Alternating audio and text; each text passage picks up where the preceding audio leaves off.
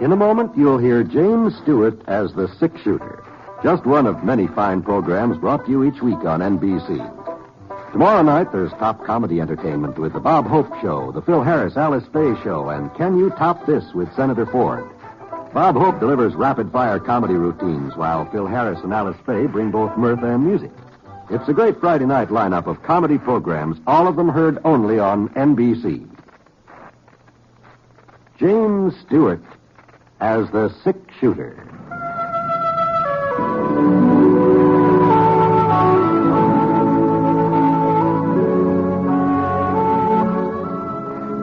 The man in the saddle is angular and long-legged.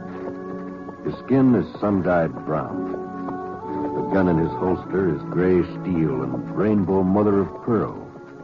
Its handle unmarked. People call them both the six-shooter.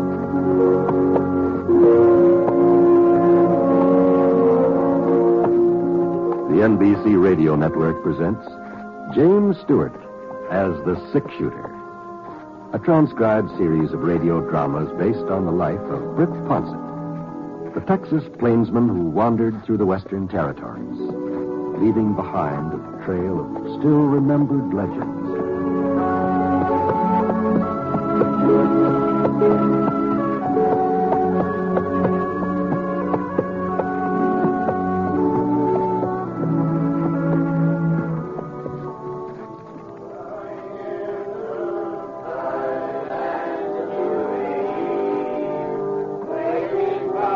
Attended a Tuesday evening choir practice in quite a spell, but when Reverend Broom stopped by the Tropsville Ranch where I was working and asked me if I could manage to take part in this week's rehearsal, well, I sure couldn't see how to do any harm, so bringing in the sheaves, we shall come rejoicing, bringing in the sheaves. Anyhow, there we are.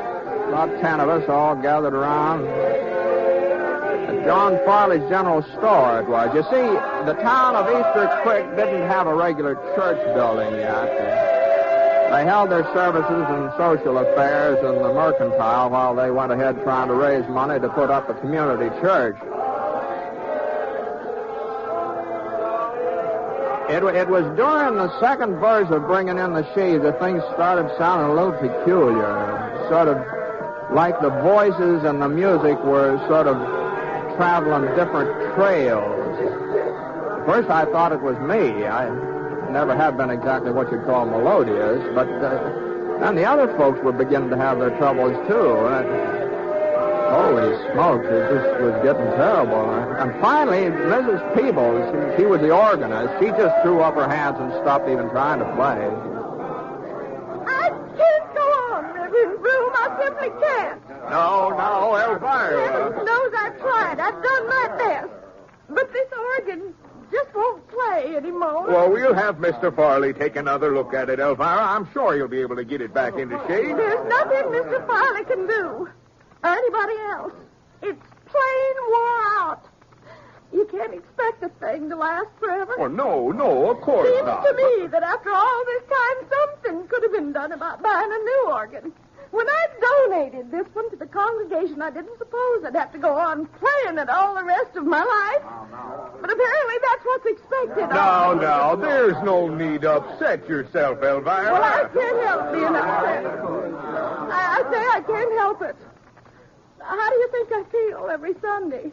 All those sour notes, and that wheezing and whining. Folks are beginning to think that it's me, that it's my playing. Well, I've been humiliated for the last time, and I won't go through it again. But Elvira, we got to have music for Easter services. Music? Well, you certainly don't call that music, do you? Good night, Reverend Broom. All right, everybody. Give me your attention, please. Attention, folks. Quiet down now, please. Quiet down. It appears that matters have come to a serious crisis. It's bad enough for a town by the name of Easter Creek not to have a proper building for Easter services. But to be without an organ and an organist. Well, it's a disgrace, a positive disgrace. Now, we mustn't blame Miss Peebles. That instrument has seen its best days. There's no doubt about it. So I propose that we take immediate steps to purchase a replacement. Just one thing, Reverend Broom. Yes, Sheriff. Where's the money coming from? Well, now I've given that matter serious thought, Sheriff Appleton, and there seems to be only one possible solution to the problem. We'll just have to borrow from the building fund. That's sort of like robbing Peter to pay Paul, isn't it? No, not exactly. Seeing as how we haven't reached our $1,000 goal anyway, well, the money's just sort of lying there. No, I don't know about that. Just how much do you figure a new organ will cost, Reverend Bruce? Well, I've done some investigating in the field, Mrs. Appleton. Last month, when Elvira's foot went through the pump pedal, it seemed like the situation was coming to head. The church over to Whitefield purchased a new organ just last Christmas, and they're willing to sell us their old one. It's used, of course, but it's still in excellent repair. And they're only asking $95. No. I'm afraid that's a bit more than we can afford, Reverend. We must have at least $95 in the building fund. We've been putting money aside for the last year. No, we ain't. We got $42.50. That's the total. Up to and including $3.65 in the cake bazaar a month ago. $42.50? Yep. I just had no idea. We're shy over $50 from what it would take to buy the organ. And there just isn't any way we could raise it. Not between now and Easter. Now. We mustn't give up. After all, we only need the $50. $52.50. Yes, exactly. Well, let's see. There was just someone who could take a firm grip of the situation. A man who... Mr. Ponset. Yes, Reverend. Mr. Ponset, I know you aren't a regular member of our congregation, and you've only been in our midst a few months. But... Well, I sure be glad to donate what I can to the cause, Reverend, but I'm afraid it'd only be a drop in the bucket. Oh, a donation wasn't exactly what I had in mind. Oh? I think perhaps you can be of more service in another fashion. Ladies and gentlemen, I propose that we appoint Britt Ponset, a committee of one, to take charge of the organ raising. Oh, now, hold on a minute here, Reverend Broom. We all know that you're a man of strength and determination, Mr. Ponset, that you inspire confidence, and we trust generosity. Well, now, I'd sure like to oblige you folks, but what you're asking is just out of the question, that's all. You wouldn't turn us down in our hour of need. Oh, no, I'm not turning you down exactly. What I mean is, it just couldn't be done. Why, you've been a whole year raising $42.50, and now you're talking about raising over $50 in just a few days. Well, we've been going at it the wrong way, Mr. Ponset. What? I'm sure your approach will be 100% more effective. My approach? Why, certainly. And just to show you how easy it'll be, we'll start things off by taking up a collection right now. Sheriff Appleton, will you pass the hat? But, all right, everybody. Dig down deep. It's a wonderful thing Mr. Ponset's doing in taking over this fundraising campaign. But I never said and a word. Here's our chance to let him know how Reverend. much we appreciate it. Reverend.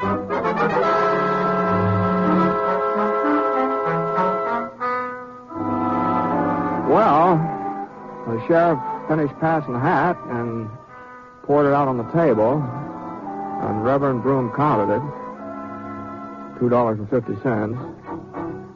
And yet the Reverend was real pleased, too. He said that meant that I only had $50 to go, his nice round number.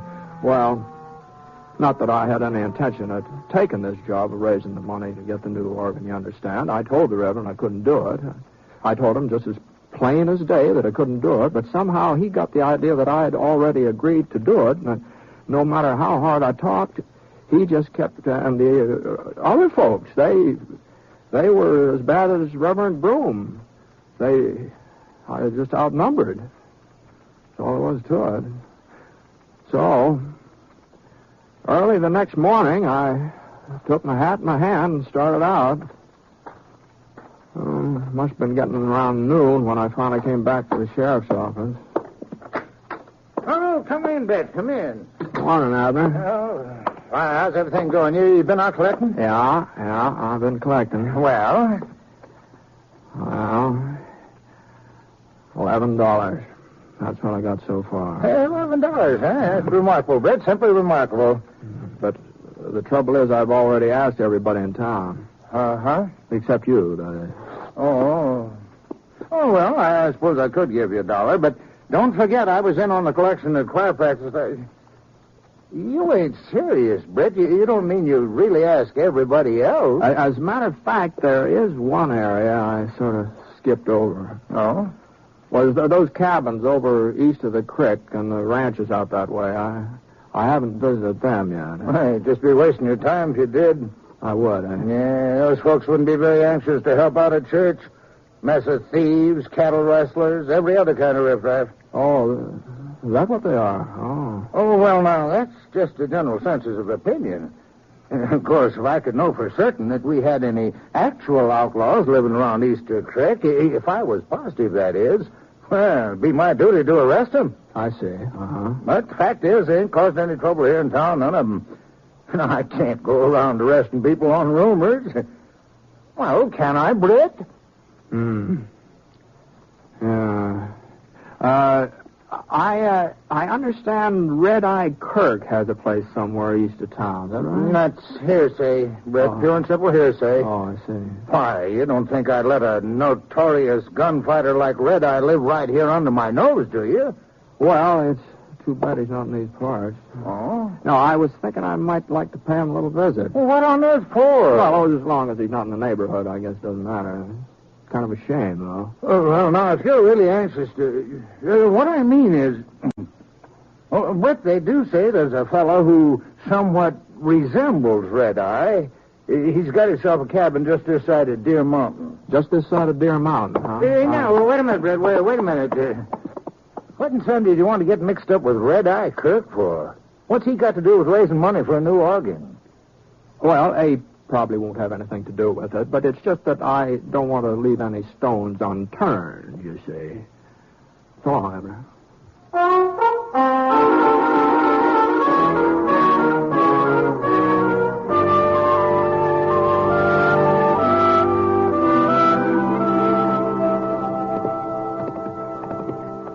It was about a half-hour's ride out to the cabin Sheriff Appleton told me about.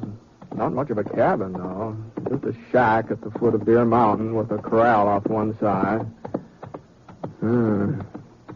There sure were a lot of different brands on the horses in that corral. Well, I pulled up in the yard about 15 feet from the cabin door. Whoa, Scar. Whoa. For a minute, it didn't seem like there was anybody at home. And then I heard the door start to creak open. The barrel of a .45 poked into sight. The man behind it was tall and square-shouldered and thick black beard and kind of reddish eyes. Howdy. What do you want, mister? I'm looking for Red Eye Kirk. Ain't nobody here by that name. Uh-huh. So maybe you'll do, then. What? My name's Ponset, Britt Ponset. Ponset? Now, hold on. I'll just take it easy with that gun. Get him up. Get him up high. Oh, sure. How's this? You alone? Yep, I'm alone. You must be plumb crazy thinking you can take me single-handed. No, I'm not interested in taking you, Red Eye. I told you that ain't who I am. Oh, that's right. Yeah, that's right. Yes, you did. Yes, that's right. You mind if I get off my horse? Well, just don't try nothing, that's all. And don't move toward your holster. Don't worry. That's close enough. Sure. Now, what are you doing out here, anyway? Well, the fact is, you see, what'd you say your name was? Jones. Bill Jones. Yeah. Well, Mr. Jones, I've been given the job of raising some money. What? Now, don't get me wrong. It wasn't my idea, but since it was for such a good cause, I just couldn't turn the folks down. Good cause? A new church organ. That's what I'm collecting for. What? Now, you see, the one that Reverend Broom's congregation has been using, it sort of gave up the ghost last night, and what with Easter coming on, Are you joshing me, mister? No, No, of course I'm not. You mean you're out here trying to raise money so you can buy a church organ? That's right. Go on. Get moving before I take a shot at you. You won't give me a hand, huh? I wouldn't give you 5 cents for every church organ west of Mississippi River. Now, it wasn't your money I wanted. What? No, it wasn't that at all. What the devil did you come around bothering me for? Well, I was thinking that you're a pretty influential man with some of the folks hereabouts. They've told the mark if I tell them to. You can bet on that. Yeah, well, that's just the impression I got. So what? Well, it seemed to me that if I was to go moseying around these parts alone, some of your friends might not look too kindly on the idea of giving me donations. They sure wouldn't. But on the other hand, if we were to approach them together as a kind of a team, you might say. A team? That's the general idea, yeah. You want me to go along with you? I sure would appreciate it if you would. And help you raise money for a church organ? That's right. Well, I'll be... Me taking up a Sunday school collection. Well, that's the doggonedest notion anybody ever had. What do the boys think, huh? Jack Denton, Wisconsin Billy? Why, it'd be almost worth it just to see their faces. You sure got a sense of humor, Ponset. And you know something, this here crazy scheme of yours, I'm going to take you up on it. You know something, Mr. Jones? What? You know something? I kind of thought you would.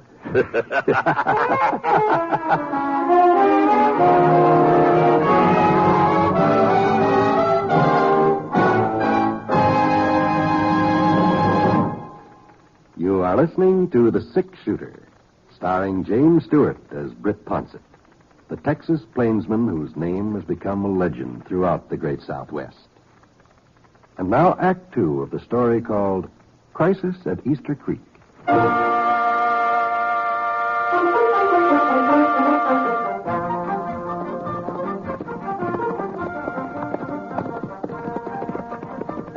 Well, the first place we came to was a farmhouse about a quarter of a mile south of Red Eye's cabin.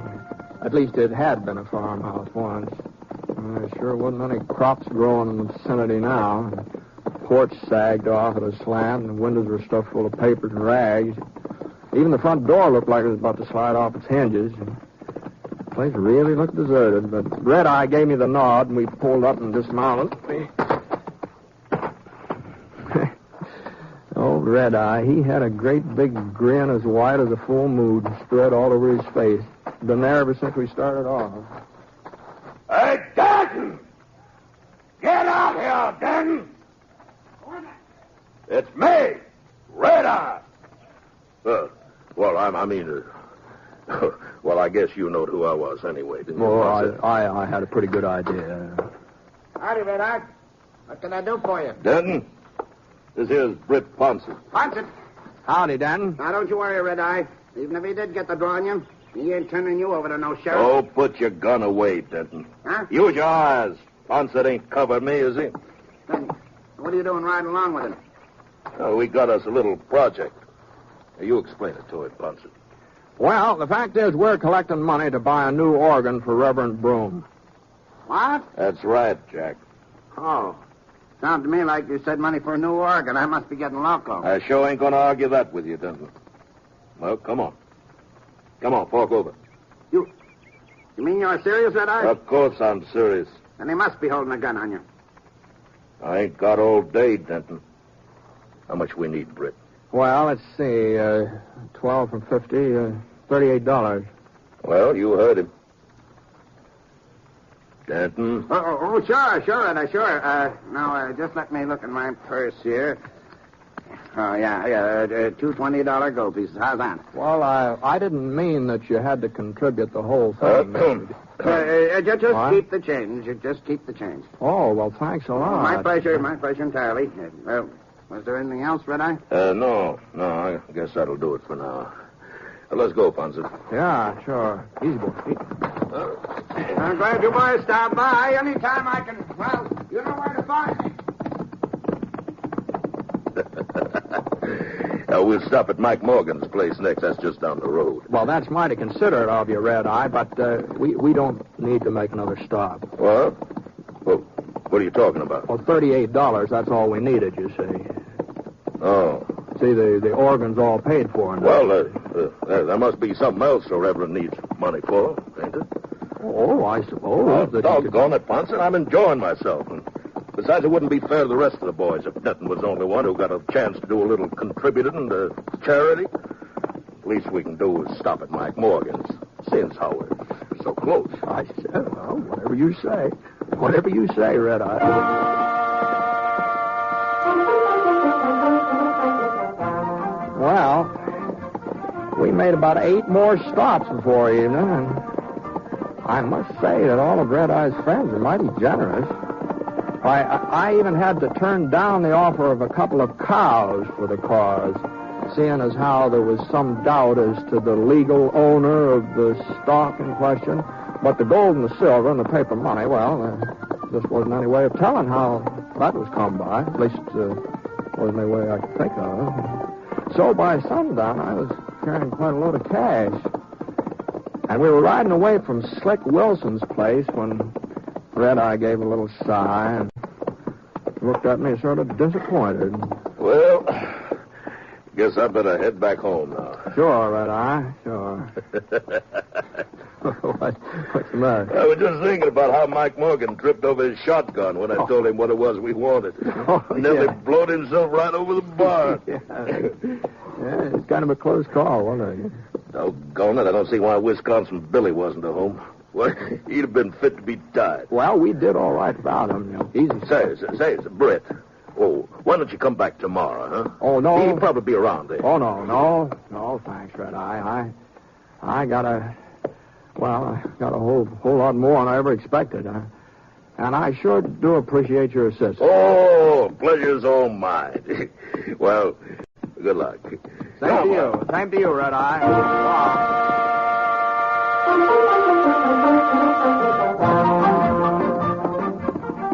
It was about an hour's ride back to town, but before I'd gone more than halfway, I got the feeling there was somebody following me. I sure didn't like it either. Not with all this money I had in the saddlebags. So I gave Scar a little touch of the spur. Come on, boy. Come on, let's go. When I heard the other horse pounding up the trail after me, let's go, boy. Come on, let's go.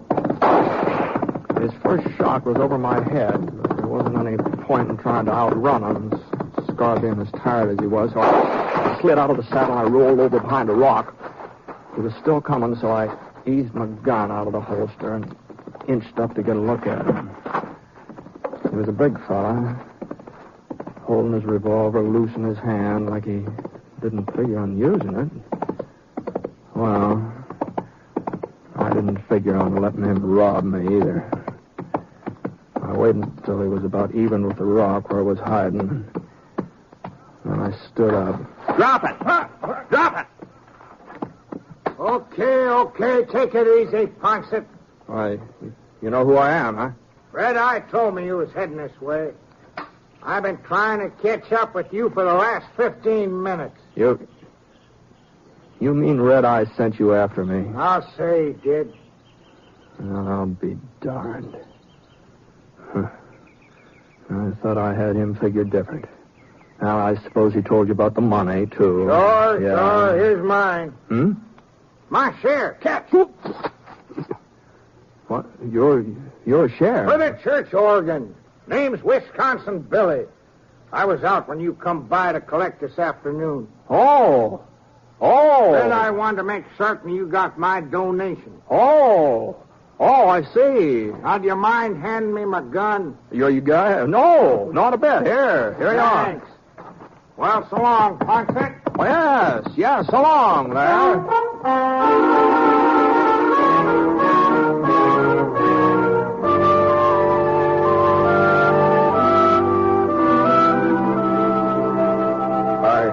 I simply can't believe it, Mr. Ponset. There must be over $1,000 here. Just about, Reverend, just about. Enough for the organ, enough to build a church, too. Yeah. Well, Mr. Ponset. Yeah? Now, you mustn't think me ungrateful, but I'm afraid we can't accept this money. What? Well, you see, Sheriff Appleton told me where you got it. He did, huh? Now, mind you, I don't have any objections myself. I think when help is offered, it should be accepted, irregardless of the source. But some of my people, they aren't quite so broad-minded. And the idea of permitting Red-Eye Kirk and those other outlaws to donate to our fund, well... Now, just hold on a minute, Reverend Broom. Now, just hold on. Now, when I was talking to Sheriff Appleton earlier today, he claimed that there weren't any outlaws in the vicinity of Easter Creek. Well, we don't like to admit that our town is a haven. Why, the sheriff said that if there were any bandits around here, it was his duty to arrest them. Of course, that would mean getting a posse together. It would probably mean a lot of shooting and killing. Well, Mr. Ponset, everybody knows it. I mean, it's common knowledge. And as for Red-Eye Kirk ever having anything to do with that money I raised, well, you could be mistaken, Reverend. But you were seen riding along. Well, it looked like Red-Eye. Didn't Sheriff Appleton ever tell you about the fellow that lives out near Deer Mountain who's supposed to be the spitting image of Red-Eye Kirk? Didn't he ever tell you about that? Now, Mr. Ponset. No, even if some of those fellows on the other side of the creek are sort of outside the law. Now, I'm not saying they are, mind you, but even so, accusing them of being criminals, it might stir up a whole lot of trouble. That's true, of course. And besides, Sheriff Appleton says they're law-abiding citizens, and he's your duly elected sheriff. He sure ought to know. Well, night, Reverend. I'll see you in church.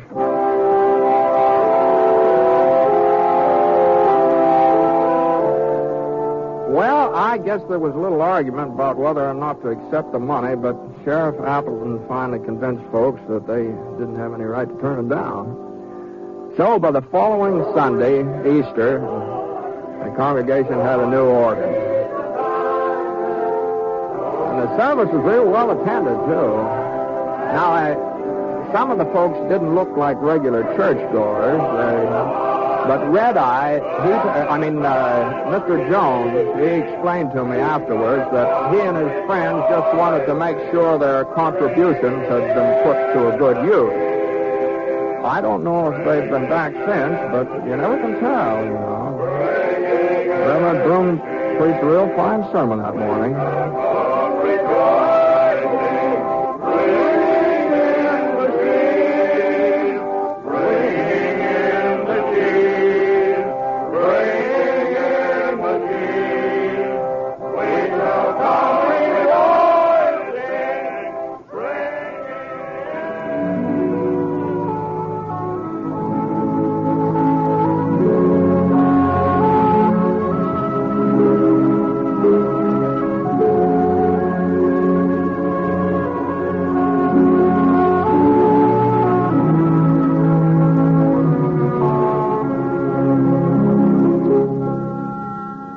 Shooter is a transcribed NBC Radio Network production in association with Review Productions. It is based on a character created by Frank Burt and is written by him.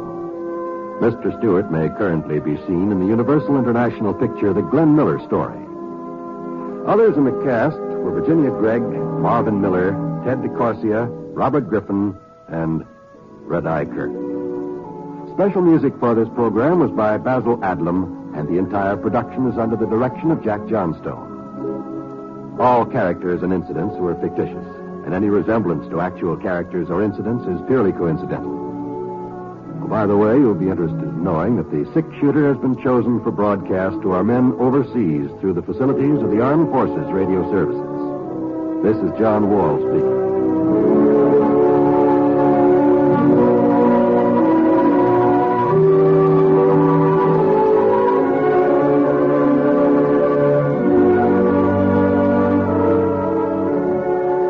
Play Truth or Consequences with Ralph Edwards on the NBC Radio Network.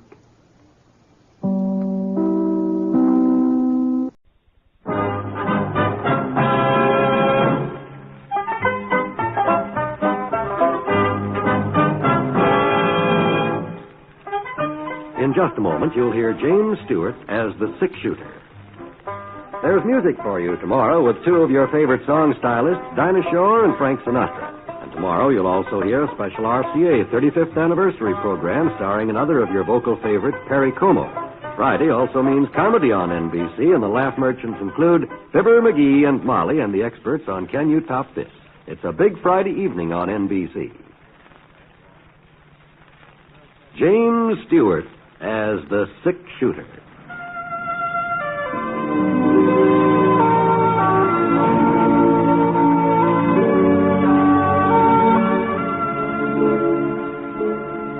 The man in the saddle is angular and long-legged. His skin is sun-dyed brown. The gun in his holster is gray steel and rainbow mother of pearl, its handle unmarked. People call them both the Sick Shooter.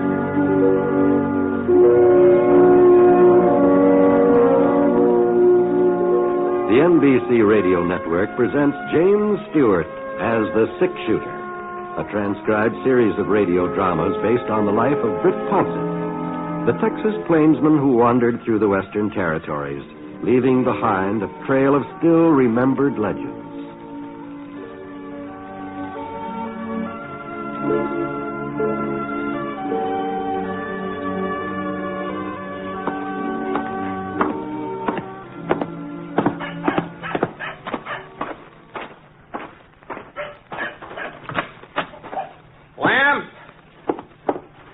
Lamb Truett!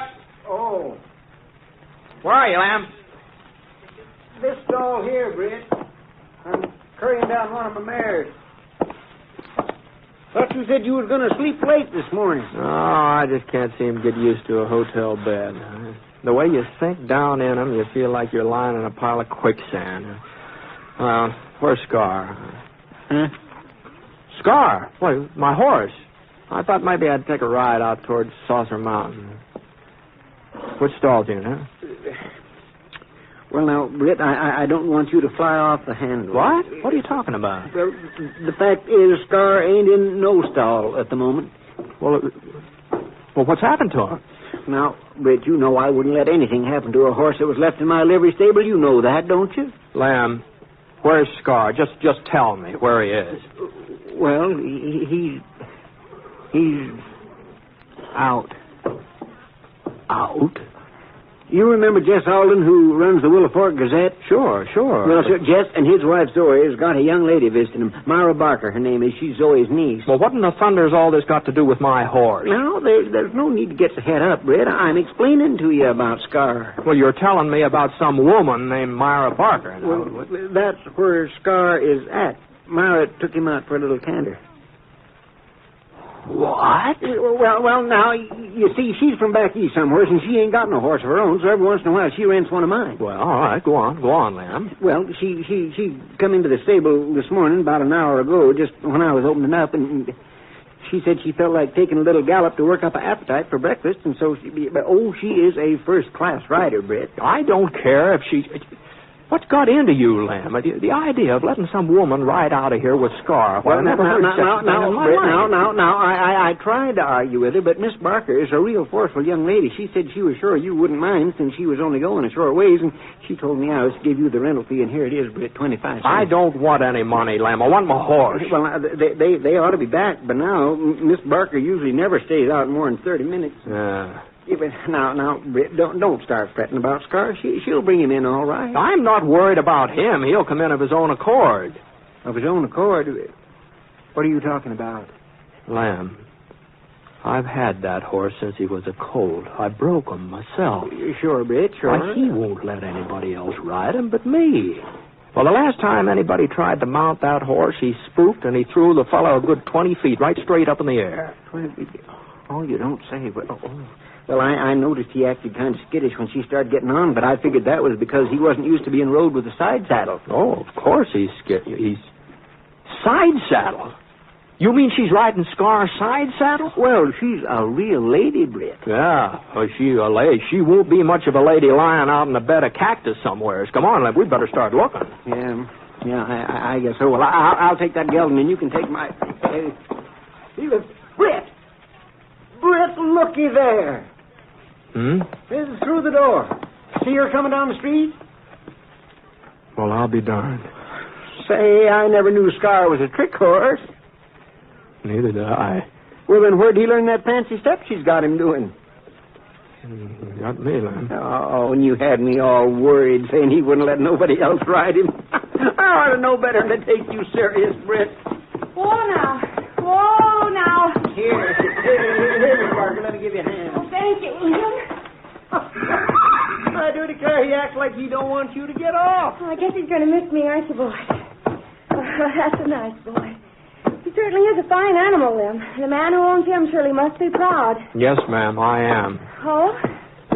Miss Barker, this is Mr. Ponset. Remember I told you Scar belongs to him? Oh, yes, of course. How are you, Mr. Ponset? Well, I'm pleased to meet you, ma'am. I hope you don't mind my borrowing Scar. Mr. Stewart didn't want me to take him, but I just couldn't resist the way he looked at me. It was almost like he was asking me to go for a trot. Well, yes, ma'am. You take good care of him, Mr. Ponset. You wouldn't want anything to happen to a wonderful animal like that. Oh, no. No, I sure wouldn't. Miss Barker. Yes? If you'd like to ride him again sometime, why, I'll be staying at Willow Fork for a few days. Oh, that's very kind of you, Mr. Ponset. Lamb here, he'll fix you up when I'm not using Scar. Thank you. Thank you very much. Bye. Well, I just don't understand you, Britt Ponset. Here you was raising Cain because I let her borrow Scar, and now you're volunteering to let her ride him anytime she pleases. I just don't understand it. Well, I thought, seeing as how Scar kind of took a fancy to her, and what I mean is he's a pretty good judge of human nature, and she does seem to be a first-rate rider. I mean, you know something, Lem? I don't understand it either.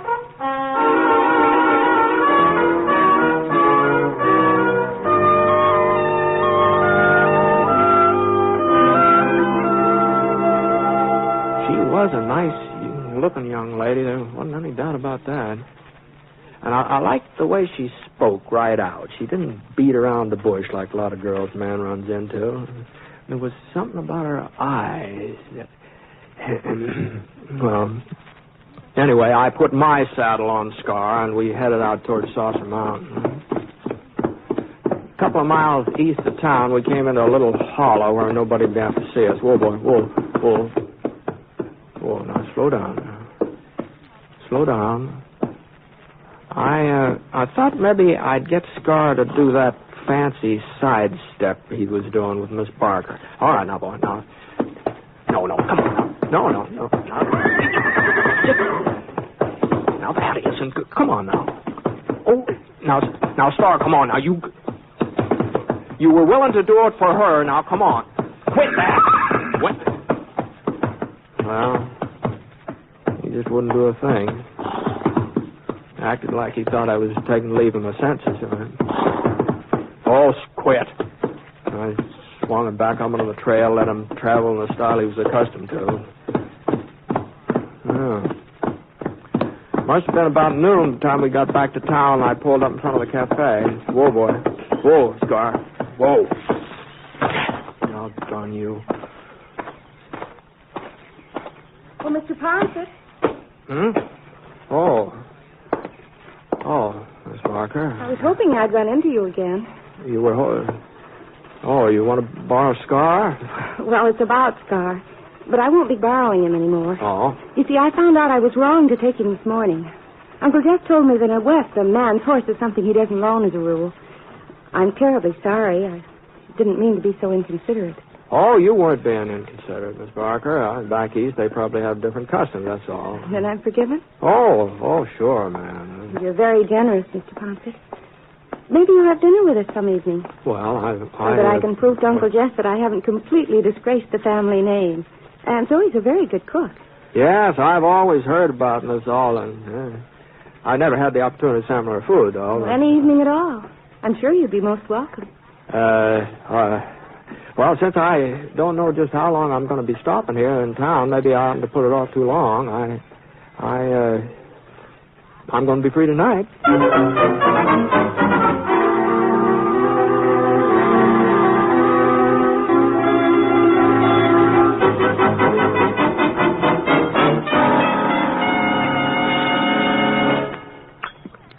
I want to tell you, Miss Alden, I've been hearing folks brag about your cooking ever since I can remember, but they haven't done you justice. Well, they just didn't even come close. Oh, Brett. Well, here, have another piece of shortcake. Oh, no, thanks. I just couldn't eat another mouthful.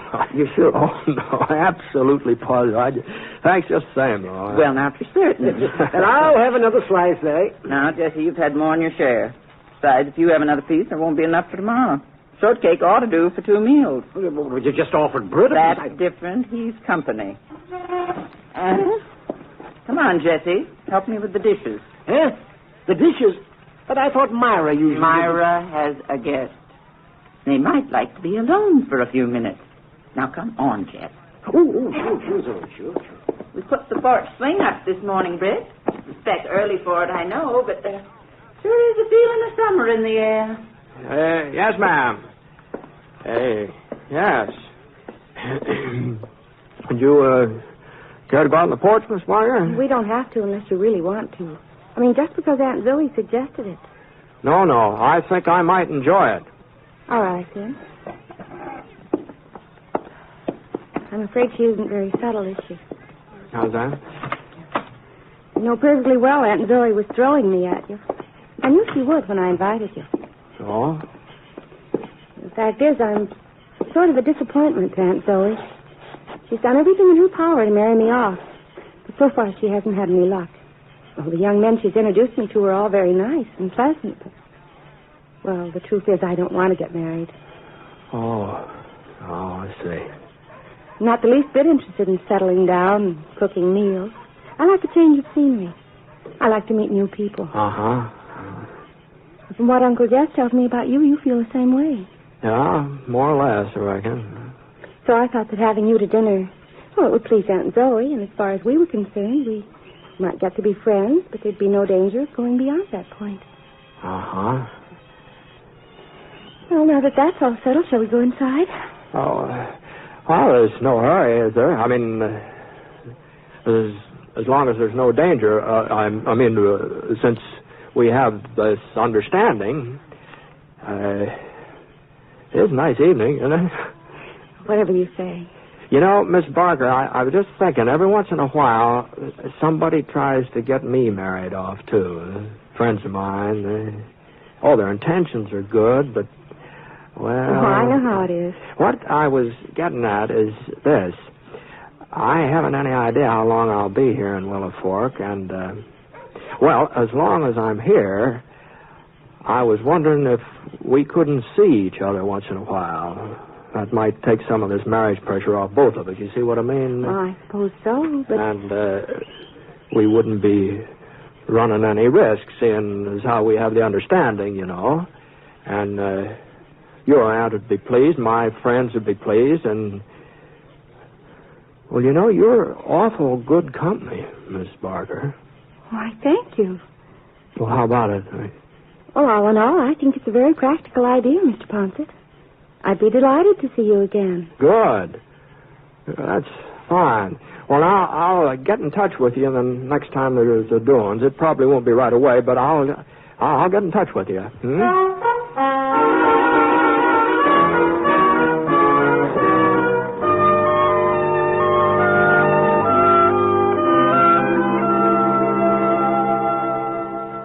You are listening to the last program in our series called The Six Shooter, starring James Stewart as Britt Ponset, the Texas plainsman whose name is legend in the Western Territories. Now, Act 2 of the story called Myra Barker.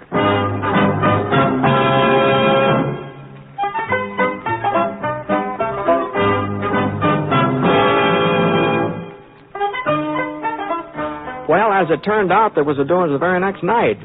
Box supper over at the church. And since I'd sort of promised Myra that the next time there was anything going on, Well, anyway, we went to supper together, and the time seemed to pass by real pleasant. The next night, she was invited to a party at the Peterson house, and, well, now that I look back on it, there sure was a lot of social activity in Willow Fork during the next couple of weeks. We were going one place or another almost every night, and I was enjoying myself, too. I really was. and I was enjoying being with Myra. I didn't realize how much until that evening when I was walking her home from the hayride. Well, Britt? Huh? You haven't said a word since we left the wagon. Well, there doesn't seem to be much to talk about. Oh. Well, here we are. It's pretty late. I won't ask you in. Sure. Good night. Britt. What's wrong? You're cross as an old bear. Well, I just don't see why you had to spend the whole doggone evening with Dave Carstairs. Oh? And what were you two giggling all the time about? I don't know. Dave's very amusing. Well, I just don't happen to agree with you on that. Anyway, I brought you to the hayride, didn't I? And if he can't find himself a girlfriend, we ought to stay home. Well, now, just a minute, Britt. Well? Aren't you taking a little too much for granted? We have an understanding. Remember, we're not interested in each other. Romantically. How do you know we're not interested? Leastways, how do you know I'm not? Why, Britt? Well, I guess this is as good a time to tell you as any other. I don't know how it happened. I never thought it could... I don't see... That is, Myra, will you marry me? Oh, Britt. I know you don't care for the idea, but I'm probably the last man in the world you'd ever... But even so, I've got to ask you. You better be careful, Britt. I might say yes. I wish you would, Myra. I'd give anything in the world if you would. You're serious, aren't you? I'm just as serious as I can be. But we both said that we didn't want to settle down. That we weren't interested in love or marriage. A man can change his mind, can't he? Myra?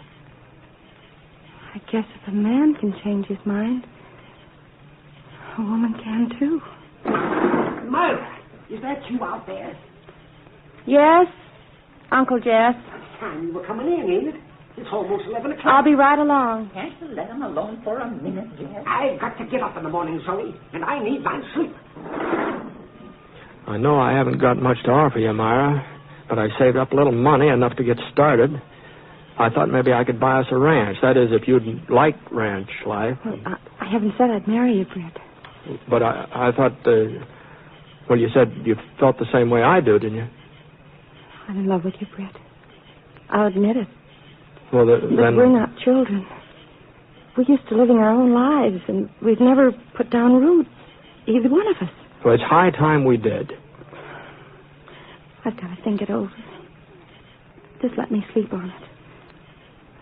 Tomorrow night, I'll tell you then. Oh, you'll say yes, Myra. You've just got to. I don't know, Britt. I don't know.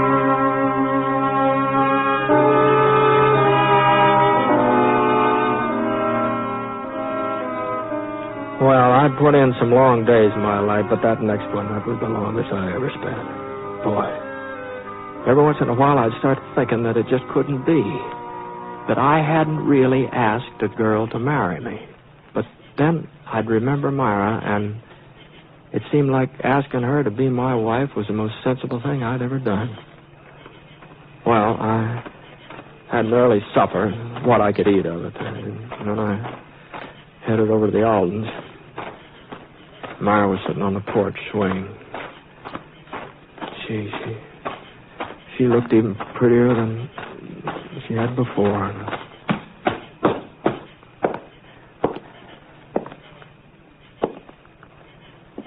Hello, Myra. You're early, Britt.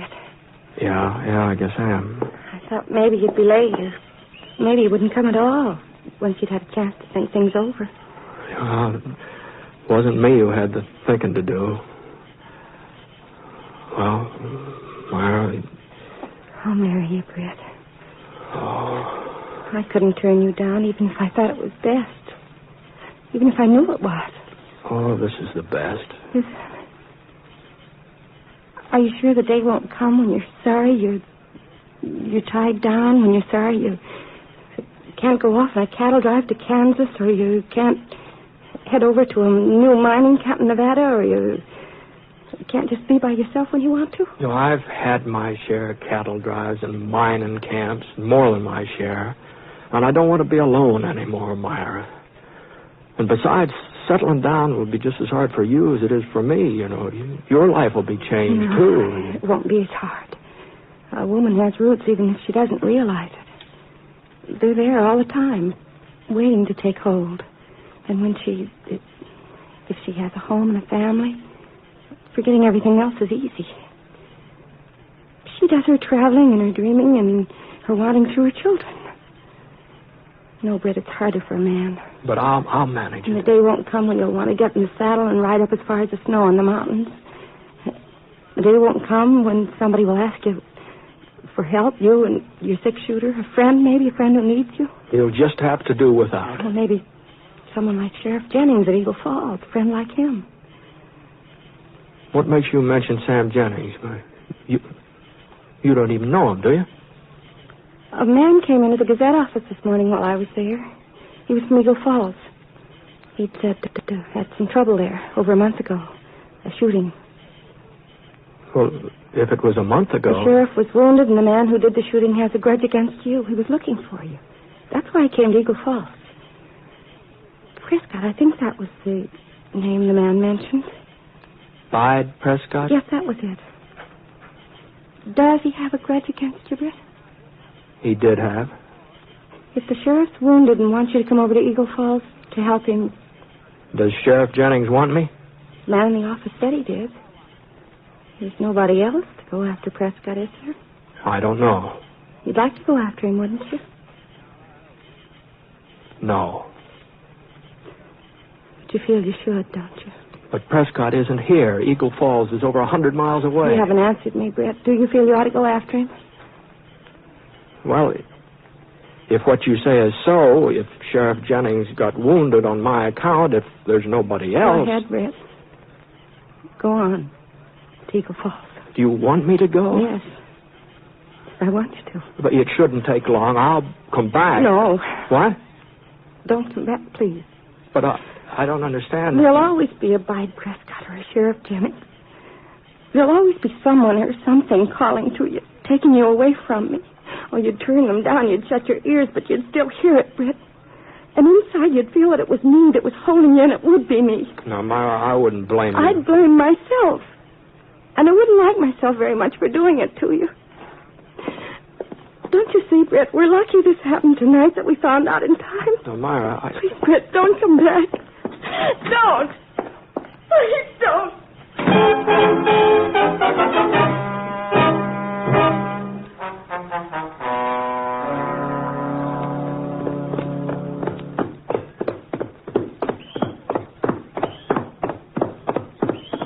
Brett? Hold up a minute, Brett. Oh, good morning, Jazz. Whoa, Scar. Whoa. Would you mind stepping into the office a minute? I'd like to talk to you. Well, I Don't take long. All right, Jazz. Easy, boy.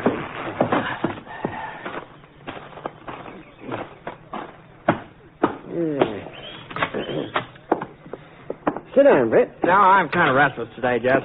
Thanks, anyway.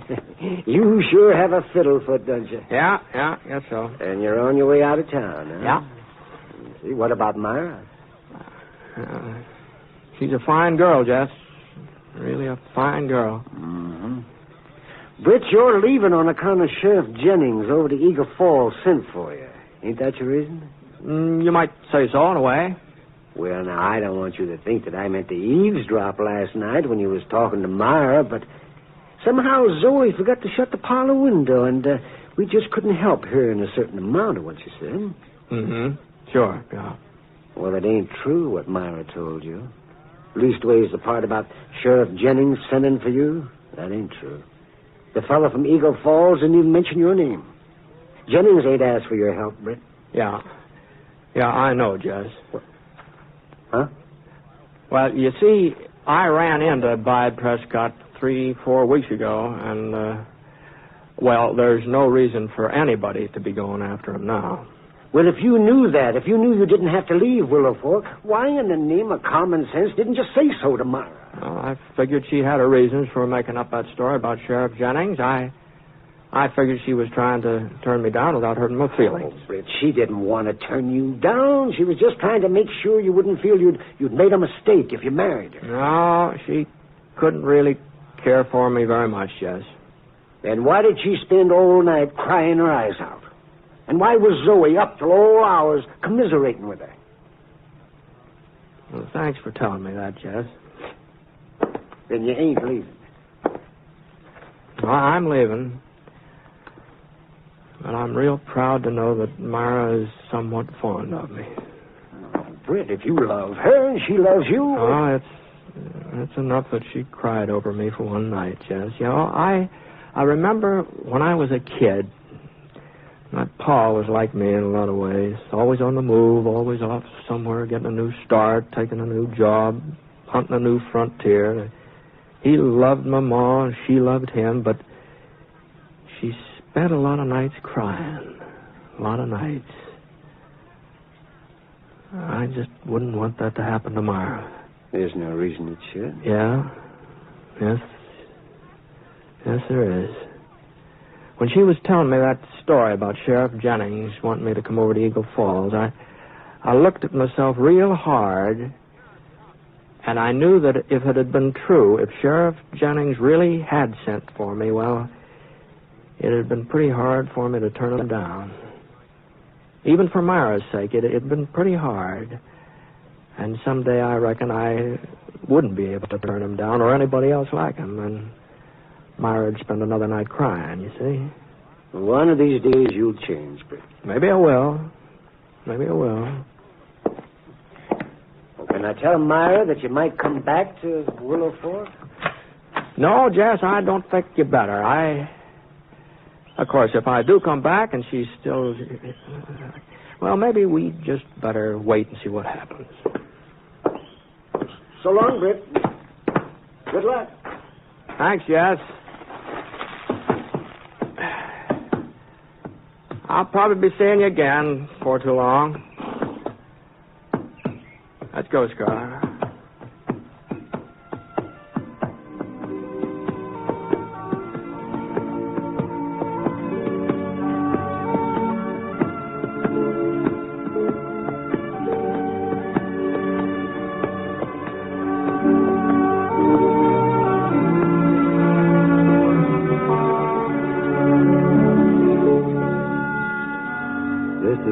Program in the current series of The Six-Shooter, a transcribed NBC radio network production in association with Review Productions.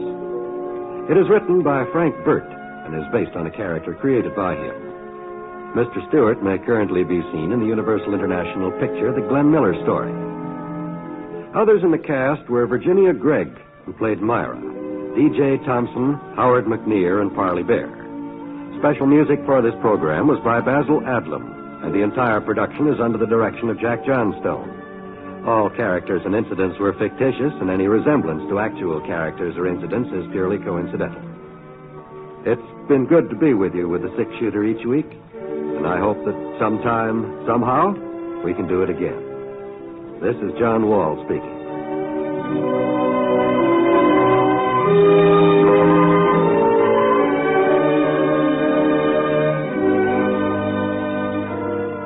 Hear MacDonald Carey and Jason and the Golden Fleece tonight on the NBC Radio Network.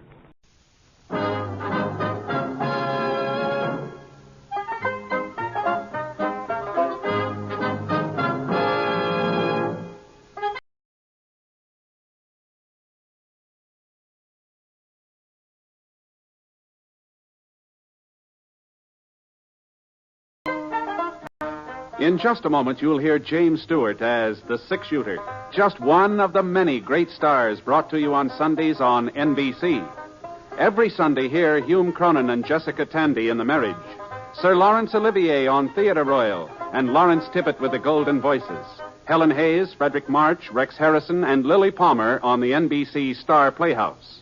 All of them heard only on NBC. James Stewart as the Six-Shooter.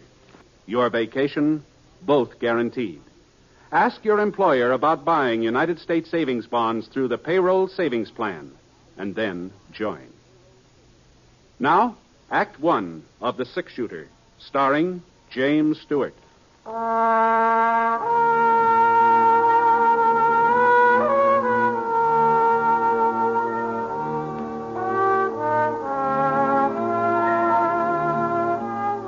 The wind had died down, and it was quiet now. The only thing I could hear was the creek trickling away about 20 feet down from where I'd made camp for the night. I shifted my blanket, turned over on one side. The moon came out, and I could see the water skimming along, washing the pebbles clean. And, gee, it's funny the way the sound of a crick always makes you drowsy. I started to close my eyes, and then I got that same feeling again, that feeling I'd had all day. Scarfella, too. Ever since we turned off the main road into the trail to Petersville, I'd had a hunch that there was another horse not very far behind. Whoever was riding him managed to keep out of sight, but it was the same kind of a hunch you get when you feel a pair of eyes drilling into the back of your neck and then turn around and spot somebody staring at you. Scar hadn't been traveling very fast. Anybody could have caught us to us real easy. The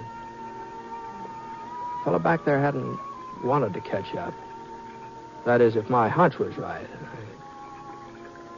It wouldn't be the first time I played the wrong hunch.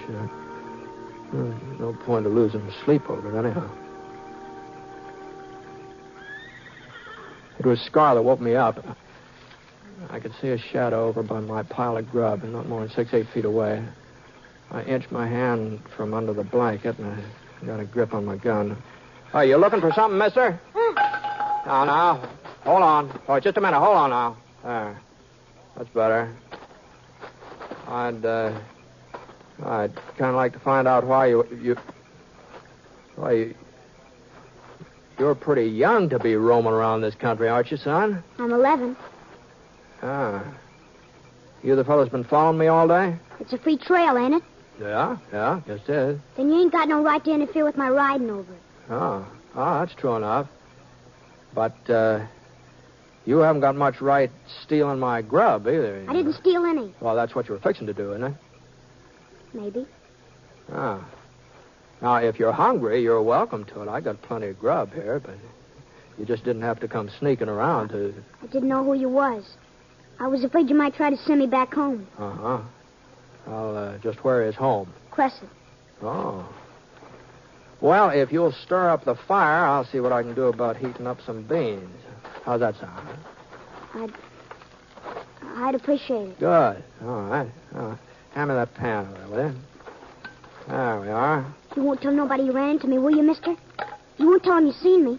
Well, You're not taking me back to Crescent. No matter what happens, I'm not going back there. You understand that? Now, take it easy now. You're not the first boy to run away from home. Far from it. Most of them hike off when they're about your age. But they don't usually miss more than one meal before they turn back. At least I didn't. What happened? Your dad give you a whipping? No, sir. My pop wouldn't hurt me either. He's a fine man. The finest man that ever lived. Sure, yeah. Well, here's your beans. I'm heading for Petersville to find my father. He told me when I was big enough I could join up with him. Well, big enough now, ain't I? Yeah, you're a real good-sized boy for 11. Say that much. How come you haven't been staying with your dad? He moves around a lot. Oh, I see. So I've been living with Aunt Aggie ever since Ma died. But it's not the same as being with your own pa. No, I guess it isn't. And I made up my mind. As soon as I found out where he was, I was going to him. Mm-hmm. You sure your dad's in Petersville? Aunt Aggie got a letter from here last Monday. I heard her talking to Uncle Ray about it and heard him mention Pa's name. He sounded kind of worried, like something had happened to him. Uh-huh. Then when they saw me, they shut up. You reckon Pa's sick? You reckon that's what they were talking about? I don't know, son. It could be that. I asked them what was in the letter, but they wouldn't tell me. Now I'm going to find out for myself. Well, seeing how I'm heading for Petersville, too, I guess there's no reason why we shouldn't ride along together. And if we're going to be traveling companions, we ought to introduce ourselves, don't you think? My name's Larkin. Rink Larkin. Oh, pleased to meet you, Rank. I'm Britt Ponset. Britt Ponset? That's right. Fellow they call a six-shooter? Gee whiz, Mr. Ponset. I didn't mean to talk back to you the way I did. If I'd known who you was... Say, would you mind showing me your gun? Heard folks talk about that gun of yours ever since I was a kid. Sure. Here, catch. Oh, boy. Ain't near as heavy as it looks. Yeah? Well, you know about guns, Rank? Some. Want to see me give it a twirl? Sure, let's see. Oh, hey, that's fine. Whoop, whoop, whoop, whoop. Of course, it ain't the way you do it, though. But here, Mr. Ponset. Thanks for showing it to me. Sure. Well, I guess we still got a couple hours before sunup. Why don't you bring your horse over here by the fire? Maybe we can get some shut-eye. Good idea. Oh, Mr. Ponset. Yeah? I'm right pleased I bumped into you tonight. So am I, Rank. So am I.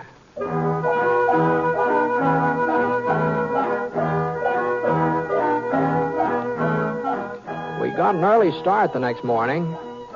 That is, considering that it took me almost half an hour to get Rank awake and on his feet. It was about 4 o'clock when we got into Petersville. I'd been through that way for a couple of years, but the town, it hadn't changed much.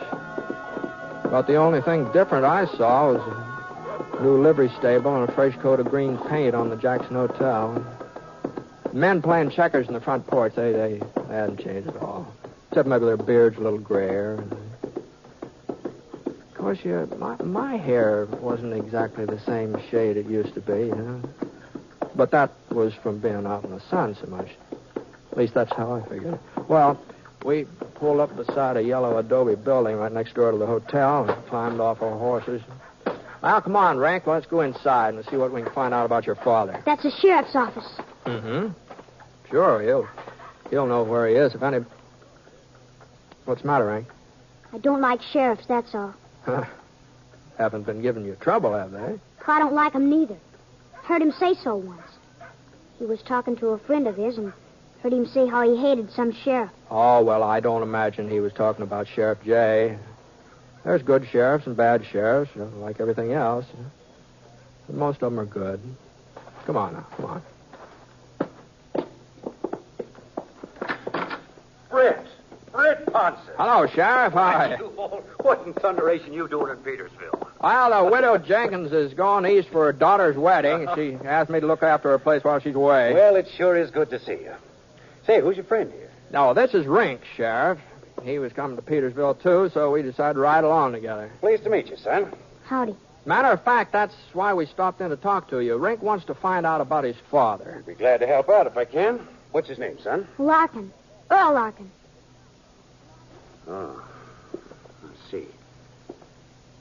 I'm sorry. You're just a couple of hours too late. Too late? I wrote to your pa's sister in Crescent.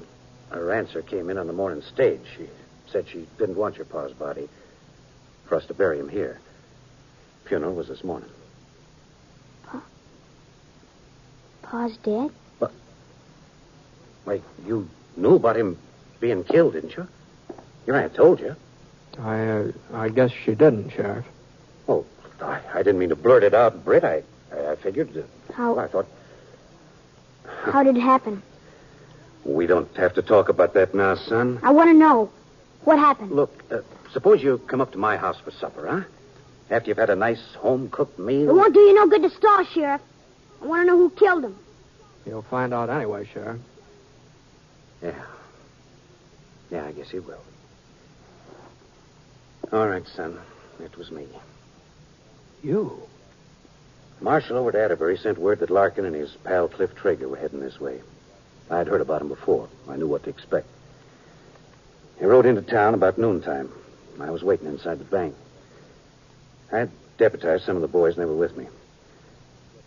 Your pa and Traeger didn't have a chance, son, but they shot it out anyway. Wouldn't drop their guns, even though we had the draw on them. Traeger, he got away into the hills. But Larkin... I'm really sorry, son.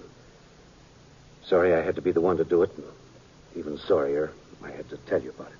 You're a liar. A dirty, stinking liar. My pa never tried to rob no bank. You take it back, what you said about him. I'll make you take it back, every word. Now, you... Dirty, rotten... Now, Rink, here, get a hold of yourself here now. No, let go of me. You killed my pa. He's a murderer. Now, Rink. I didn't want to hit you, Rink, but I... Why shouldn't you hit me? You're his friend, ain't you? He killed my pa, and you're his friend. I think I ought to go after him, Britt. Try to explain. No, I expect it's best to leave him by himself for a while. But this wasn't the first holdup Larkin and Traeger tried to pull, not by a long shot. I didn't have no chance. Yeah. Well, someday the boy will understand. Someday when he's older.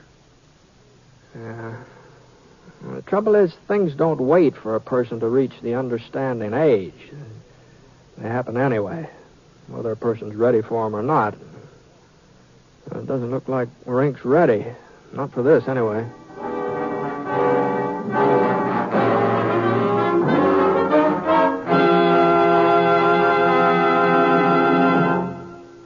We'll return to James Stewart as the six-shooter in just a moment.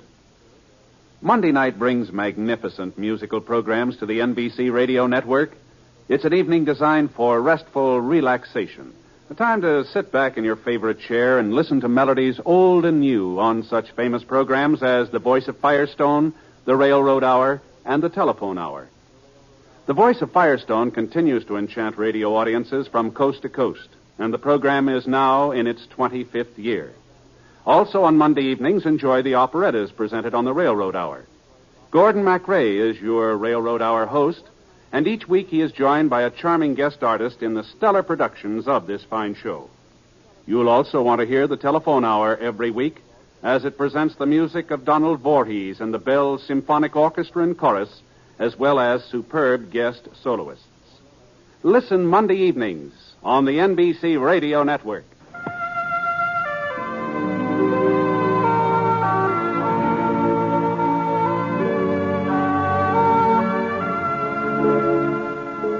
Now, Act Two of The Six-Shooter, starring James Stewart as Britt Ponset. I had a hunch I wouldn't have a hard time finding him. There was only one cemetery in Petersville, a sloping hill west of town. Pines all around it and soft green ferns mixed in between the trees. Rink was there, sitting on his haunches right beside a mound of fresh earth. He wasn't crying, but his cheeks were streaked with wet dust where the tears had been. Oh, Rink. Say, if these things were your paws, I thought maybe you might like to have them. You want some supper? I'm not hungry. Yeah, well... You believe what the sheriff said, don't you? You believe he was right to kill Pa? Well, I wasn't there. I didn't see how it happened. But you're on his side anyway. Oh, people don't have sides, Rank, not on a thing like this. I do. I'm on Pa's side.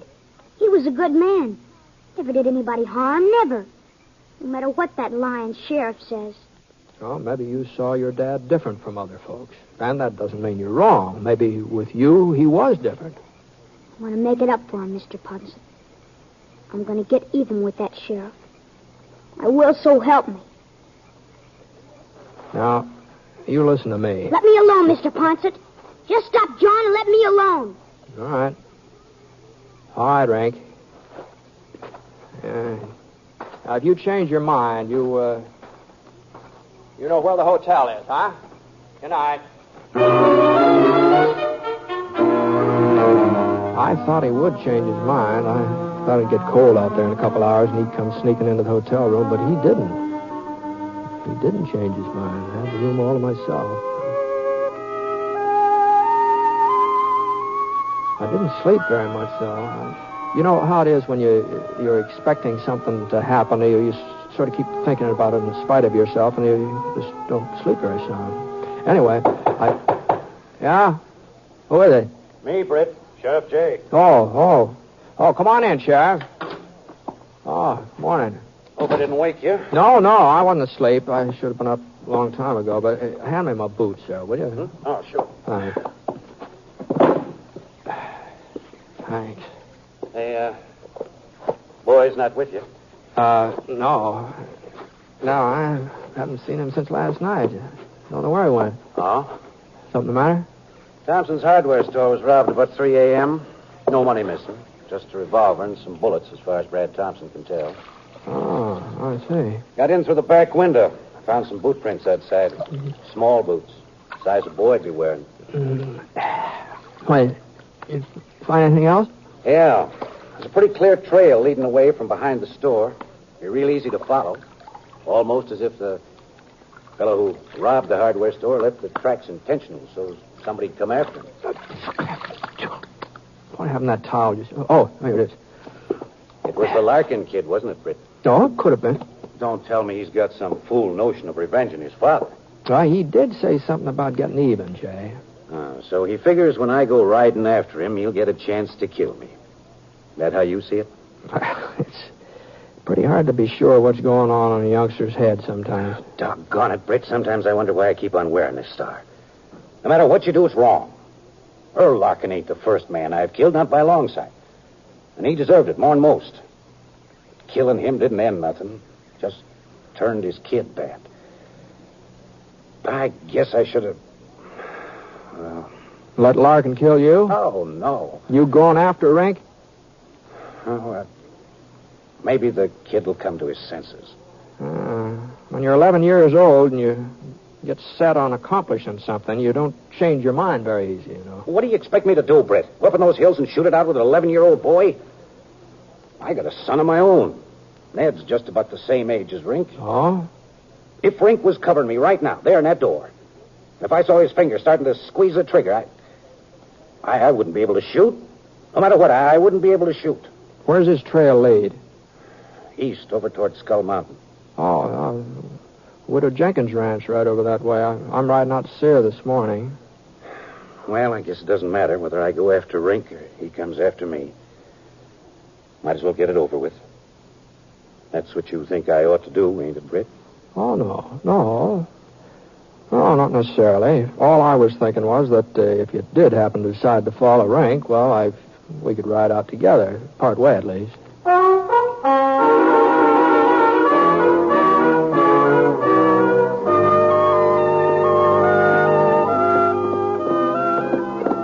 We're getting pretty close to Black Canyon, aren't we? Yeah, it's only about half a mile. Yeah. If somebody wanted to set up an ambush, that canyon would be a good place, wouldn't it? Yeah. Well, here's the turnoff to the Jenkins ranch. Huh? Oh, yes, yeah. That's right. Well...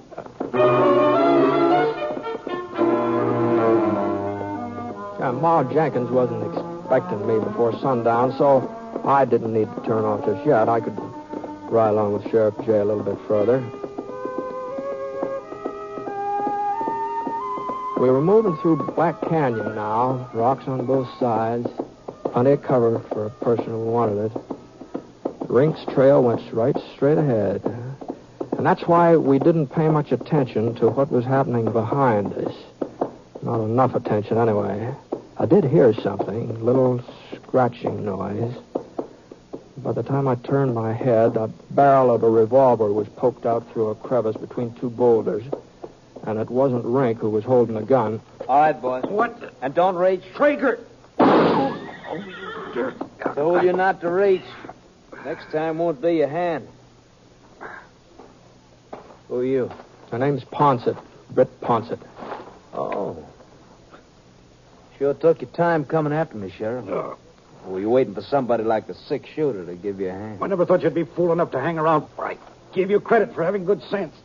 I'd have been glad to move on, but my horse went lame on me.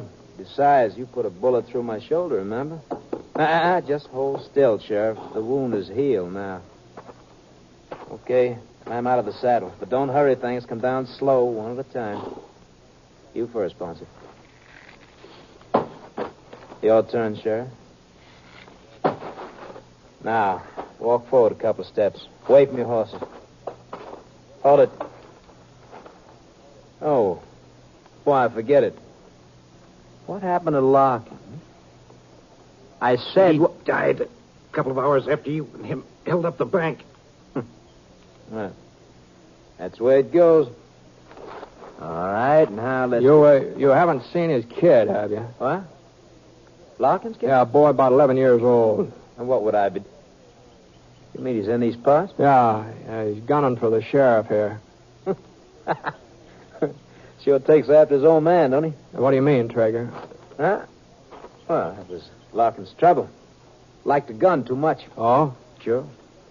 Wasn't so bad when we first teamed up, but after a while he wasn't happy unless he could start a gunfight. Asked the sheriff. You know how he was there at the bank. Now, if it had been up to me, we'd have given up when we saw he had us cornered, but not Earl. Anyhow. You might have been better off if you'd given up. No, not me, Ponset. Earl, maybe, but not me. Anyway, he'd have been killed sooner or later. Fella's always blazing away. Someone's always going to blaze back at him. Uh-huh. Now, me, I'm different. I don't enjoy killing the way Earl did. Uh-huh. No, of that course, makes good. there's times when a man don't have no choice. Traeger. Like today, maybe.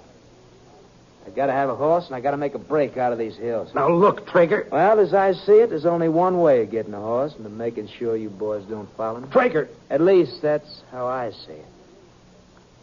So I guess it don't leave me much choice, does it?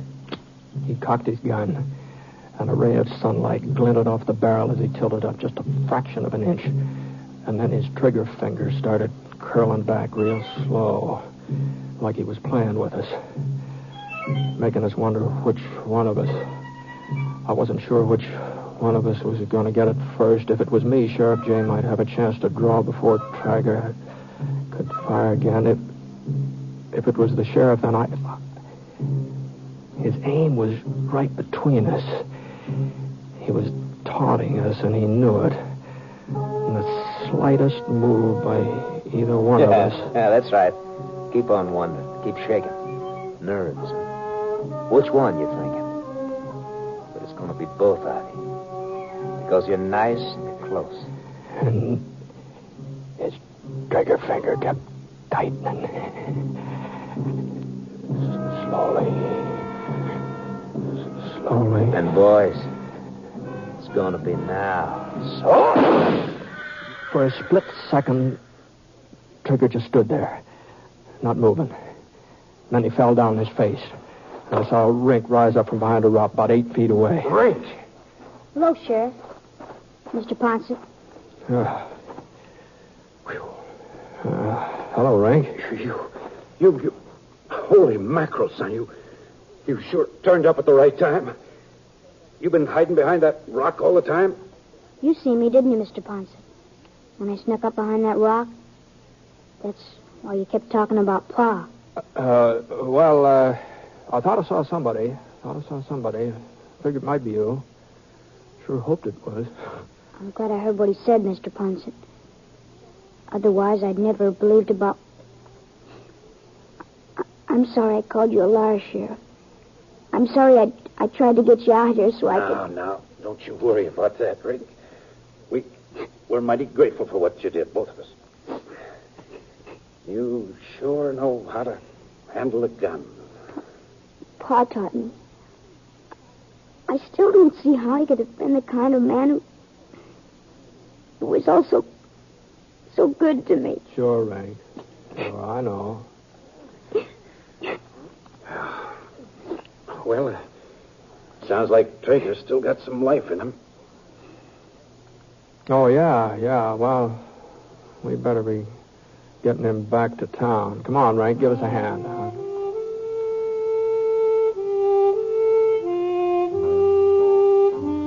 Well, since I was going to be alone on the Jenkins place while Maul Jenkins went east, there didn't seem to be any good reason why Rink couldn't stay along there for a while, too.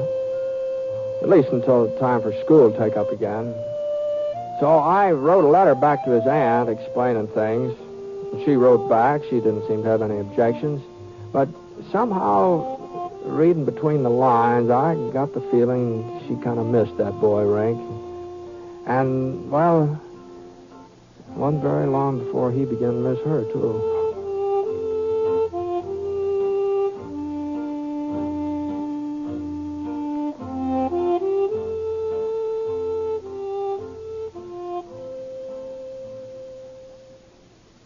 One of the finest things you can do is support your local community chest or United Fund. Through them, you can make just one yearly contribution that takes care of many needs. Since only one campaign is staged, much time and effort are saved. your money is collected and administered honestly and efficiently. So give generously to your community chest or your local United Fund.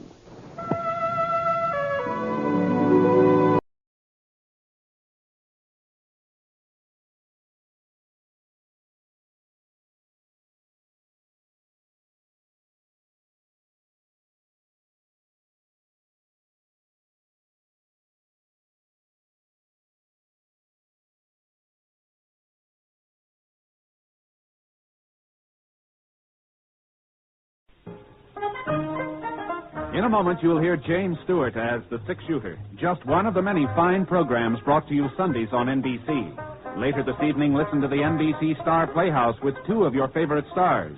Hear Stroke of Fate and the story of what might have happened if fate had reversed historical facts. And be sure to keep tuned for the dramatic story of Last Man Out. It's a wonderful lineup of great programs, all of them heard only on NBC. James Stewart as the six-shooter.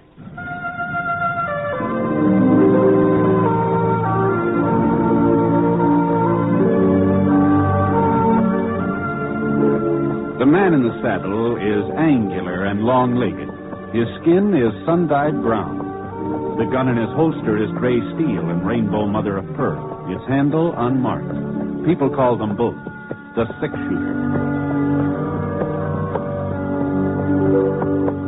The NBC Radio Network presents James Stewart as the six-shooter, a transcribed series of radio dramas based on the life of Britt Ponset, the Texas plainsman who wandered through the Western Territories, leaving behind a trail of still-remembered legends.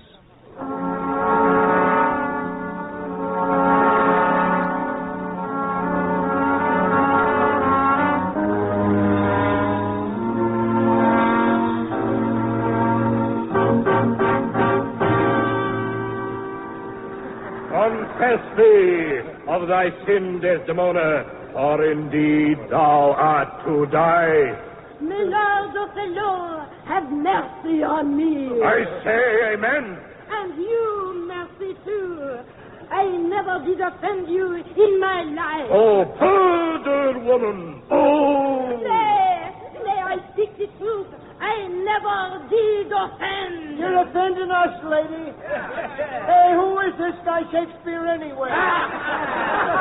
Oh, banish me, my lord, but kill me not. Don't, trumpet.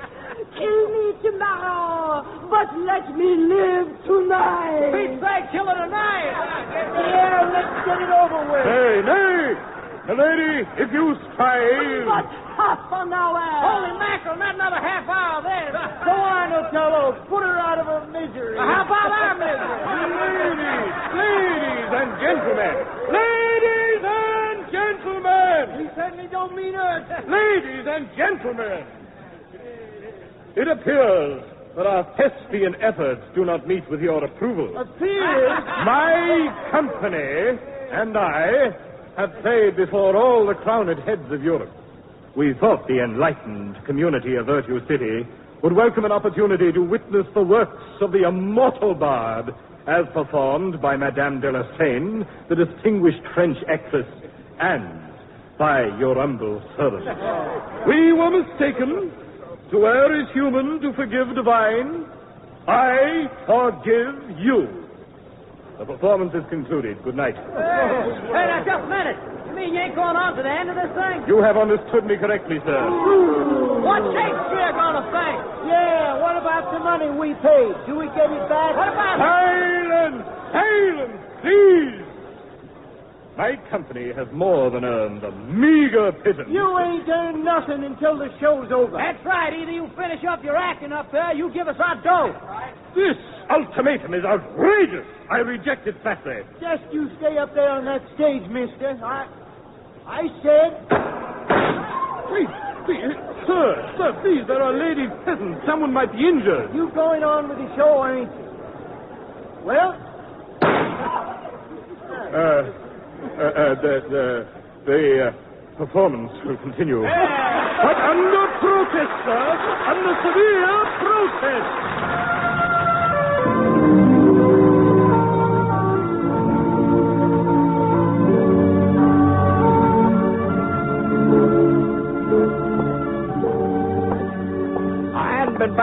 Horseshoe City since the second silver strike.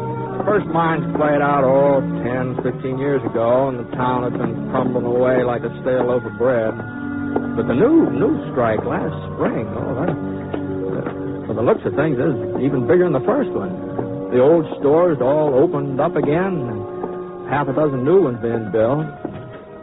The new railroad accounted for some of the prosperity. Anyway, that's why I'd come to town.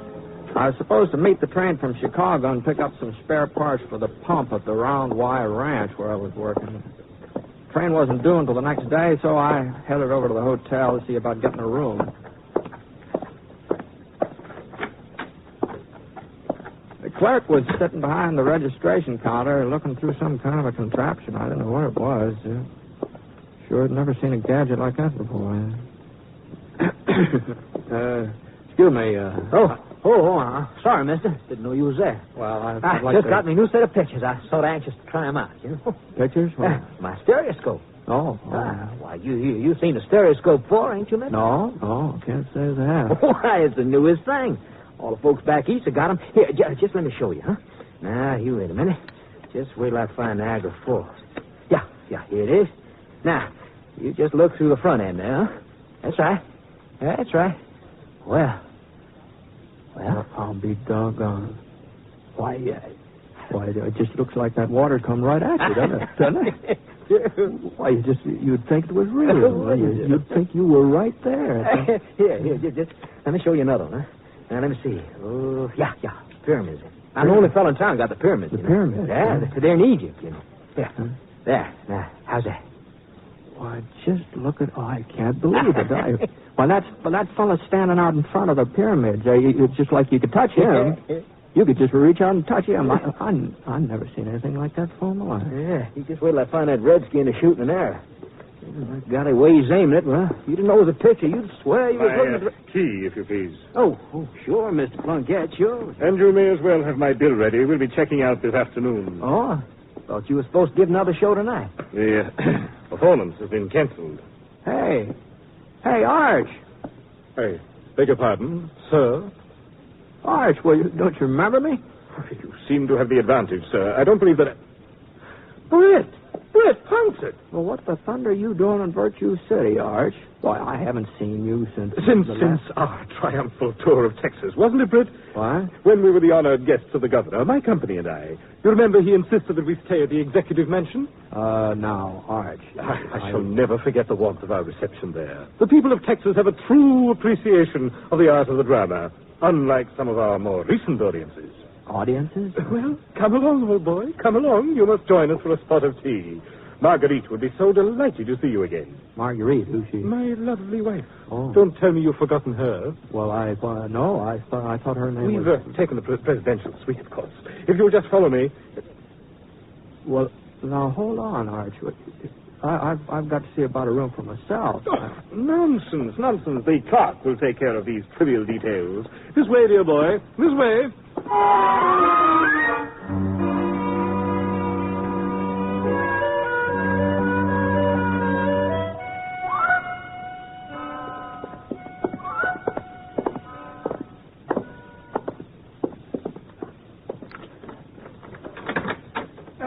Here we are, my dear Britt. Enter. Hey, what the Sam Hills happened to you, Arch? What happened to your voice? All in good time, my good man, all in good time. Marguerite? That's you, Art? Yes, my dear. I've brought someone with me. Oh, I have been, taking a little nap to snooze the nerves. Why, Brad! Why, you son of a gun! Well, where did you come from? Oh, Maggie, how are you? He was downstairs in the lobby, Mag. I had to get him up here fast before he spilled the beans. Oh, that's right. You don't know we're in the profession, do you, Brett? The what? Show business, Brett. Show business. Maggie and I are actors now. We got our own company. No. Permit me to introduce myself. Archibald Plunkett, late of London, Paris, New York, and, for an unpleasant moment, Virtue City. Plunkett, eh? Couldn't keep on calling myself Archie Plunkett. Once I gave up the dry goods emporium and started acting. Oh, I see. And this charming lady is my wife, the toast of the continent, Marguerite Delassane. What do you mean you changed your name too, Maggie? Oh, just fancied it up a speck. I used to be Maggie Rivers before I married Arch. Well, we looked on a map. There's a French river called the Seine, so, This don't seem fair somehow. What do you mean, Britt? Well, your folks give you a hand. Those seems like you ought to stick with us. Oh, not when you're in the profession. Is that so? Sure, most actors have to change their names. They do. Yeah, lots of them. Well, I guess if it's customary, gee whiz, you're actors now, huh? Well, Arch wasn't much good at business, Britt. You know that. He always hated to stay in one place.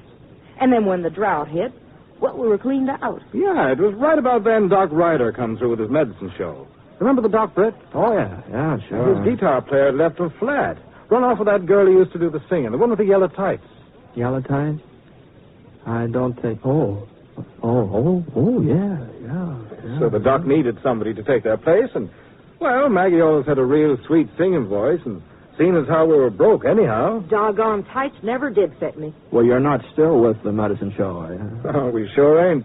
Anyhow, we struck out on our own, started in doing serious acting. You know, Shakespeare. Shakespeare? Oh. To be or not to be, that is the question. I see. Whether 'tis nobler in the mind to suffer the slings and arrows of outrageous fortune, or to take up arms against a sea of troubles, and by opposing.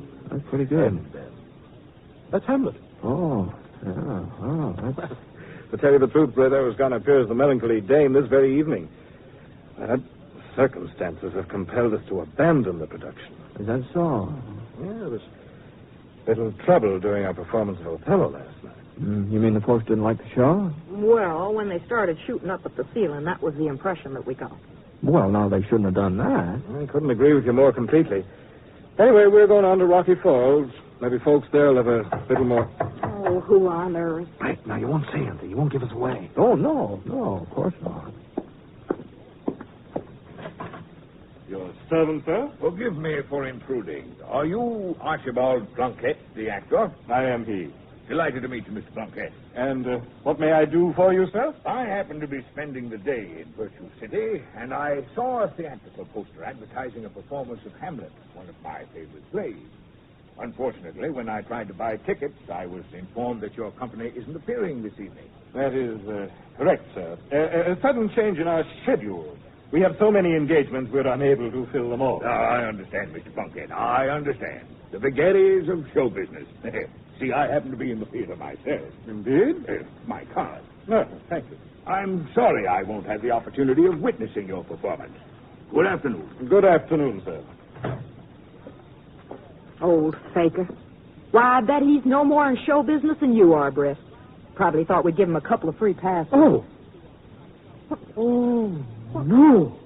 Arch, what's the matter? Oh, no. It couldn't. I've seen things. Britt? Here, Britt, what's it look like to you? The name on this card. What's it say? Let's see. It says Barnum. P.T. Barnum. Yeah, that's the name, all right. Printing's real clear.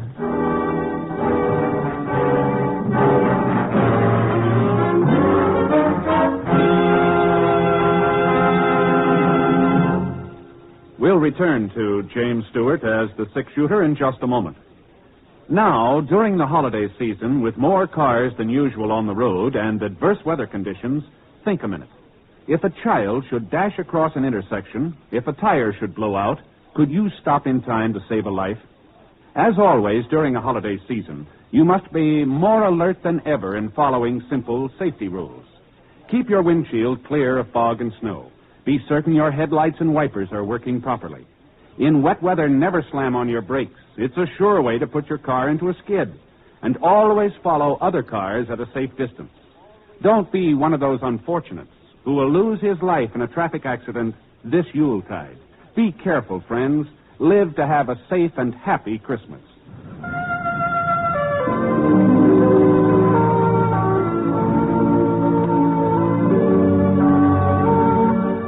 Now, Act 2 of The Six-Shooter, starring James Stewart as Britt Ponset.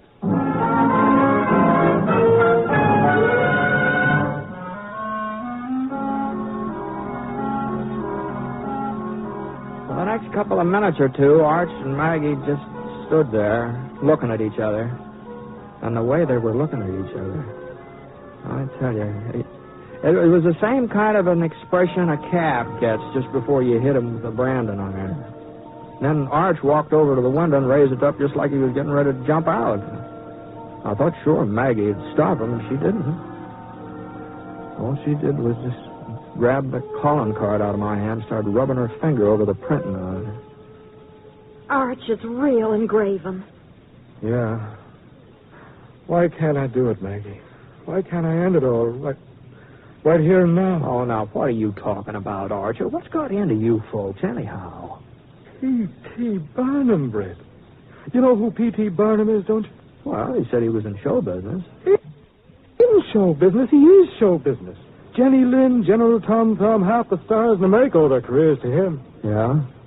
Don't you see, Britt? He was going to come to the theater tonight. He was going to watch us act without us even asking him. Well... And if he liked us, well, there's no telling what would have happened. He might have hired us himself. An actor gets a chance like this only once.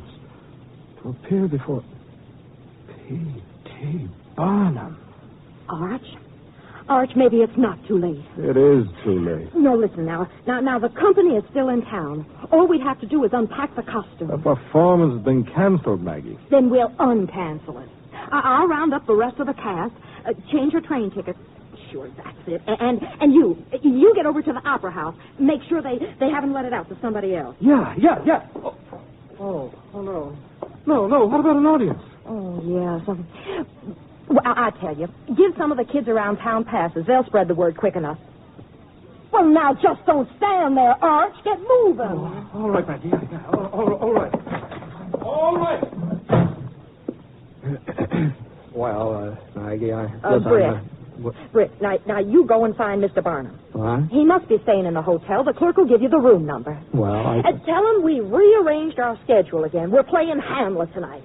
But for heaven's sakes, don't let him know it's because of him. Oh. And tell him he won't need tickets. We're saving him the front box. Well, hurry up, Britt, hurry up, before I make some other plans. All right, sure. All right, Maggie.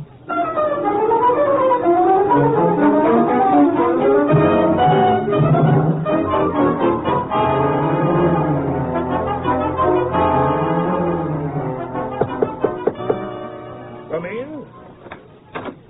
Mr. Barnum? Yes? Oh, hello there. Howdy, my name's Britt Ponset. I'm glad to meet you, Mr. Ponset. What can I do for you? Well, my friends, the Plunkets, the Plunkettes, they asked me to find you. Oh?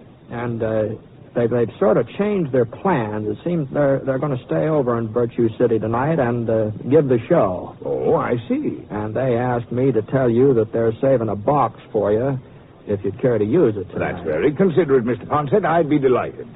Are you with the company? How's that? Are you one of the performers I'm to have the pleasure of watching tonight? No. I'm just a friend. Oh. Well, thank you for delivering the message. Don't mention it, Mr. Barnum. Don't mention it.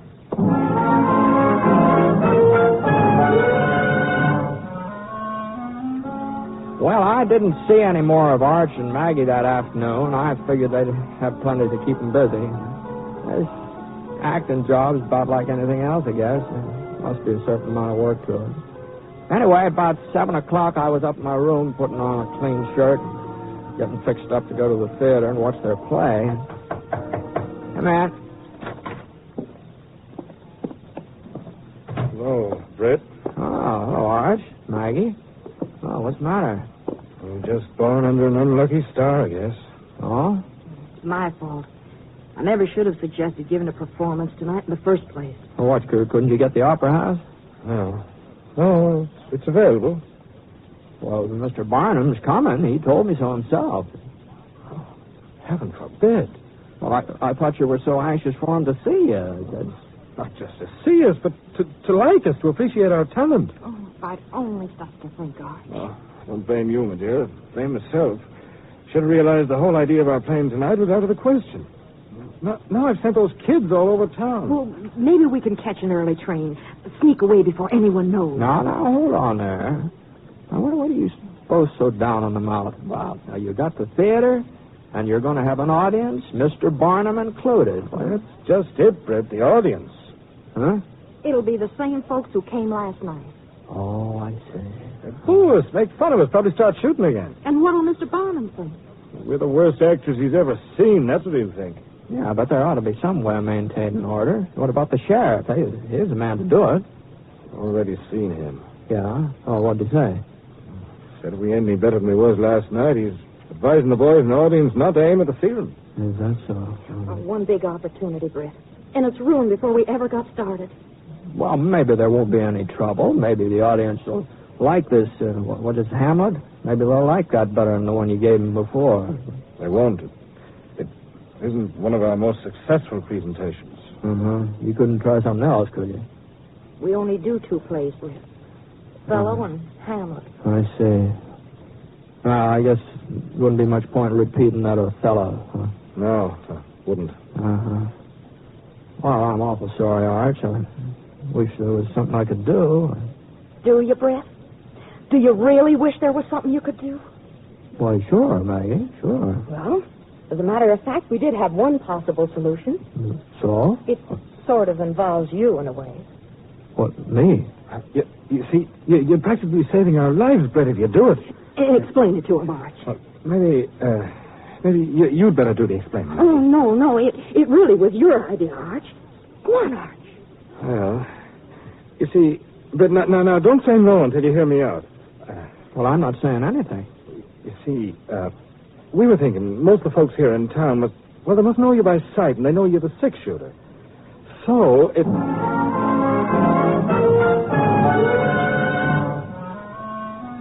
Well, I said no. You can be darn sure of that. And I kept saying it over and over and over again for the next hour and a half. What they were suggesting was just tomfoolishness, that's all. I just had to turn them down, that's all. I just had to do it. And they must have known I wouldn't agree to a thing like that. But no matter how hard I talked, they just talked harder. And being actors, they had strong voices, too, you know. Well, the next thing I knew, somehow they'd managed to drag me along with them to the opera house. Anyhow, after the piano solo by Thelma Featherhill, the curtain went up and the show got underway.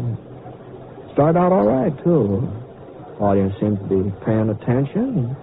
Nobody was creating any ruckus or anything, at least not at first. Oh, that this too solid flesh would melt. That it should come to this, but 2 months dead. Oh, frailty, thy name is woman.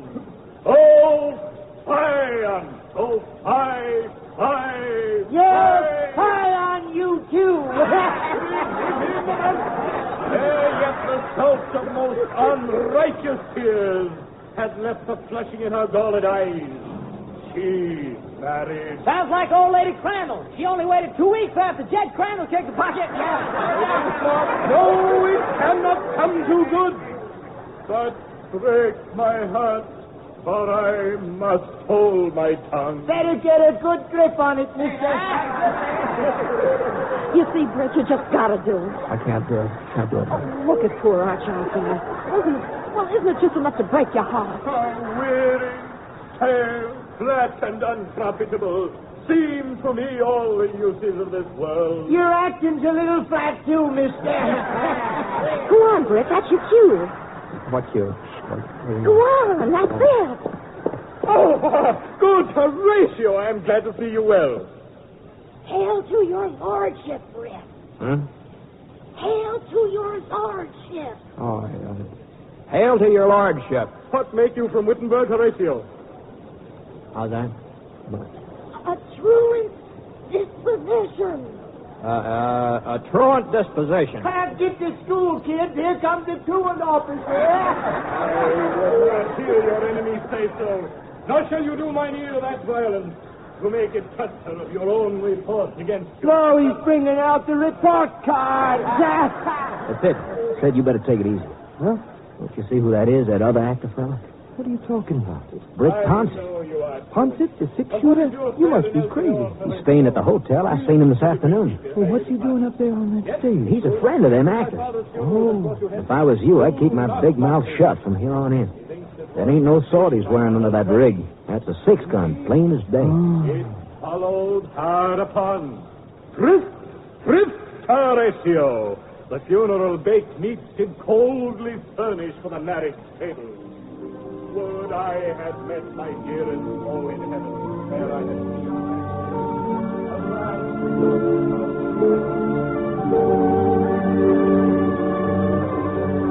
Oh, woe is me. Now cracks a noble heart. Good night, sweet prince. Sweet, And flights of angels sing thee to thy rest. Rest. And flocks of angels sing you to your rest.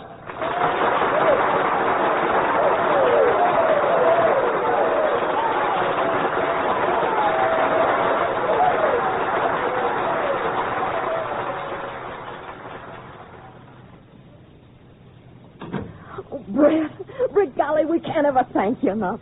Why, if it hadn't been for you, I just don't know what would have ever happened. Oh, golly. And did you see? He stayed through to the end. Mr. Barnum did. Right through to the end. Britt, you were great. Arch, I never felt so foolish in my whole life. Do you think he'll come backstage, Arch? Mr. Barnum? Somebody help me get out of this thing, will you? Come in. Why, Mr. Barnum. Good evening. I just wanted to drop by and tell you how much I enjoyed your performance tonight. We are most honored, sir. Honored. Your future in the theater is assured. And you there, Ponset. Who, me? You told me you weren't an actor. Oh, he was just sort of filling in, Mr. Barnum. Oh, I realize you weren't up in the part, Mr. Ponset. But such stage presence. Why, the way that audience quieted down when you walked on, I've never seen anything like it before in my life. Never. Now, if you're seriously interested in the theater as a career, I would be very happy. No, thanks very much, Mr. Barnum. I'm not interested. No, that's real kind of you, but, no, thank. Oh, no.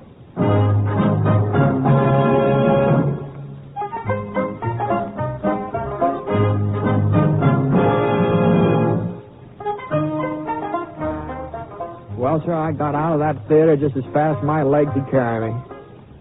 Gee, I just don't see how anybody can set out to be an actor.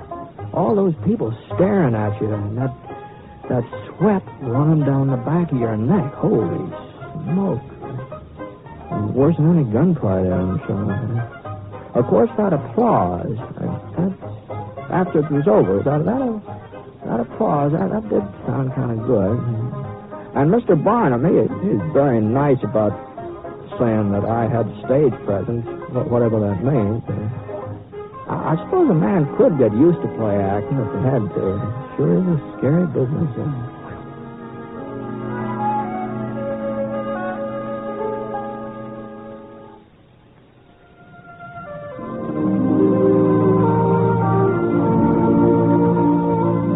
The Six Shooter is an NBC Radio Network production in association with Review Productions. It is based on a character created by Frank Burt, and the transcribed story is written by him.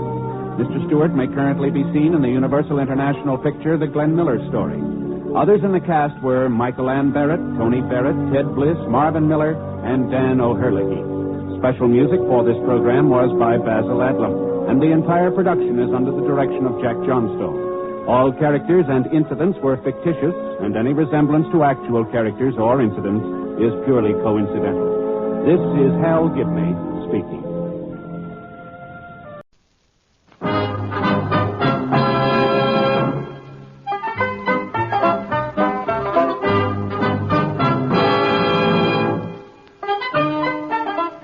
In just a moment, you'll hear James Stewart as the Six Shooter. There's music for you tomorrow evening with two of your favorite song stylists. First, it's the Dinah Shore Show, and then songs with Sinatra. There's laughter, too, in your Friday lineup with three comedy favorites. The Bob Hope Show with Bob's guest Jerry Colonna, the Phil Harris-Alice Faye Show, and Can You Top This? It's a great Friday night program lineup, all of them heard only on NBC. James Stewart as the Six Shooter.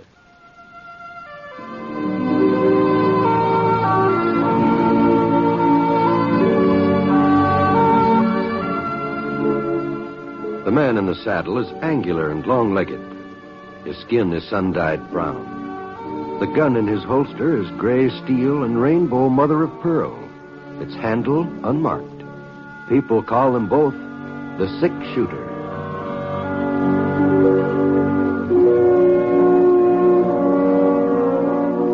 NBC Radio Network presents James Stewart as the Six Shooter, a transcribed series of radio dramas based on the life of Britt Ponset, the Texas plainsman who wandered through the Western Territories, leaving behind a trail of still remembered legends.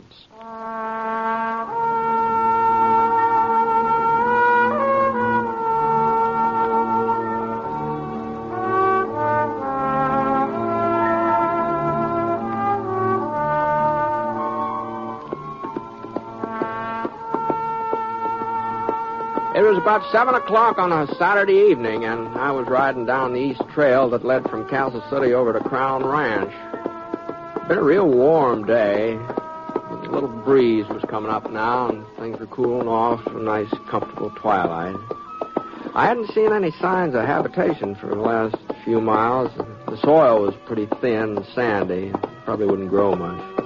But a little further on, the ground turned brown, rich-looking. I noticed a frame house sitting back, 50 yards back from the trail. When I was almost even with the house, the front door opened and somebody came running out toward me. Hey, mister! Would you hold up a minute, mister? Young boy, it looked like, about 15, 16, wearing blue jeans and a checkered shirt and a little peaked cap pulled down over his ears. Whoa, Scar. Whoa, boy. Whoa, boy. Howdy, son. What can I do for you? You come from town, mister? That's right. You didn't run across Friendly DeWitt on the trail, did you? Friendly DeWitt? You know him, don't you, mister? He runs the traveling mercantile. How's that? Oh, sure. We're too far out to get into town very much, so he brings around a wagon load of goods every once in a while. I just don't know what we'd do without him. Well, don't stand out there all night jawing. Just find out about Friendly, like I told you. The gentleman ain't seen him, ma'am. Oh, shut up, Fern. You can wear something else if you have to. The supper dishes are waiting, Cindy Lou. What was that she called you? Cindy Lou? But that's a girl's name. Oh, in this light here, the way you were dressed, I sort of thought maybe you were... It don't matter. Thanks again, mister. So long. So long. Cindy Lou. Well, I gave Scar a little touch of my heel. That's cool. Come on. Come on, boy. We started off. I figured I'd had about 8 miles to go before I'd reach the Crown Ranch. I hadn't been through this part of the country in quite a spell. But I was pretty certain Floyd Prince would remember me from the old days. He'd sign me on for the summer if he had an opening. Come on, Scar. Come on. It was about 15 minutes later, and I came to the fork in the trail. I saw a wagon rolling along from the south. It was some wagon, too. Almost twice the size of anything I'd ever run into before.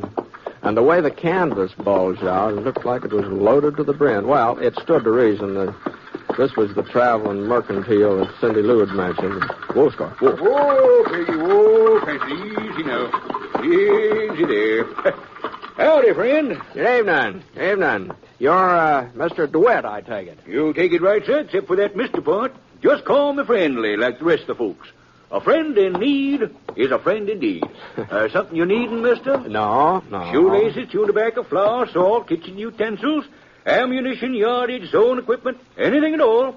Just you name it, I got it, here in my wagon. It sounds like quite an assortment there. Oh, that's only a part of it. I didn't even touch on my medical supplies. Old Doc Barstow's painkiller, Seth's simple all-purpose salve, Miss Jenny's bunion plasters and corn removers. You got any corns that's troubling you, mister? They're just the thing. No, I don't do too much walking.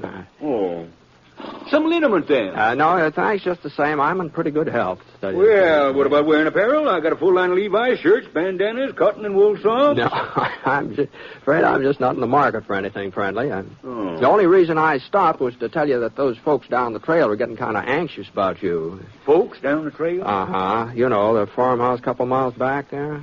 Well, I just can't imagine who you're talking about, mister. I ain't even headed that way. I'm making a delivery over the Davis Ranch near Evergreen. The Davis girl's getting married tomorrow morning. I'm bringing all the paraphernalia for the wedding. You sure somebody in this neighborhood's looking for me? They seem to be. I don't know the family's name exactly. The girl I bumped into is called Cindy Lou. Well, that must be Cindy Lou Ames. But why would... Great yellow pumpkins. Patty Ames. That dress she ordered for her daughter Fern. What time you make it out to be, mister? I ain't unpacked my shipment of alarm clocks yet. Oh, must be 7:30. Well, maybe I can get there before they leave. If I don't, Hattie Ames will skin me alive. Giddy up, Petty. Come on now. Come on, Francis. Come on. I knew there was something else. And I was working on that dress only this morning, too. Shortening the hem. So long, mister. Hope you enjoy the square dance. Dance? What do you... Come on, Scar. Come on.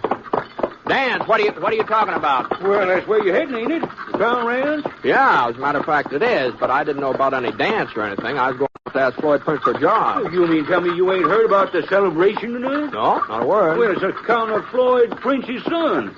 He just come home from schooling back east. Well, you mean Monty Prince? Yeah, that's the boy's name. You know him, mister? Oh, I used to. He was just a little shaver then. He's all grown up, huh? Well, he must be 20 or so, somewhere's along in there. I guess he'll be taking over the crown one of these days. I see. Well, I reckon better put off my job hunting until some other time. I wouldn't want to bother Floyd and give him a party. I'll ride along with you for a spell, friendly. Well, if you're an acquaintance of Floyd Prince's, I imagine you'll be more than welcome at his party. Practically everybody in the neighborhood's been invited. Maybe so. But fact is, I'm not too good at square dancing. I don't know, but there's just something about my legs. A little too much of them, I reckon. Well, I just hope you're the only absentee. What do you mean? Well, Hattie's daughter Fern, she was planning to wear this here dress her ma ordered from me. Oh. Yeah, like it's not she's having a tantrum right now. She sure takes after Hattie. She does, huh? Yes, sir. And mind not delivering her outfit on time, well, there'll be a real catastrophe. You see, Hattie's aiming to marry her Fern off to this young Monty Prince. And she'll probably manage it, too. Hattie usually gets her own way. Uh-oh. Look over there, mister. Buggy coming up the trail. That'll be Hattie and Fern on the way to the crown. Yeah, I wouldn't be a bit surprised. Well, it's too late to do anything about the dress now if they're started off. Yeah, the best thing for me to do is to stay out of sight. I'll get my wagon over here under these trees here. Easy, Francis, easy now. But what do you... They're bound to see you sitting there. Oh, you don't know Hattie Ames like I do. What do you mean? Why, she's as nearsighted as a buffalo. Can't see her hand in front of her face unless she's wearing her bifocals. Oh. And she won't be wearing them either. Not if she's heading for Shindig. Well, what about the daughter? Well, I told you, Fern takes after her mother. She's as blind as a bat without her spectacles. I see. Here they come.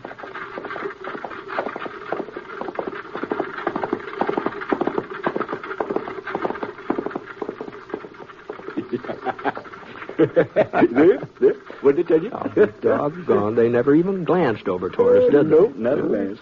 Well, I guess I might as well mosey over to the Davis Ranch. Nice meeting you, Mr. No, I'm sorry, Franley. I meant to introduce myself. My name's Ponset, Britt Ponset. Oh!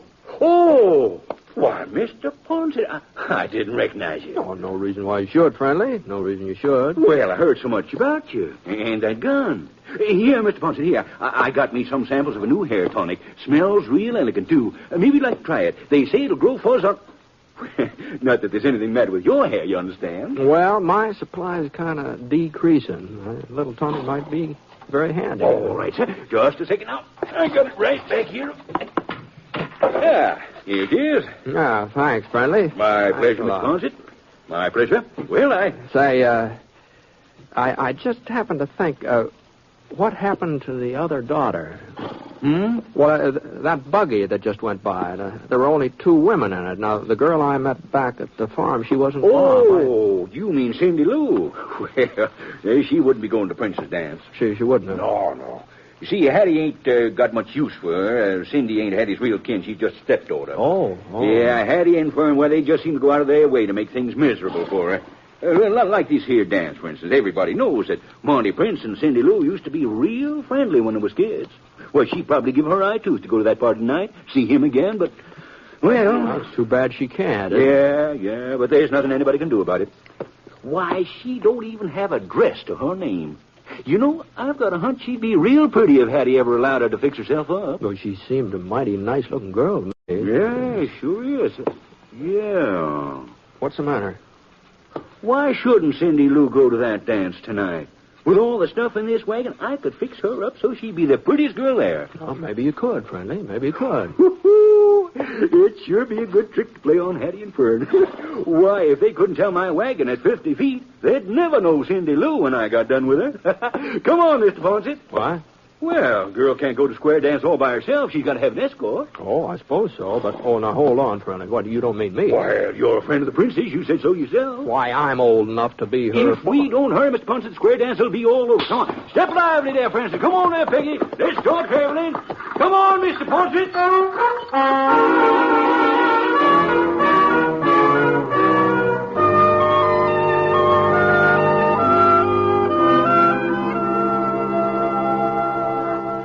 I just don't understand, Mr. DeWitt. You mean you want to loan me a dress? And all the trimmings, Cindy Lou.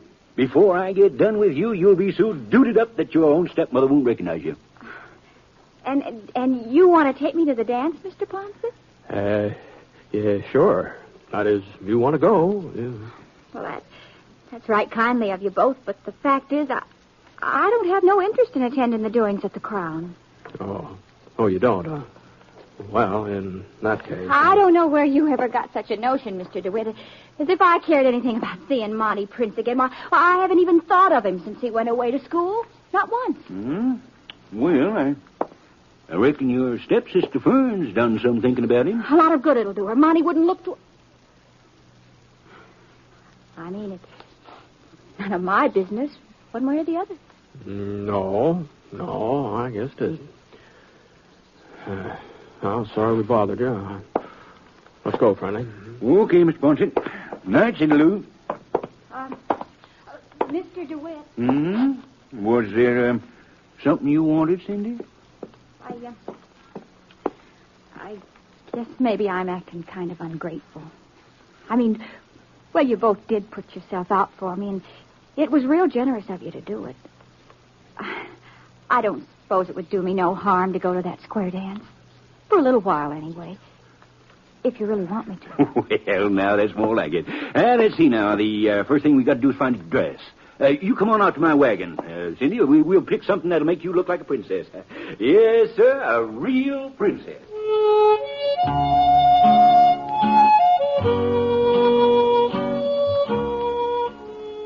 Well, I want to tell you, Friendly wasn't very far wrong. That's just exactly how Cindy Lou looked when she came out of that bedroom about half an hour later. And for a minute, we just stood there, just not saying a word, just staring at her. Something wrong? Don't I look good enough to go to the dance? Good enough? Why, Cindy Lou, you're as pretty as a picture. Ain't you, Britt? Why, she sure is. Well, if you're all ready, Cindy. Well... there's just one thing. We forgot the shoes. Shoes? I don't have any party slippers of my own. Oh. Well, you see, Cindy Lou, that's about the only item I don't stock in my wagon. I guess you can make do with the shoes you're wearing, can't you? Oh, I don't see how. Well, look at them yourself. Yeah, no. No, wait. I am carrying one pair of fancy slippers. They're part of the Davis girls' wedding outfit. Well? No. I couldn't loan them to Cindy, though. I got to leave for the Davis ranch as soon as you two start off for the dance. I promised I'd be there first thing in the morning, and it's a good 8 hours drive in that wagon of mine. Oh, I see, yeah. Well, it was real nice of you both, anyhow. I'll never forget what you tried to do for me and how I felt when I put on this dress. How wonderful. Now, hold on, Cindy. Hold on. It's all right. Just let me do some figuring here. Let's see. If I was to leave here by midnight, I could be at the Davis place along about 8 a.m. That ought to be early enough. Well, there ain't no reason why you both couldn't be back here before 12 o'clock, is there? No reason at all. Well, then I guess the next thing to do is to find out whether them slippers will fit or not. I'll bring them right in. Well, I just don't know what to say, Mr. Ponset. Nothing like this has ever happened to me before. It all seems like something out of a storybook. You know, Cindy, I was just thinking the same thing. Well, here you are, Cindy. Try them on. Gee, they sure do look small, don't they? Yeah? You think you can make it? I don't... Oh, there. Oh, it is kind of tight, but... Well, try the other one. If you can get one on, the other ought to go, too. There. Good. Now, you going to be able to walk all right? Oh, I'll be able to walk all right, Mr. Stewart. The way I feel I could almost fly. Well, then you better get started. You won't have too long to the dance, you know. Hey, don't forget, Britt. You got to have her back here by midnight. Don't worry, friendly. I won't forget.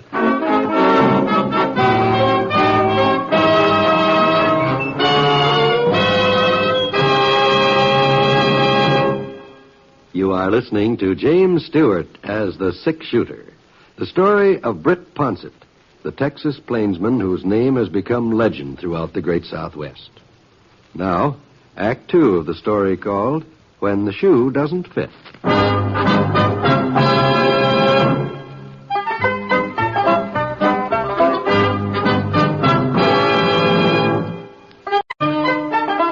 I hoisted Cindy Lou up on Scar, and she managed to seat herself in front of the saddle.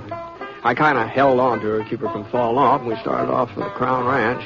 It took us about 45 minutes to get there, and that party was in full swing when we walked into the parlor.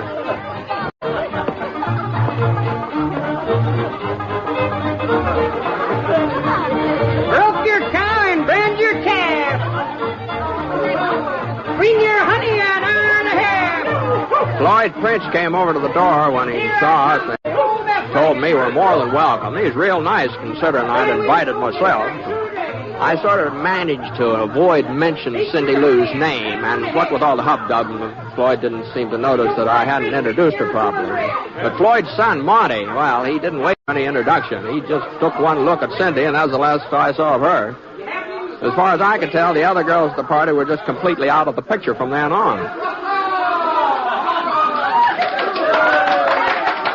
I waited until there was an intermission and the dancing, and then I moseyed over to the punch bowl. Oh, can I help you, Mr. Ponset? Yes, ma'am. Thank you. I'm Mrs. Ames, Hattie Ames. Oh, how do, Miss Ames? Oh, Fern, over here, dear. I want you to meet somebody. This is my daughter, Fern, Mr. Ponset. I'm pleased to meet you, Fern. Well, speak up. Fern's sort of shy. Yes.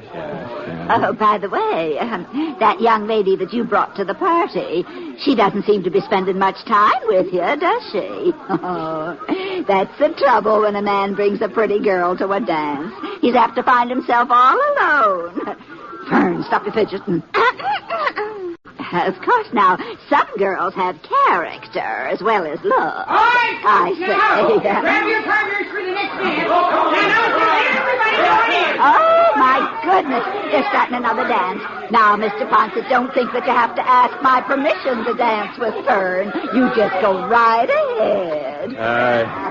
Yes. Fern?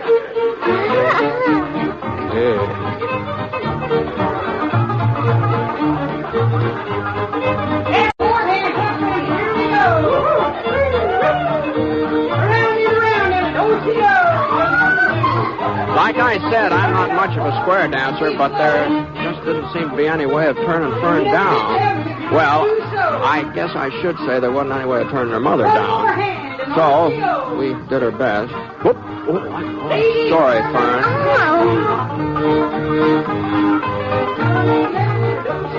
As the evening wore on, it didn't look like she had any other partner lined up. Well, I figured it was up to me to sort of fill in. Whoop.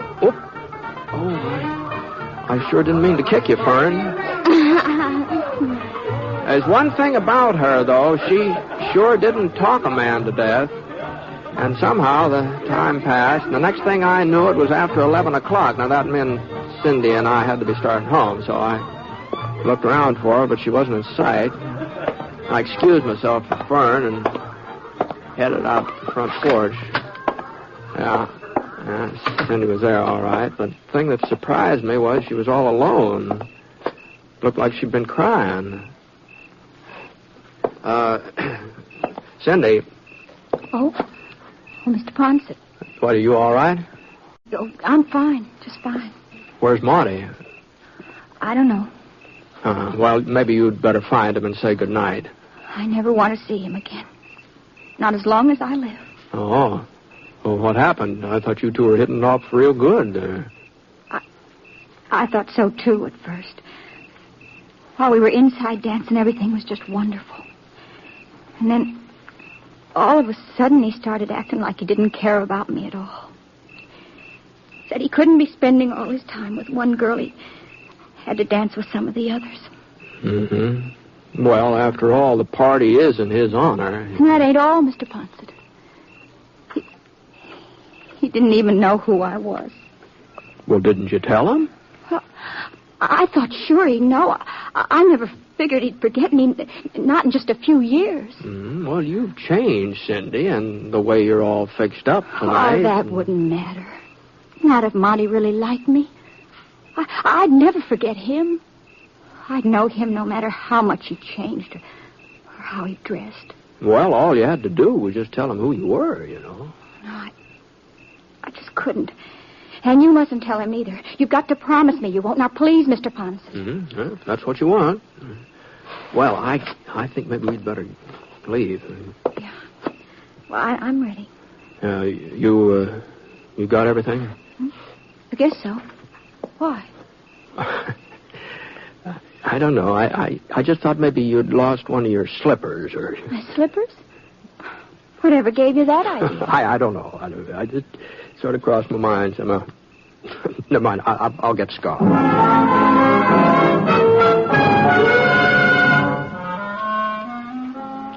Well, it just goes to show you that stories in real life don't work out the same way. Instead of falling in love, Cindy and Monty Prince were just far away as ever, and even farther. And there didn't seem to be any way of getting them together either. At least ways. He wasn't going to be able to do it by finding one of her slippers at the dance, that's for sure. As a matter of fact, she couldn't have lost a shoe at the dance if she'd wanted to. When we got her home, we found out she couldn't even get them off. Doggone it, Cindy, you must not be trying. Well, you didn't have this much trouble getting them on. Oh, I'm sorry, Mr. DeWitt. I'm doing my best. My feet must have swelled up from the dancing or something. The slippers... Here, let me do it. Oh, sure.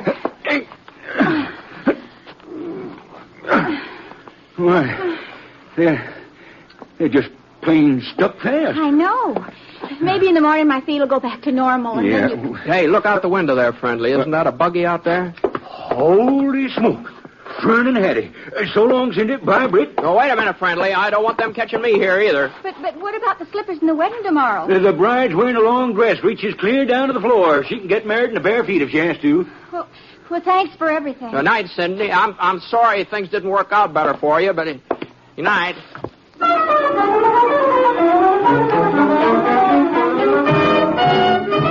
Well, along about noontime the next day, I was in my hotel room washing up for Sunday dinner.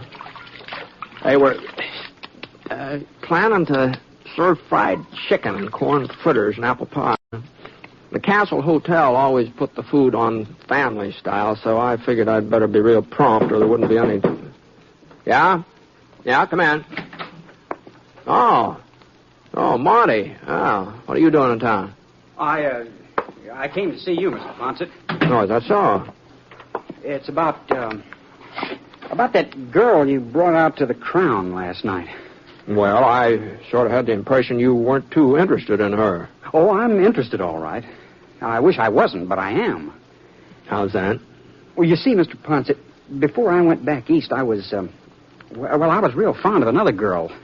Cindy Lou Ames, her name is. Oh. And we sort of promised that we'd wait for each other. But last night, that girl with you, well, she sort of made me forget Cindy. She did, huh? For a while, anyway. And then I remembered, and I felt real bad because it didn't seem like I was being fair to Cindy. So I went inside and I left the other girl to herself.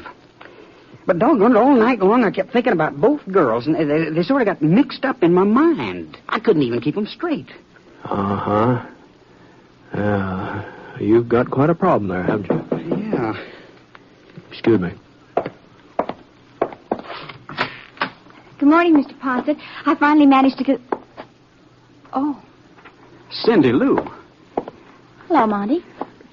Golly, it's good to see you. I was hoping you'd be at the dance last night. Were you? You know, you haven't changed a bit. No, I guess I haven't. They're in this paper bag, Mr. Ponset. Those things I borrowed last night. Oh. I thought maybe you could return them to Mr. DeWitt for me. Well, I'm not sure I'll be running into him again, Cindy. Here, Mr. Ponset. Now be careful. Don't... Oh, Mr. Ponset. Oh, doggone it, Cindy. I just sort of slipped out of my fingers. Well, here, I'll put these party shoes back in the sack. There. Well, goodbye, and thanks. Goodbye, Monty. Cindy, wait a minute. Where'd you get those shoes? I don't know what you mean. Why, they're the same ones. They're exactly the same. Cindy Lou, you were at the square dance last night. You and that other girl... Why, there wasn't any other girl. It was you. No wonder I couldn't get you straightened out in my... What are you talking about? Tell her, Mr. Ponset, what I told you just before she came in. Well, I think maybe you better tell her yourself, Monty. As a matter of fact, I'm kind of anxious to get downstairs while there's still some fried chicken left, so... Now, you listen to me, Cindy. Excuse me. I've been in love with you ever since I can remember. I don't believe it. Well, it's true. And it doesn't matter what kind of a dress you wear or how your hair is fixed or...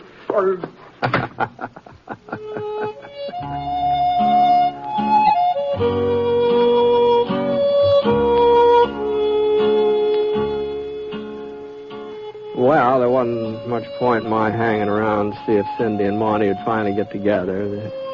There's only one way a story like this can end. I guess you know as well as I do. They were just bound to live happily ever after.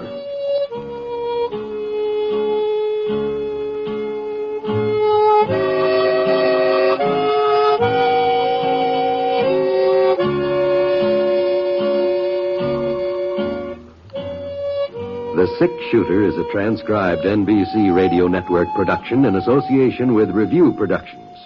It is written by Frank Burt and is based on a character created by him.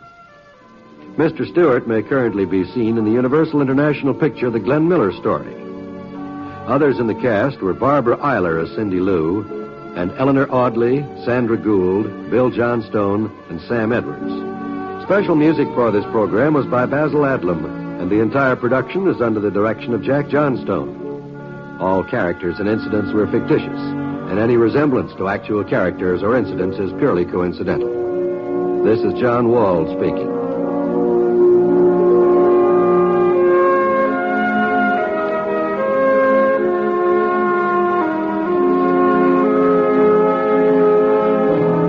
Hear MacDonald Carey in Jason and the Golden Fleece tonight on the NBC Radio Network.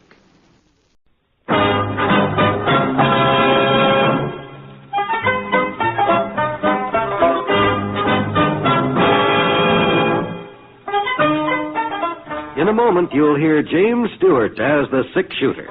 But first, Friday evening on NBC, hear the Dinah Shore Show and Songs with Sinatra. The Laughter starts tomorrow with the Bob Hope Show and continues with that wonderful Phil Harris-Alice Faye Show. But that's not all. You'll also hear Can You Top This and Fibber McGee and Molly. It's a great Friday night lineup of programs, all of them heard only on NBC.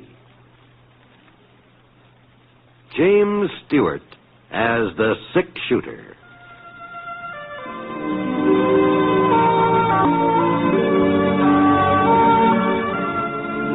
The man in the saddle is angular and long-legged. His skin is sun-dyed brown. The gun in his holster is gray steel and rainbow mother of pearl, its handle unmarked. People call him both the Six Shooter.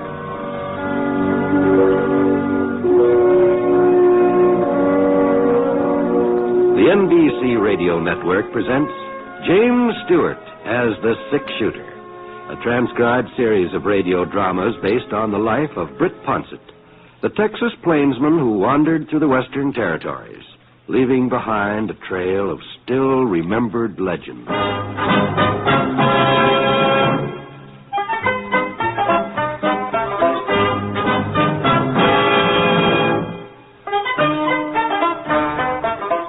Well, at first I didn't know what I was getting into. The town of Virtue City had never looked like this before. Banner over the main street, posters stuck in the store windows, bunting draped across most of the buildings. It was the wrong time of the year for the county fair. I pulled up the Mansion Hotel and headed into the lobby. Yes, sir? I'd like a room for the night. Well, I guess we can fix you up, mister, if you'll just sign the book. Sure. Oh, by golly, Never mind. I'll blot it up. You just stand back out of the way. I put a new point in that pen this morning, but I guess some people, well... I sure am sorry about that. Yeah. Well, that'll be 50 cents in advance, Mr. Ponset? That's right. Here you go. You're really Britt Ponset? Well, if he ain't, he's sure been fooling a lot of folks for quite a spell. How are you, Britt? Well, Doc Cross. Where'd you come from? I've been sitting there behind that geranium plant. I thought I recognized you when you come in. Oh, I'll be darned. Well, here's your key, Mr. Ponset, number 12. Oh, thanks. About that ink blot, I know it wasn't your fault. They just don't make pen points the way they used to. Inferior workmanship. Sure. You in a hurry to go upstairs, Britt? No, not especially. Well, come on over to the window and sit for a spell. We can sort of keep our eye on the street and see what's going on. All right, Doc. Well, you been up to, Britt? Oh, same as usual. I was riding herd over to Smoke Falls for the last 6-7 weeks. Probably go back there in the spring. Uh-huh. Here, just let me get my instrument bag out of the way. Yeah, there's a place for you.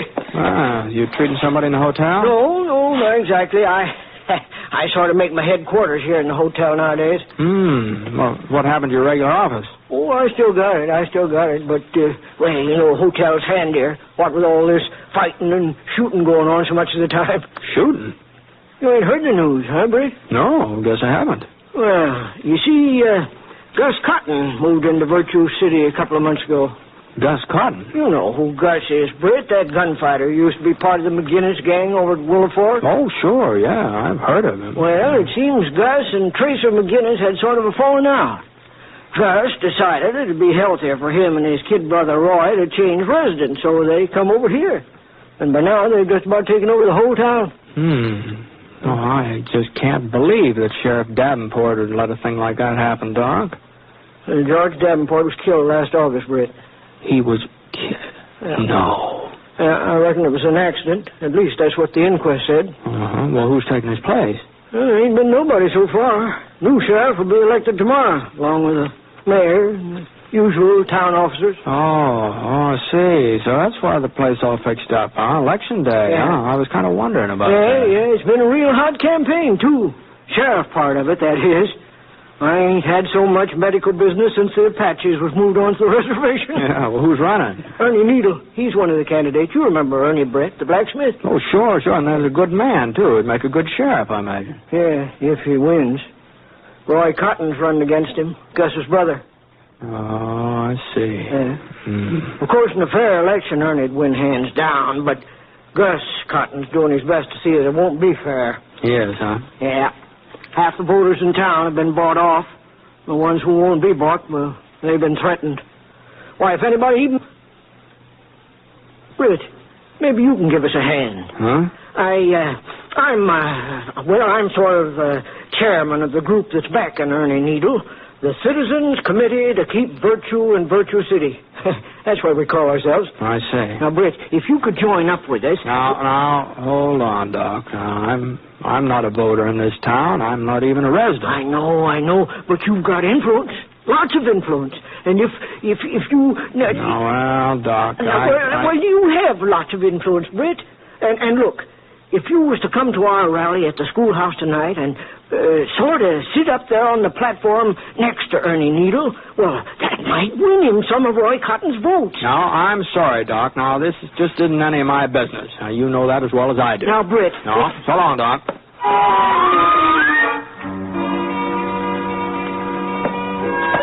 Well, I went upstairs in the room. Number 12 was on the north side, facing Ernie Needle's blacksmith shop. It looks like Ernie had closed up for the day. He's probably out politicking somewhere. The room seemed kind of stuffy, so I opened up the window. It sure was warm. Sounded like some more business was heading Doc's way. I leaned out, but I couldn't see anything. The shooting must have been around in front. Oh, well. Yeah? Yeah, come on in. Howdy. Howdy. You're Britt Ponset. That's right. I'm Roy Cotton. Oh? Understand you were having a little chat with Doc Cross just now. Uh-huh. Doc, a friend of yours? Yeah, I guess you could say so, Roy. Well, you know it's funny, ain't it, how friends sometimes get a man into trouble? Oh? Is that so? Yeah. Yeah. You plan to stay around town for long, Ponset? Oh, I hadn't made up my mind yet. Why? I was just wondering if you were going to be here for the election tomorrow. You heard about the election? I heard about it. Well, I wasn't anxious to run for sheriff, you understand, but old folks seemed to think it was my duty, so I had to oblige them. Well, I wouldn't worry about it, Roy. You might not be elected. I'll be elected. What, you got the votes counted already, huh? I'll be elected. If there ain't no outside interference. I see.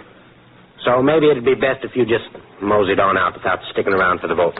Well, the doc mentioned something about a rally tonight, asked me to attend. You're not going to attend to no rally, Ponset. That's exactly what I told the doc. You turned him down? That's right. All right. I guess I needn't have bothered you. But now that you mention it, Cotton, I'm sort of reconsidering my decision. What do you mean? Well, you're barging in here and ordering me around might make me sort of consider changing my mind. Oh, now you listen here, Ponset. You ain't going to that rally tonight. You ain't even going to be in Virtue City after sundown. I'm not, huh? Well, if you are, you're just asking for me and Gus to do something about it. Maybe I am, Cotton. Maybe I am. Mm-hmm. Okay, Ponset. You had your warning. You're right. Yeah? I'm not leaving town, so if you want to do something about it, this is as good a time as any other. Huh? That gun you're wearing's loaded, isn't it? Well, sure, but... Well, then why don't you go ahead and draw? Well, you ain't got your six-shooter. It's right here on the dresser. I'd be taking advantage. It might not work out that way. Well, I don't want to shoot up no hotel room, Ponset. The rent's paid in advance. All right, Cotton. Now, look here, Ponset. My coming up here to see you, well, it was my brother's idea. Gus thought, now, what I mean is, he said that you was to have till sundown to get out of town, and he wouldn't like it if I was to jump the gun.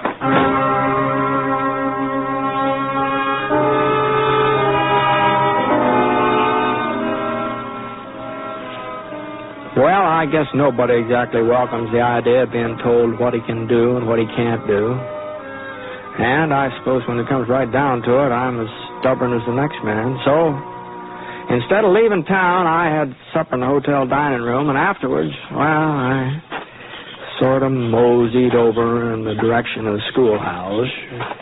There were only 3 or 4 horses out in front, a couple of buggies. Didn't look like the Citizens Committee to keep virtue in Virtue City had drawn much of a crowd. Well, I hadn't really planned on attending the rally. I was going to walk right by and head back to the hotel. But just as I started to move past the school, I spotted Roy Cotton waiting behind a big elm tree across the street. There was another fellow with him, bigger, older. Stood to reason he was Roy's brother, Gus. And it stood to reason that if I left without going inside, they'd figured they'd bluffed me into keeping away. So the meeting was in the combination 4th, 5th, 6th grade classroom, and Doc Cross was introducing the various candidates when I opened the door. And candidate for mayor, our good friend Cecil Potter. Oh, yeah. You all know Bo Spitzer, who's running for coroner. And last but far from least, the man who will be responsible for maintaining law and order. Ernie Needle, candidate for sheriff. Now, folks, I guess that's about all, so let's get... Wait a minute. Looks like we got us a visitor. Yes, sirree. Step right up here, Britt. Step right up here. Now, wait a minute, Doc. I didn't mean to interrupt your meeting here. I was just strolling by. Why, you ain't interrupting, Britt. You're a godsend. folks, listen to me now. Now, quiet down, will you? Now, listen. Mr. Ponset's arrival here puts a whole new complexion on things. What? Well, I sure don't see how. I know there ain't very many of us here tonight, and from the size of this meeting, it looks like we're fighting a hopeless battle. But we ain't. Not now. Not anymore. There's enough of us here to spread the word. We gotta see to it that by the time the polls open tomorrow, every voting citizen in Virtue City knows that the 6-shooter's on our side. Now, whoa, Doc. Now, hold on here. Amos, you take the folks who live west of Cedar Street. Al, you take the section over by the creek. I'll cover the area along Clinton Avenue. And another thing, you tell everybody that Britt will be right there at the polls to see that the voting's done on the up and up. Now, Doc. Now, you listen to me, Doc. Now, see here, Doc. Now, you just see here, Doc. Was there something you wanted to say, Britt? Well, Doc, you know doggone well there's something I want to say. I'm not going to have folks running all over town claiming that I'm interfering in this election. Now, you just go and call them off, Doc, and you just stop them before it's too late. Well, I'm afraid it's too late now, Britt. It looks to me like they're on the way. And I better get started myself. I'm going to make it over to my section before everybody's asleep. Okay, Doc, okay. You just go right ahead, but you're going to be pretty foolish looking in the morning. What do you mean, Britt? I mean that I'm not taking part in your election tomorrow, no matter what you tell people. You won't do your duty, huh? My duty is to mind my own business. Britt, the law says there's supposed to be one man at the polls who's unbiased, who's neutral, so to speak. What? Well, of course, your sympathies may sort of lie with Ernie Needle and our committee, but technically you're nonpartisan, seeing as how you can't even vote yourself, I mean. How's that? Now, look, Britt, all that I'm trying to do is to see that this election's carried off strictly according to the law. The law says we got to have us a nonpartisan president at the polls. Well, I'm not even certain that the election would be legal if you wasn't sure. Well, I wouldn't want to stand in the way of the election being... I mean, if you're certain that... well, if it's really necessary. But honestly, Doc, I just can't believe that... Well, it's up to you, Britt. Entirely up to you. Well, so long. Now, Doc. Wait a minute. We're set up in the hotel lobby, Britt. Polls open at 7 a.m. Just let your conscience be your guide, Britt. Let your conscience be your guide. Right.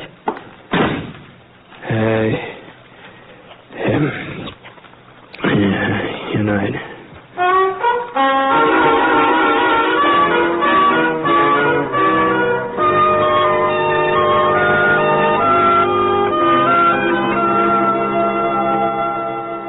We'll return to James Stewart as the 6-shooter in just a moment.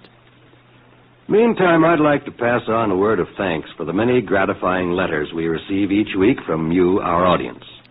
And this word of thanks comes not only from Jimmy Stewart, but from our director, Jack Johnstone, our writer, Frank Burt, our skilled technicians, in fact, all of us who are involved in the production of the program.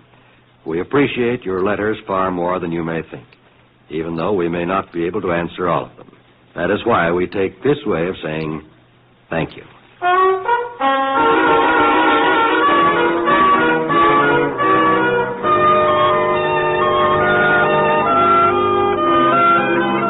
Well, I just couldn't seem to get to sleep that night, and along about 5 a.m. I gave up trying. And it was just as well it did, because that was when Doc Cross showed up to take me down to breakfast. He kept saying that he wasn't trying to influence me one way or the other about being an election official, but as soon as we finished eating, he sure steered me straight toward that voting booth in the lobby. And the next thing I knew, somebody handed me a sheet of paper with a list of names on it and people started filing up to get their ballots, and, well, the voting went off real smooth. There was just one shooting, and that turned out to be just a flesh wound. And when it finally came time to shut down the polls, just about everybody who was eligible had cast a ballot. There had been a real good turnout, too. I didn't stick around for the counting. I figured I'd done my share, so I had some supper, and I went upstairs to the room. Oh, I sure was tired. Not having any sleep the night before and having to sit around indoors all day. Well, I took my boots off. And I sort of stretched out flat on the bed for a couple minutes. I didn't intend to doze off. I was just trying to build up enough strength to go on with my undressing, but I don't know.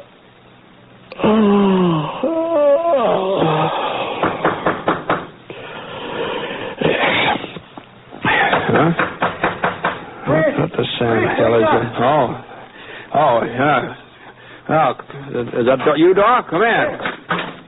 Oh, what can I do for you? We just finished counting the votes, Jeff Perkins and me. Evening, Mr. Ponset. Oh, howdy, Jeff. Well, how'd the election turn out? It's kind of hard to say, Britt. Well, now, come on, Doc. Did Ernie win, or didn't he? Well, no, Britt, no, he didn't win. Oh. But it could have been worse. It could have been lots worse. I see. It was close, huh? Oh, I wouldn't exactly call it close, Mr. Ponset. Uh-huh. Well, suppose you just give me the figures, huh, Doc? Well, in the race for sheriff, we figured that was the most important contest. Yeah? Ernie Needle got 7 votes. 7 votes, huh? Is that all? Yeah, that was his total. We made certain. And Roy Coffin, he got 33. 33. Well, I'm sorry, Doc, but I guess if the people want Roy for their sheriff, they're entitled to have him. Yes. I'd say folks are entitled to whoever they want. Well, I have to admit, I'm kind of surprised, though. I thought Ernie'd do better than that. By the way folks were voting, I just thought that he... Now, just hold on a minute here, Doc. There's something funny here. Now, you said Ernie got 7 and Roy Coffin 33. Yeah, that's right. Oh, that's 33 and 7. That only makes 40 votes. Why, there must have been twice that many votes cast. 101 in all. 101. Well, that means there are about 60 ballots you haven't accounted for. 61 to be exact, Britt. Yeah? That's how many you got. That's how many I got. That's how many who got? Britt, it gives me great pleasure to announce that you've just been elected sheriff of Virtue City by a landslide. Congratulations. Now, hold on here, Doc. What do you mean? Mr. Ponset, it's the greatest write-in campaign in the history of this here town. Yes, sir, Britt. What? Well, I can't believe this couldn't be true. It's just plain foolishness. The people have spoken. Doc Cross, if you had something to do with it was a spontaneous movement, purely spontaneous. Well, whatever it is, you know doggone well I won't take the job of sheriff. I don't even live here. We just checked the Virtue City Incorporation papers. It must have been an oversight, but they don't say a word about town officials having to be residents. Well, if you've got the idea I'm accepting this office, you're just mistaken. Even if this election is legal. Oh, it was legal, all right. It was legal. And as of right now, you are the legally elected sheriff. All right. Then I resign. Yeah, I sort of thought you might feel that way, so I did a little more checking. And according to town law, you've got to submit your resignation in writing to the mayor, and he's got to approve it. But we don't have a new mayor yet. Not until you get sworn in. Now, hold on a minute, Doc. It was the office of sheriff that I got elected to, remember? You told right, me. Mr. Ponset. It seems the voters kind of got in the habit of writing in your name, and well, You don't mean they elected me mayor, too? You had a 2-to-1 majority. You don't mean... What? Yep. You didn't do so good for coroner, though. Vote Spicer beat you out by 4 votes. But don't feel too bad about it, Britt. Votes are a real popular man. Well, I just don't know what to say. Well, this is the most outlandish thing I've ever heard of. It is a mite unusual. I agree with you there. Unusual? It's ridiculous. Well, I can tell you I've got no more intention of being mayor than I have of being sheriff. I don't blame you, Britt. Britt, I don't blame you. About the mayor part, that is. As a matter of fact, you couldn't hold both jobs if you wanted to. There's a town ordinance against it. I don't care if the... What'd you say? Yes, sir. One man can't hold both jobs. Well, that's something. But like I said, your resigning the sheriff's position is kind of complicated, you see. Not only have we got the problem of who's going to accept the resignation... I'm the mayor. I'll accept it myself. Well, even so, according to our statutes, when the sheriff resigns or retires, the job goes to the man who got the second highest number of votes. Oh, you mean Roy Coffin would take over my place? That's the gist of it, Mr. Ponset. Uh-huh. So you see the spot you'd be putting us in, Britt. Besides, Mr. Ponset, the people elected you, and they're entitled to have you. You said so yourself. When I said that, I didn't have any idea that it's... Oh, now, look here. There's got to be some way out of this situation. Ernie Needle's the man this town needs for sheriff, and he ought to have the job. Isn't that what you wanted? Well, maybe so, but... Well, I just don't see how we can work it out so he gets it. Oh, well, it's getting late. I guess you'll need your sleep. Probably have a big day tomorrow, what with all the swearing-in ceremony. Now, don't run off, Doc. Now, this isn't settled yet. Oh, like as not, things will settle themselves. They usually do. Good night, Miss Ponset. By the way, Britt, I'll just leave your star here on the dresser. There's a little rust on the point where the plating's wore off, but good polishing will take care of it.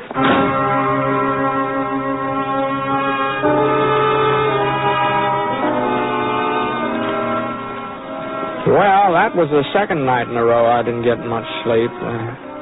First thing in the morning, as soon as I figured it was time for the town hall to open, I headed down there and I did a little hunting through the legal code myself.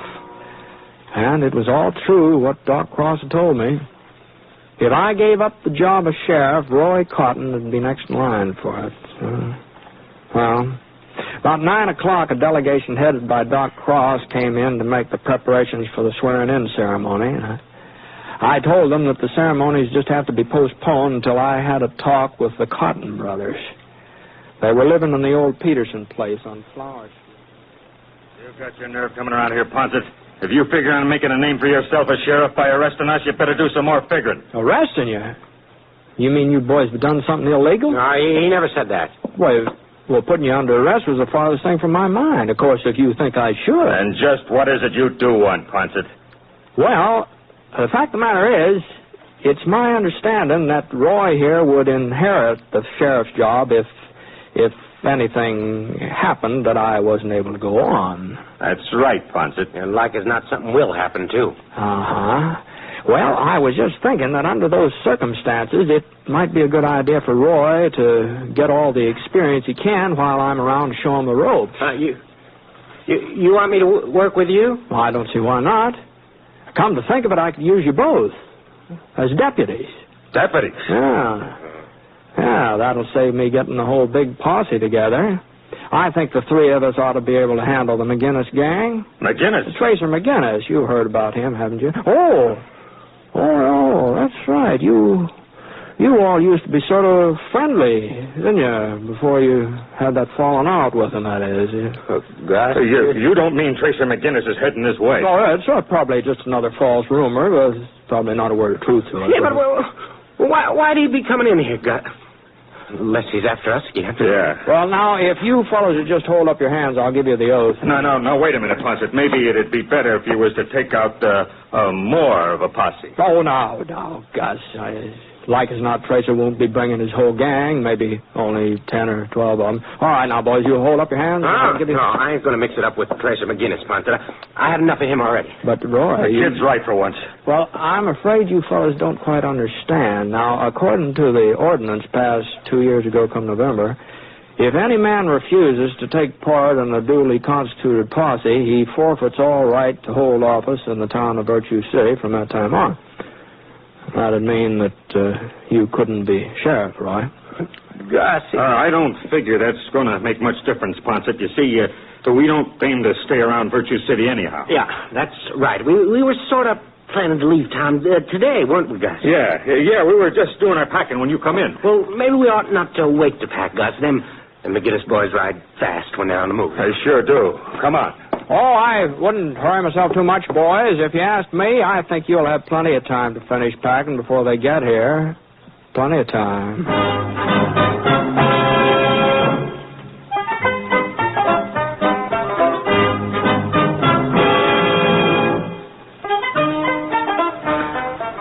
Well, as things worked out, they needn't have heard it all.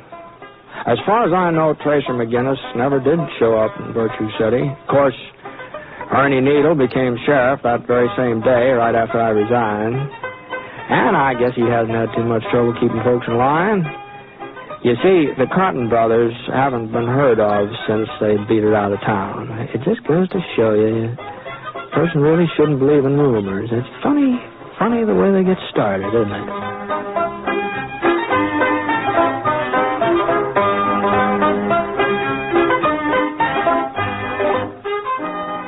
The Six Shooter is a transcribed NBC Radio Network production in association with Review Productions.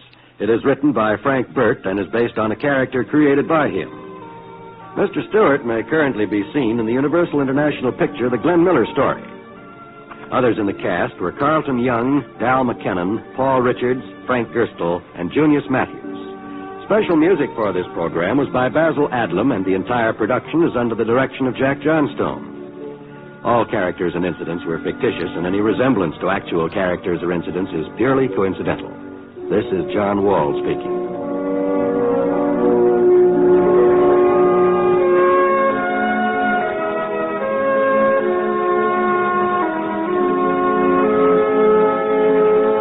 Tonight, hear an address by President Eisenhower on the NBC Radio Network.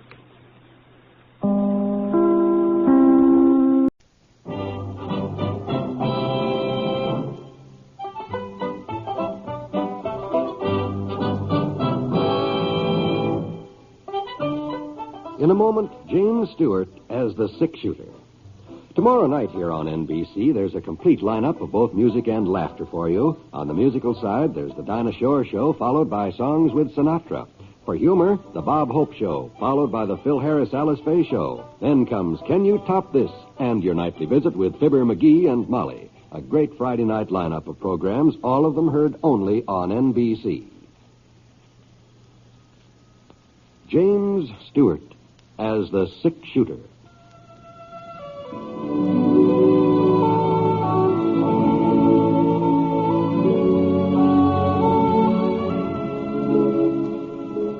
The man in the saddle is angular and long-legged.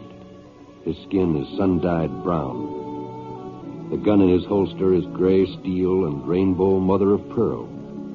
Its handle unmarked. People call them both the Six Shooter.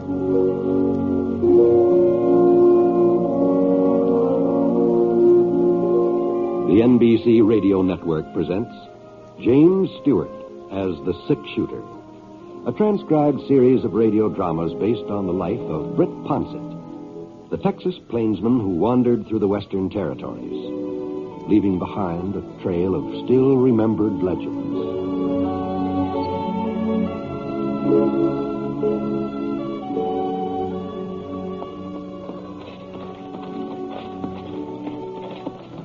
We'll be turning in here, Michael. Huh?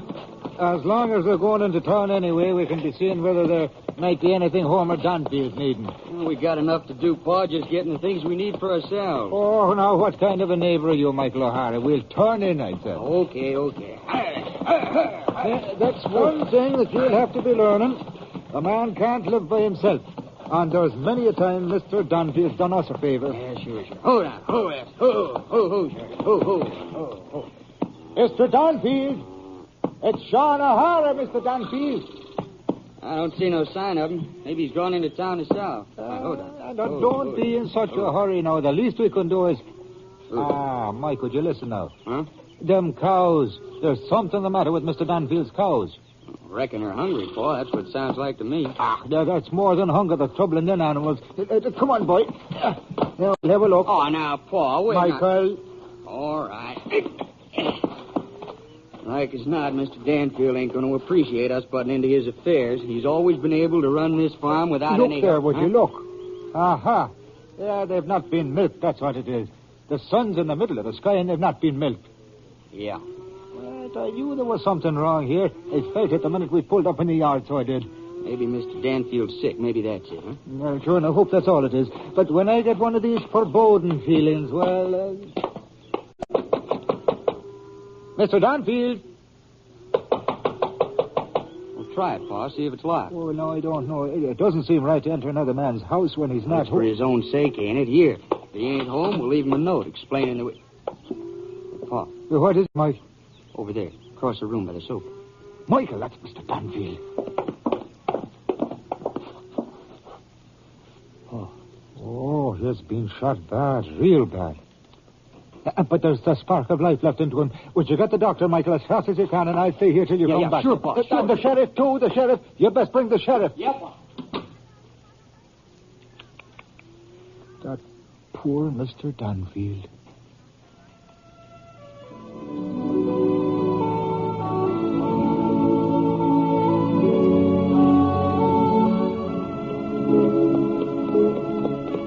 I'd expected to reach Pearl City before nightfall, but it looked like I'd been a mite optimistic.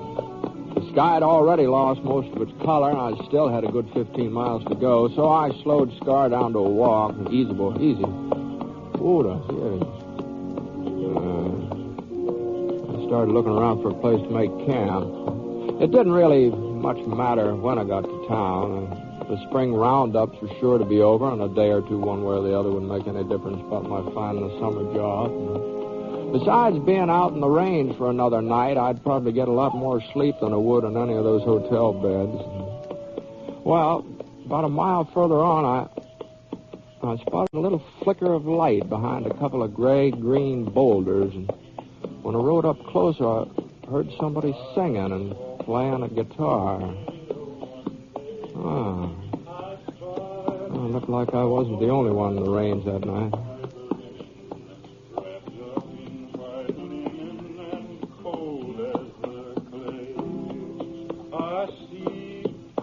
Oh, howdy. Howdy. Wow, that sounds real pleasant. Mind if I use your fire for a spell? You're more than welcome to it, mister. Climb down from your horse and make yourself at home.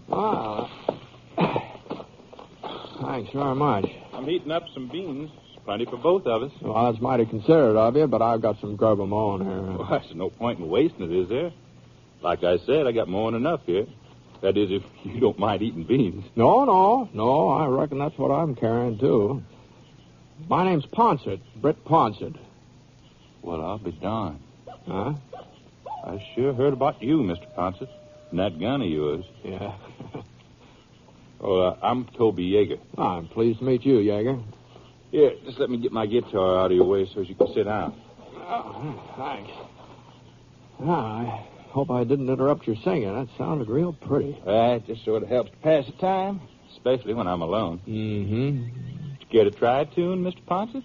Oh, no. I'm afraid I'm not much of a singer. You just go right ahead. Well, ain't anybody going to hear us, excepting a few coyotes, and they're not likely to be very critical. What do you say? Shall we give our vocal cords a little exercise while we're waiting for them beans to heat up? Well, as I said... Come on, I like that third verse. Oh, beat the drum slowly and play the pipe lowly. Come on, Mr. Ponset. Play the dead march as you carry me along. Take me to the green valley where lay the sod o'er me. For I'm a young cowboy and know I done wrong. George, sounds like we were mistaken about those coyotes. Did you hear? Just ain't one of their favorites. Yeah, I guess so. How about you providing some music now? Oh, me? No, here's the guitar. No. I'm sorry. I just don't play at all. Oh, come on. You're joshing me, Ponset. No. I'm afraid I don't know the first thing about it. Well, most any cowboy can get a tune out of a guitar. Maybe so, but it just seems like I never had much of an ear for music. You don't need no ear. Here, come on, let me show you. Huh? Now, you just watch my fingers. Yeah? You see there's nothing to it. Well... Yeah. That's simple enough, ain't it? Well, I'll tell you what I'll do. I'll make the chords, and you do the strumming. All right. You go ahead. You go ahead and strum. Yes, you're doing fine. Oh. That's just fine. The strumming part's a little easier than the chording, though. Oh, it's all easy once you get the hang of it. Now, give me your left hand. How's that? Your left hand. I'll put your fingers where they belong for the first chord. Let's see now. Here. There. Okay, strum. Well, let's see. All right. Here's the next chord. See now. Now here's the third one. There. I'll be darned. Yeah, it's kind of fun. Of course it is. Now you do them yourself. What? Those 3 chords I just taught you. Oh, you mean you do them all alone? Yeah, sure. Well,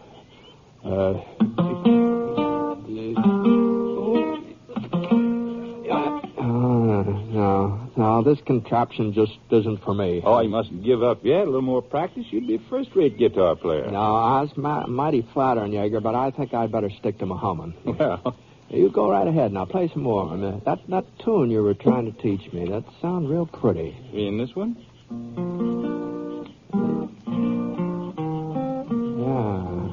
Yeah. I don't think I've ever heard that before, have I? Oh, it's brand new.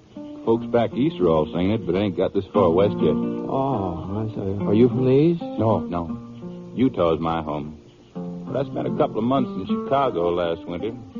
That's where I picked up this tune. I see. I sure didn't cotton to city life, Mr. Ponset.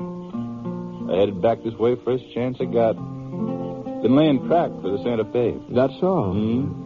Line reaches Pearl City now. Oh, I didn't know that. Yeah. But they had to stop there for a spell on account of some legal ruckus about the right-of-way. So I took my pay, bought myself that mare over yonder, and moseyed on. I don't know what it is about this song. Once you hear it just sort of sticks with you. Yeah, it does. Silver Threads Among the Gold. That's the title. Darling, I am growing old. Silver threads among the gold shine upon my brow today. Life is fading fast away, but my darling, you will be always young and fair to me. Yes, my darling, you will be always young and fair to me.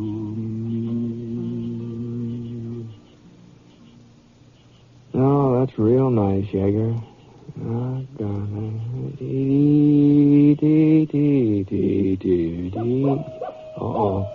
Oh, there they are again.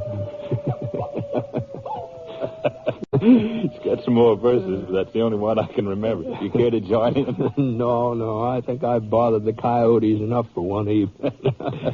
Well, it looks like them beans are getting hot. Suppose we can interrupt our concert until after supper. Probably sound better on a full stomach anyhow. No, I don't know, Yeager. In my case, I reckon it wouldn't make much difference.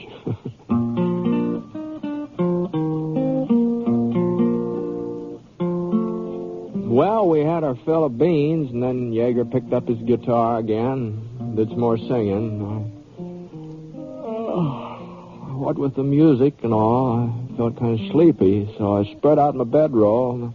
Last thing I remember is hearing that guitar as I dropped off.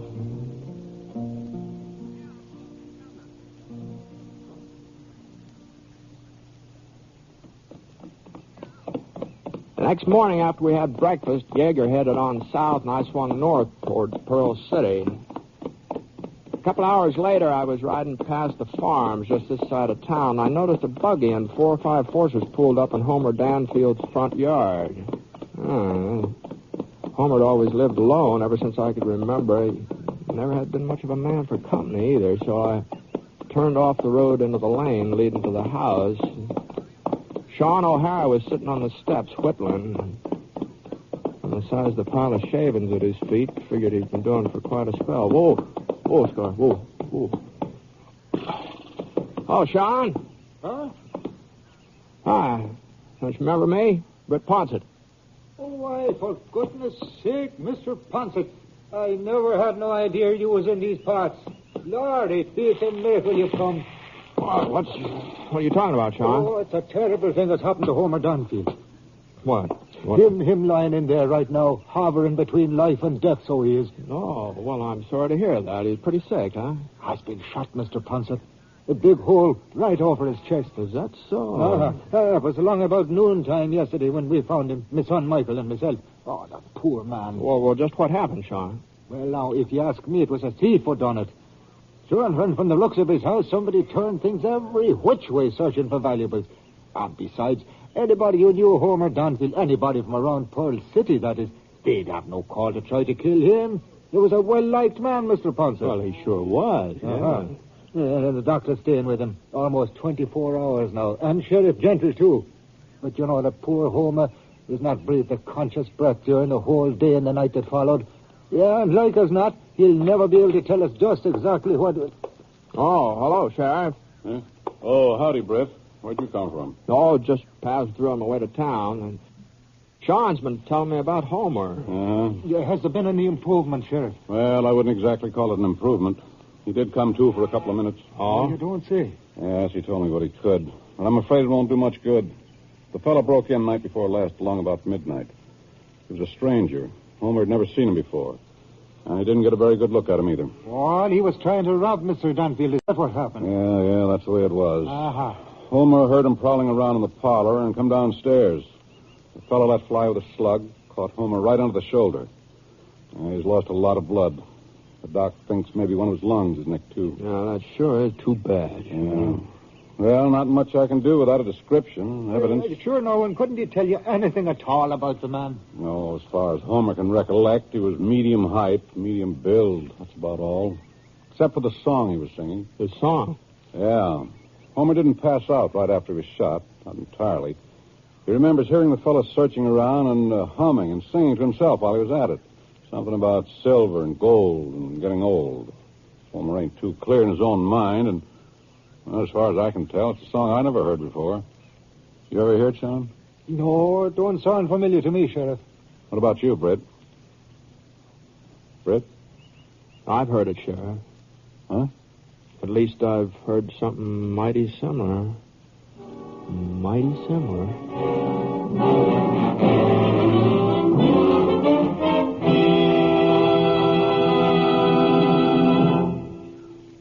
We'll return to James Stewart as the 6 shooter in just a moment.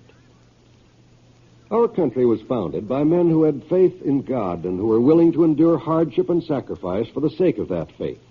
In these troubled times, there is need to support a way of life based on the enduring principles of religion, which knit the family together, make for good citizenship, and build the character of the children.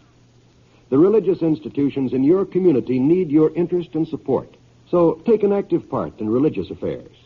Your pastor, rabbi, or priest will give you invaluable family counsel and aid if you're a newcomer to the community. To face the problems of the future, America must be morally strong, and that moral strength comes through worship and faith. Go to church this week and take someone with you.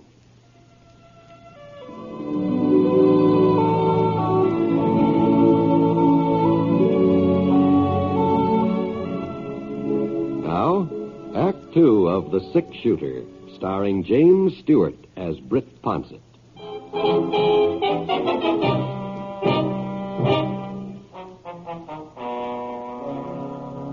Well, I told Sheriff Gentle about running into Toby Yeager and his guitar, about the tune Toby tried to teach me.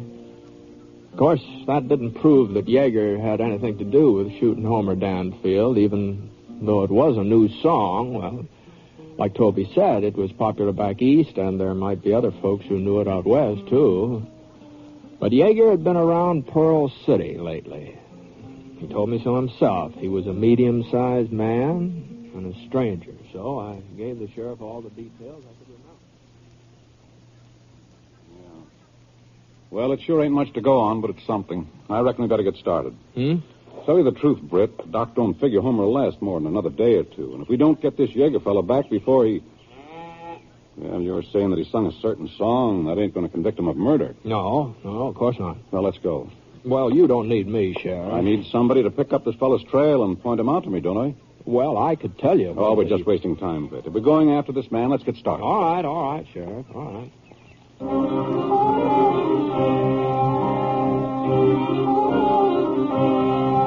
It took us a couple hours to ride back to the place where Yeager and I had camped for the night.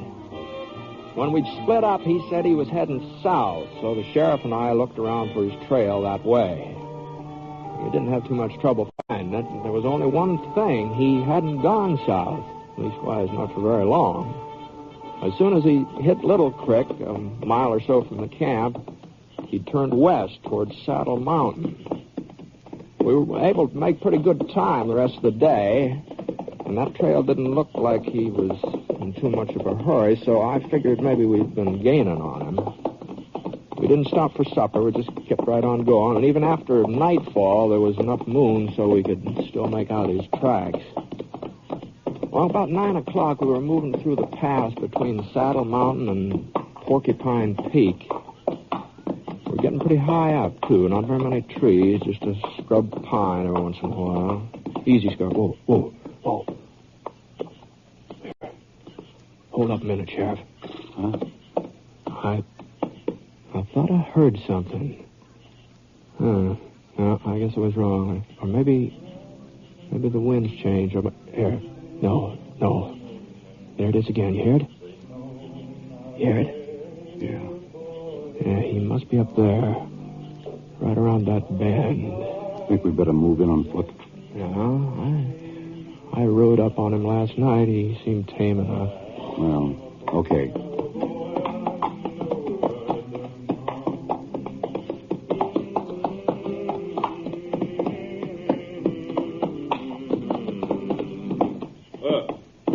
Where'd you walk? Hello, Yeager.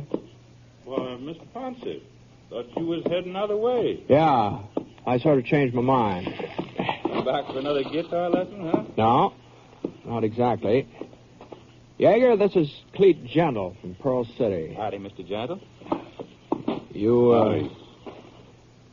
You two never met up before, Yeager, while you were working in Pearl City. No, not that I recollect. Why?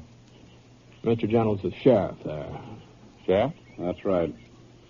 Well, I was only in town for a few days, and I was sort of on my good behavior. Leastwise, I never had no run-in with the law. Yeah. There's something I can do for you, gents? Yeager, a fellow was shot the other day. Shot and robbed.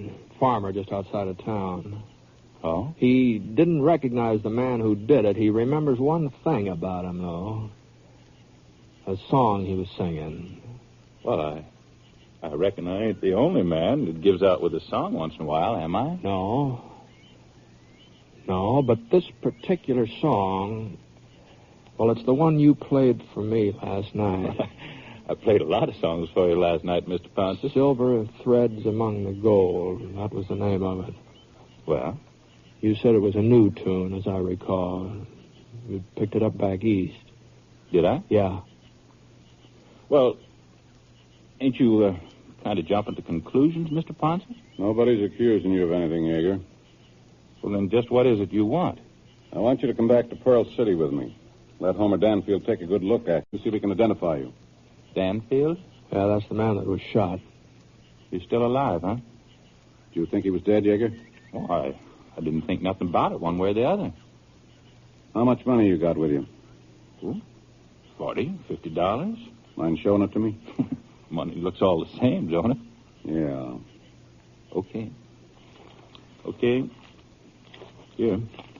20, 30, 40, 45, 48.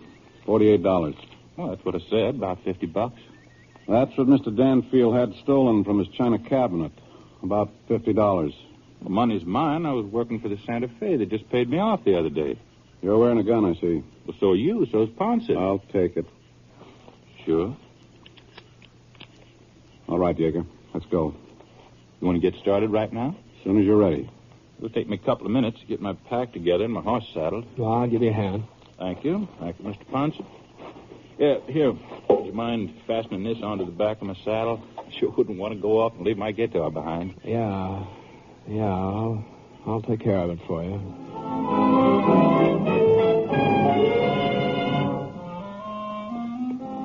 Well, we rode all night, the three of us. Nobody did much talking, but every once in a while, Yeager had let loose with some humming and some singing. He sure didn't seem very worried about what had happened when he came face to face with Danfield. I couldn't make up my mind. Maybe it was just that he had a clear conscience, or maybe he was putting up a good front for our benefit. Anyway, along about 6 o'clock in the morning, we were riding past the O'Hara farm. That meant we were almost there. Danfield's place would be next. Sean O'Hara came running out of the barn carrying a pail of milk, and when he saw us, he set the milk down and gave a holler. Sheriff Jenkins, hold up a minute, Sheriff. Whoa now, whoa there, whoa. Whoa, Scar. Morning, Sean. Aha. So you found the fellow you were looking for, I take it. Yeah, we found him. Well, it's sure too bad you went to all this trouble. All right. What do you mean? Poor Mr. Danfield. He is no longer with us. No. He passed away a little before midnight last night. God rest his soul. Oh. Tell me, Sean, did he say anything more before he died? No, Sheriff, not a word. I see. Well, looks like you won't have no more use for me, Sheriff. You ain't going to prefer charges of murder just on account of a song I happen to sing to Ponset, are you? Well... Yeah, I guess he's right, Sheriff. Yeah. All right, Yeager. Here's your money and your gun. Thank you. Well, so long, gents. Come on, boy. Yeager. Yeah? I don't know whether you had anything to do with this or not. I guess nobody will ever know for certain, except you. I guess that's so. But you'll know it, Yeager. And if you did it all the rest of your life, you'll know it. That all you wanted to tell me, Ponce? That's all. Well, so long. What do you think, Britt? Did he do it?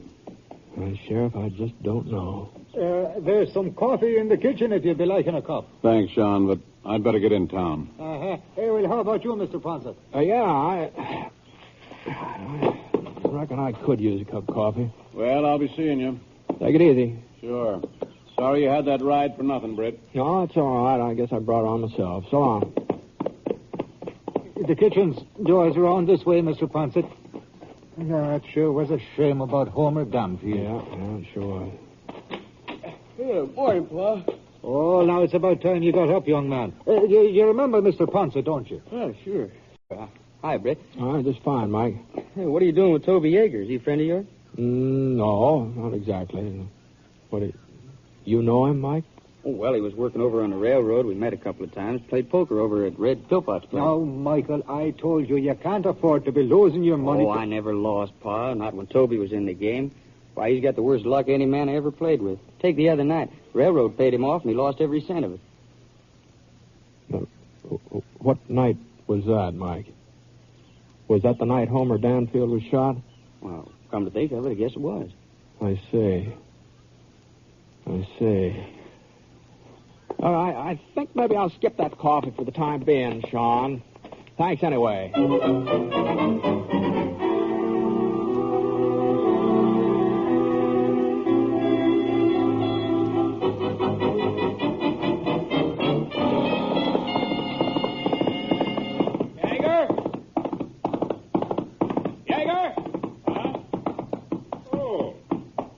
What is it now, Ponset?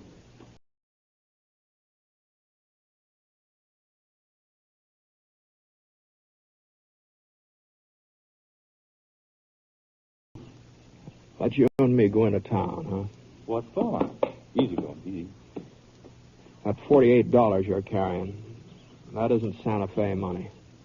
What do you mean? You lost your pay the other night in a poker game, all of it. Oh? Where'd you get the $48, Yeager? What might be kind of hard to explain, Ponset? It sure would. Looks like you was wrong, don't it? Huh?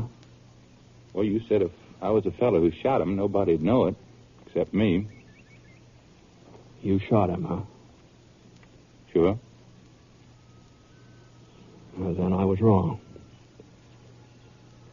Maybe we'd better go back to Pearl City, huh? Sure.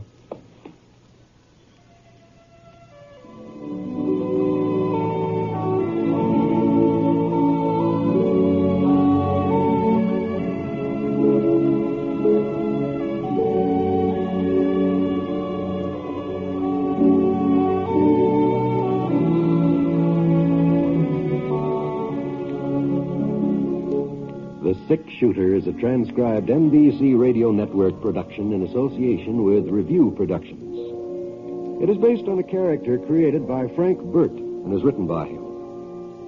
Mr. Stewart may currently be seen in the Universal International picture, The Glenn Miller Story. Others in the cast were Ben Wright, Bert Holland, Will Wright, and Barney Phillips, who played Toby. The guitarist was Bob Bain. Special music for this program was by Basil Adlam, and the entire production is under the direction of Jack Johnstone. All characters and incidents were fictitious, and any resemblance to actual characters or incidents is purely coincidental. Oh, by the way, you'll be interested in knowing that the Six Shooter has been chosen for broadcast to our men overseas through the facilities of the Armed Forces Radio Services. This is John Wall speaking.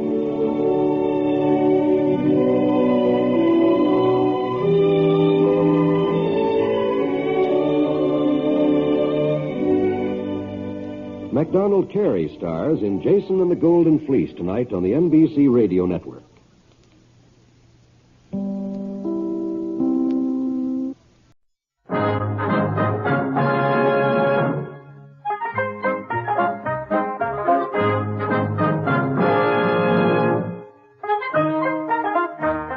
In just a moment, you'll hear James Stewart as the Six Shooter, just one of the many great stars brought to you Sundays on NBC. Every Sunday, hear Hume Cronin and Jessica Tandy in The Marriage. Sir Laurence Olivier on Theatre Royal. Lawrence Tibbett with the Golden Voices. Helen Hayes, Frederick March, Rex Harrison, and Lily Palmer on the NBC Star Playhouse. All of them heard only on NBC. James Stewart as the Six Shooter.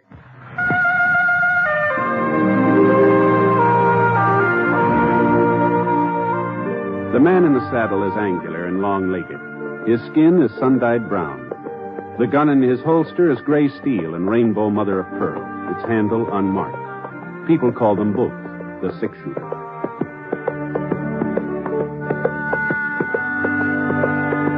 Coleman, America's leader in modern automatic home heating equipment, and the National Broadcasting Company present James Stewart as the Six Shooter. A transcribed series of dramas based on the life of Britt Ponset, the Texas plainsman who wandered through the Western Territories, leaving behind a trail of still-remembered legends.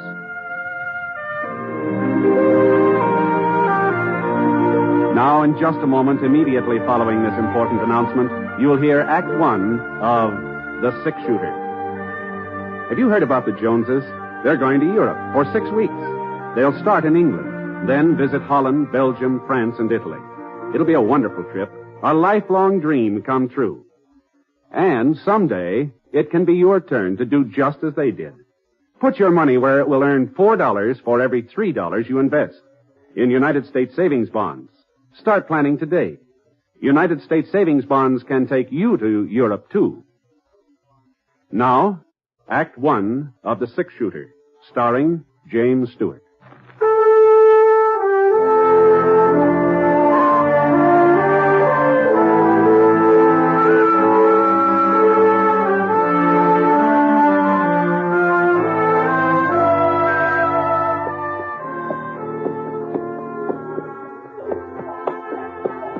There were over 400 head in the macadam herd, 400 white-faced Texas cattle, and only 3 of us to shove them along the trail to Abilene. But the macadam's boys had promised me a tenth of whatever the herd brought, so I signed on for the drive.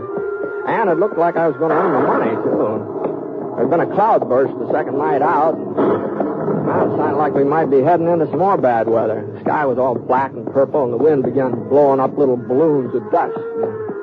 Thunder made the steers restless. They still remember that first storm. They didn't like the idea of going through another one. All right, come on now. Come on, cattle. Hi-ya. Hi, cattle. I can see the rain now. It hadn't hit us yet. It's still a couple of miles ahead, but I could see it real plain. streaking down across the sky like little silver lines on a gray blackboard. In the canyon where we were, the sun was still shining. It gave me a sort of funny feeling. Rain and sunshine all at once, sort of like being two places at the same time. Rife McAdams, he came pounding up from behind and reined up alongside of me and Scar. Oh, boy. What do you think, Britt? Well, if that wind don't change, we'll be getting wet inside of 15 minutes. Don't look like it'll change. No, afraid not. And I guess we might as well keep on going. It'll be easier to handle if we're out of this canyon when the storm hits. Yeah.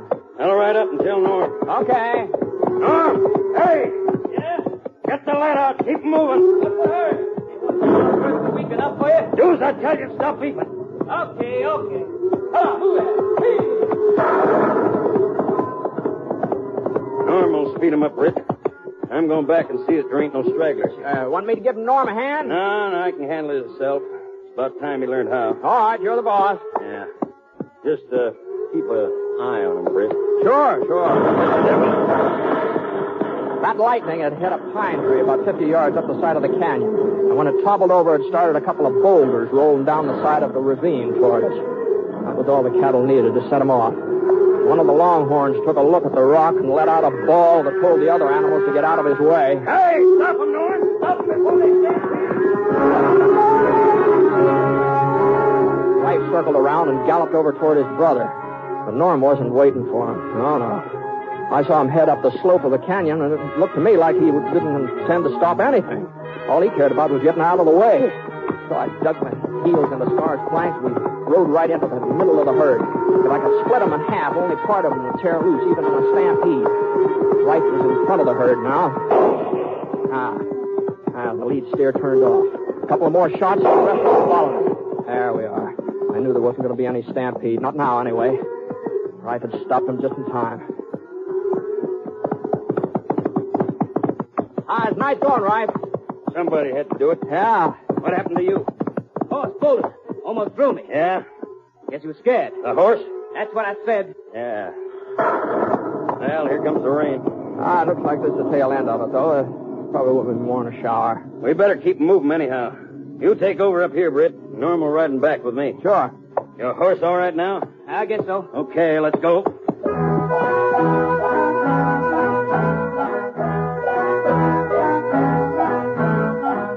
About half an hour later, the rain let up.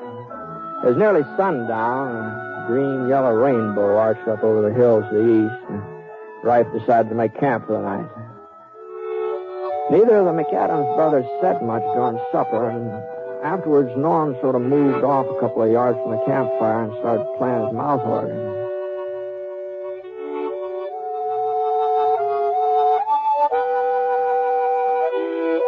What you staring at, Rife? Huh? You heard me. I don't know what you mean. You've been watching me ever since this afternoon when my horse bolted. You've been looking at me the way you used to look when I was a kid and done something you thought was wrong. We almost had a stampede today, Norm. Almost? You was riding front, man. You was the one to stop it. I suppose you've never been on a horse that ran away with you. You was always able to handle that Palomino before. Why do you have to keep nagging? I'm no cattleman. I didn't want to come on this drive in the first place. It's our herd. It's your herd. It was up to me would have sold the ranch years ago. Yeah, maybe you're right. Maybe we ought to sell out. We'll talk about it when we get back home. Hold up a minute. Thought it was my turn to look after the cattle tonight. It's been a pretty hard day. You're probably tired. I'll wait till... I'm no more tired than you are. Okay, Norm. I'll be over on that hill over yonder. Well, you're not serious, Rife, about selling out, are you? There's something in what Norm says. He's no cattleman. Well, maybe not, but you are. I can always get work somewhere. Carrie'd probably be happier in town anyway. Carrie? My wife. Oh, well, I didn't know you were married, right? Yep, last winter.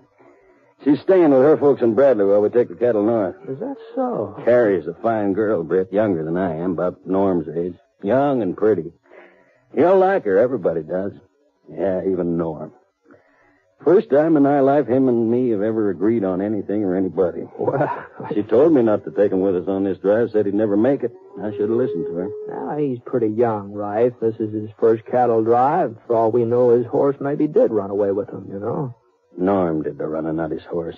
He's no good, Britt. I guess it's my fault. I guess I brung him up wrong, but he's no good. You're not his father. You're not to blame for how he turned out. I'm the only father he ever had. Our old man died when Norm was just a baby, and Ma just lasted a couple of years after that. Oh, I'm sorry. I was 13, practically full-grown when she passed on, but Norm was only 4. She made me promise I'd look after him, see that he got his schooling and a chance to mount to something. Yeah. Fire's almost out. Oh, here, I'll fix it. I sent him to school, bought him books, but he wouldn't stick it out. It was too much like work. That's his real trouble, Britt. He's lazy, he's selfish. Expects everything to be handed to him all tied up in a fancy ribbon. Like this afternoon, he wasn't afraid of the cattle. He just couldn't be bothered stopping them. He didn't care that much. Oh, maybe he's had it too easy, right? Maybe if the chips are down, he'd surprise you. Maybe. Well, I'm not making the same mistake again. Not with my own kid. With your own? What? Yeah. Carrie's expected. He might be here by now, for all I know. Well, congratulations. Thank you. I'll buy you a cigar and have one. Yeah, all right. Oh, well, that's fine. Well, I guess maybe it's time to turn in, I think. I ain't very sleepy. I think I'll go up and, well, see if Norm's all right. Oh, doggone it, Britt, he is my kid brother. Sure, I know, right? Sure. Good night. Good night. I banked the fire for the night and spread out my bedroll. The moon came up, full moon, kind of a moon you ought to have after a rain. I stretched out flat.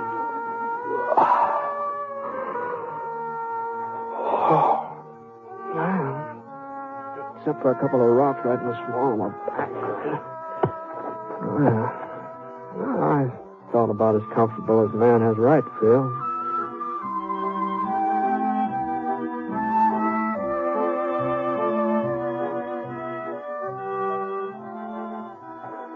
Right? No. It's me. Oh. I thought you were looking after the herd. Rife's come nosing around. Guess he don't trust me. So if he wants to stay up all night, that's his business. Sorry. Yeah, we got nothing but heroes on this drive. How do you figure that? Well, you're the 6-shooter, ain't you? Supposed to be the fastest man with a gun west of Kansas City. East of there, too, from the way folks tell it. No, you shouldn't believe everything you hear, Norm. I don't. I don't believe you're any faster with a gun than the next man. Probably not. I don't believe you're any faster than me. See that white rock over there? Well? You're good. Go ahead. It's your turn. Well, I'm afraid I'm sort of out of practice of shooting at rocks. I used to do it, but I haven't tried it recently. What do you mean by that? I'm still a kid? I didn't mean anything. You're a good shot. Now, good night. Maybe you think it was an accident I hit it. I hit it. I can do it again. There. See that? Good night. Oh. The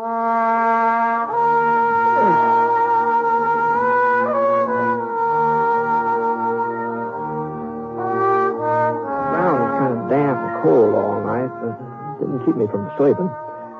And when I finally woke up, the sun was just starting to shove the sky away from over my head. A couple of seconds I couldn't quite decide whether to open my eyes or not, but the smell of coffee made me make up my mind. Oh!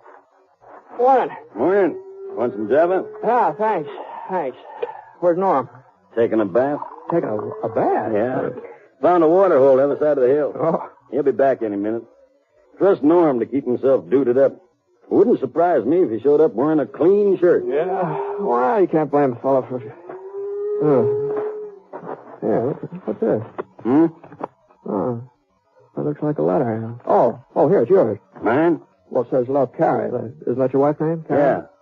Yeah, well, here. Read it to me, Britt. What? Out loud. Read me what it says.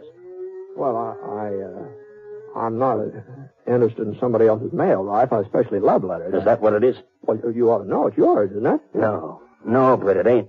Carrie ain't never written me. She knows I can't read. It's Norm that had the schooling. Remember, Britt, I told you last night. Yeah, I remember. Read me what it says. Go on, Britt, read it.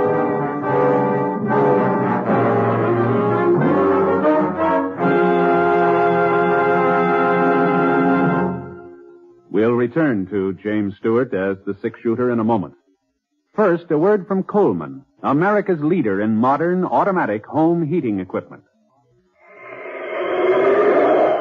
You'll be glad this winter you bought a Coleman heater this fall. Yes, as you sit back in your easy chair, snug and comfortable, you'll be glad you bought a Coleman heater. You'll enjoy floor-to-ceiling warmth in those rooms you could never heat before. Get your Coleman oil or gas heater now during Coleman's big bonus sale. Here's what you get. First bonus, a new low price. Yes, now you can get a dependable Coleman automatic heater at a new low price. Second bonus, a new low operating cost. Coleman saves you up to 25% on heating bills because Coleman gives you maximum heat from your fuel. Third bonus, a 32-piece set of Libby's Safe Edge glassware worth $14. It's free with your new Coleman heater. Get 3 big bonuses. Get your Coleman oil or gas heater now during Coleman's big bonus sale. This sale is for a limited time only. So see your Coleman dealer tomorrow. You'll find his name and address in your telephone directory.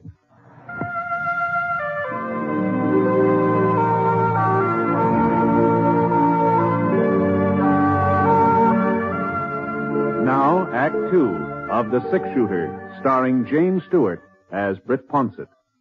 The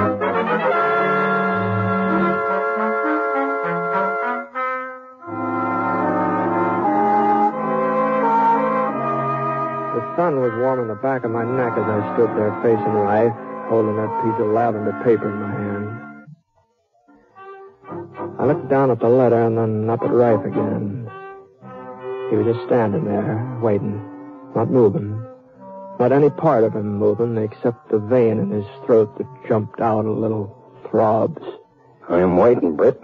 Now, it's not my letter, Rife, and I guess it isn't yours, It concerns me, don't it? It's from Carrie. It's from my wife. Well, that's between you and her. I want to know what it says, what she's been writing to Norm about. Go ahead, Britt.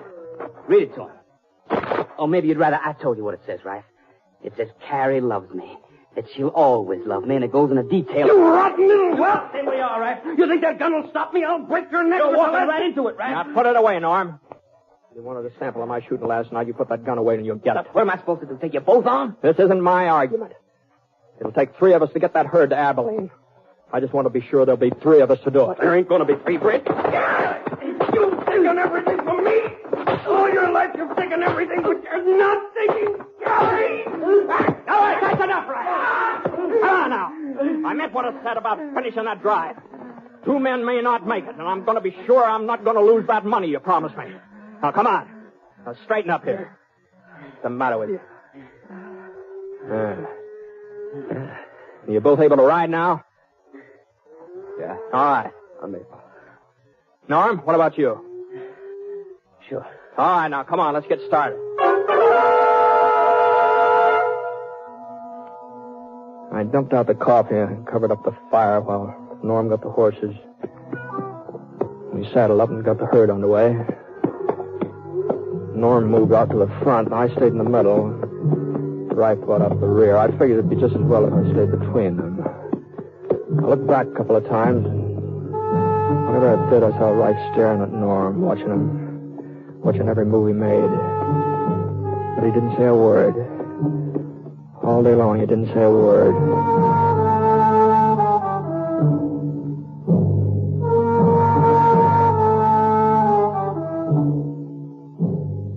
And then at supper time, Rife, he sat off one side just pecking at his food. I noticed there's nothing wrong with Norm's appetite, though. Any more beans? Yeah, it looks like you finished them up, Norm. Oh? You're kind of hungry tonight, huh? Why not? Just a kid still doing my growing. At least that's what some people think. Uh-huh. Well, as long as you're so full of energy, maybe you wouldn't mind looking after the cattle, huh? Huh? Well, you missed your turn last night, didn't you? Say, you taking over this outfit, Ponset? No. Just a suggestion. I guess somebody's got to run things. Don't look like my brother's holding a very tight rein. See you in the morning. Yeah. Come on, Rife. How about some shut-eye? Okay. Good night. Night. I waited till Rife dropped off, and I closed my eyes. I didn't sleep very long, though. About an hour later, something woke me up. At first, I thought it was a coyote. And then I saw Rife edging off through the brush.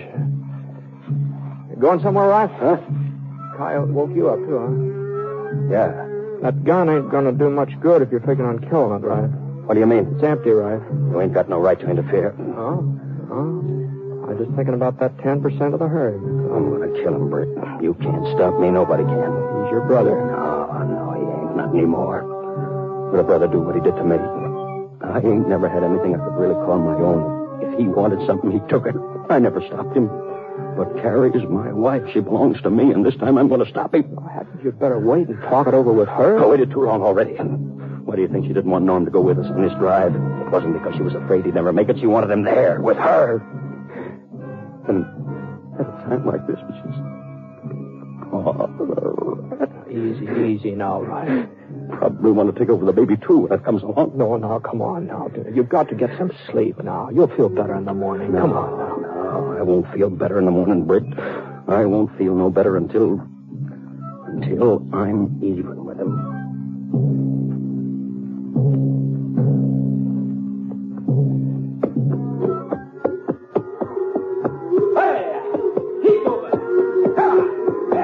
I guess none of the three of us got much sleep that night, and by noontime the next day, that saddle of mine was a little harder than usual.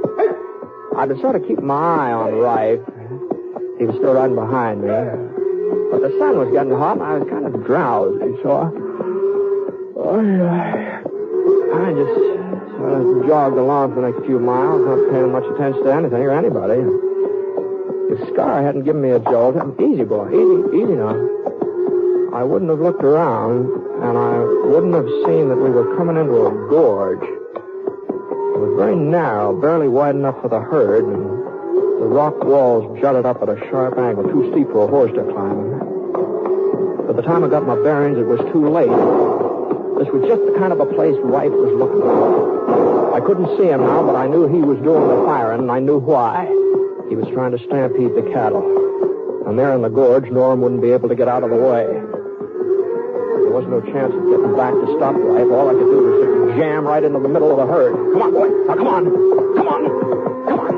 Scar fought his way past a couple of steers. I tried to keep them under control, but the ones from the rear started pressing forward in earnest, and there just wasn't no holding the rest of them. And we was right in it now, a real stampede. This was Rife's way of killing his brother, and I wasn't so sure I was going to fare any better than Norm. A couple of the cows shoved against us, almost toppled us over. Scar was pretty certain to lose his footing before we could get much further, and I jerked out my gun. I cleared us a little path, but the cattle plugged up before we get through. All of my shooting was just making things worse. There was nothing to do now but just give Scar's head, let him run with it. I hadn't had time to worry about Norm. I didn't know what had happened to him. I didn't even think about him until it... Hey, that wasn't Rife firing. That wasn't Rife firing. That was from up ahead. Well, the herd was half crazy now. They'd been shot at from all directions. They didn't know where to turn now. I rose up in my stirrups and looked forward. Norm was holding his ground at the mouth of the gorge. He could have gotten away, all right, but he was holding his ground. I hadn't lifted myself up. Maybe I would have been able to hang on when the cattle twisted around and started changing direction. As it was, Scar held his ground, flattened out behind a rock. That was the only thing that saved my neck. I rolled under him. The cattle just swung around and started heading back to the water.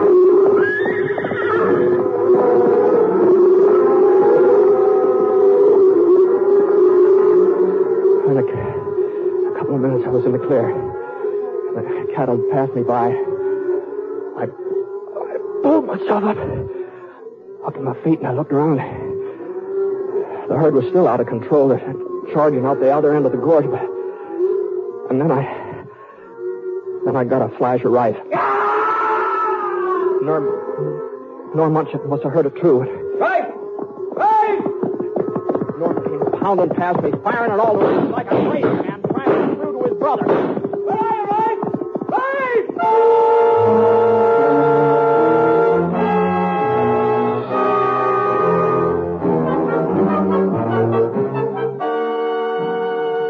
The herd had moved on almost out of sight now before I saw Rife again. He was lying on the ground in a smear of sticky red dust, and Norm was there bending over him when I got up to him.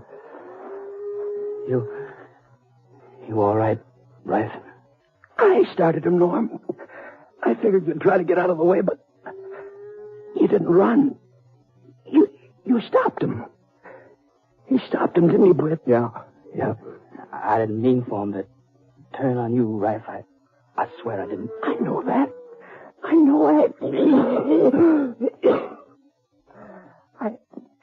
I saw you trying to get through to me. Why did you want to help me, Norm? I started them so they'd kill you.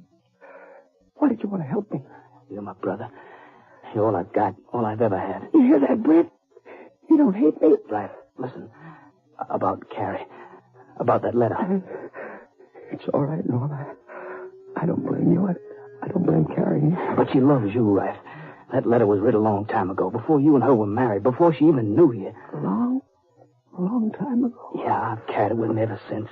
I was in love with her, but she wasn't in love with me, not ever. And when you come along, she realized it. She's never had anything to do with me since. I only kept the letter so that I could show it to you, and you got to riding me the way you did yesterday. You're telling the truth. You know I am, don't you? Yeah, I guess I do. Sure. I guess I've known it all along. When Carrie told me about us having a baby, I was so happy and proud it almost spilled over. I guess a man couldn't feel that way if he wasn't sure of his wife. Take it easy, Rice. Now, don't try talking too much. What's the matter with you, Britt? You think them cattle finished? No, of course not. You said it would take all three of us to get to Abilene.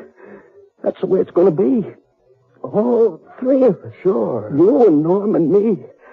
Maybe a while before I can get on my legs, but you just give me a couple of hours rest while you're rounding up the herd.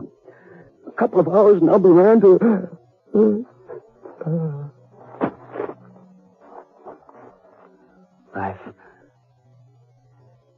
Rife.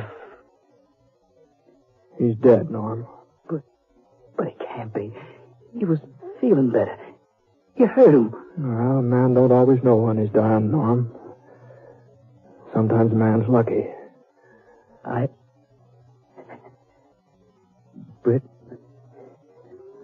Yeah. It's only kids that cry, ain't it? I guess this makes me a kid.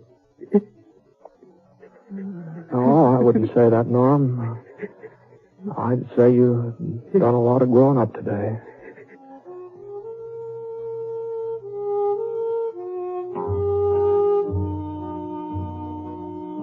We buried Rife there at the mouth of the gorge and went off to round up the cattle again.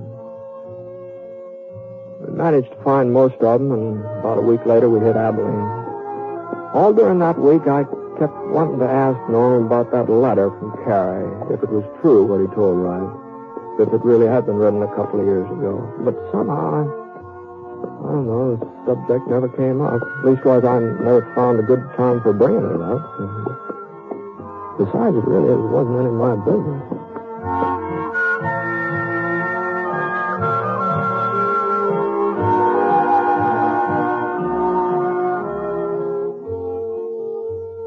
Beginning tomorrow night, Fibber McGee and Molly return to the air in a new series of programs. Yes, beginning tomorrow night, you'll hear those wonderful folks from 79 Wistful Vista, Fibber McGee and Molly, every night, Monday through Friday on NBC. As a matter of fact, this is the week that will see 28 new programs beginning on the NBC radio network. And you'll find that an evening with NBC radio is an evening sure to entertain. So make a date to keep your dial set where you hear the familiar NBC chimes. Your invitation to the best in radio programming.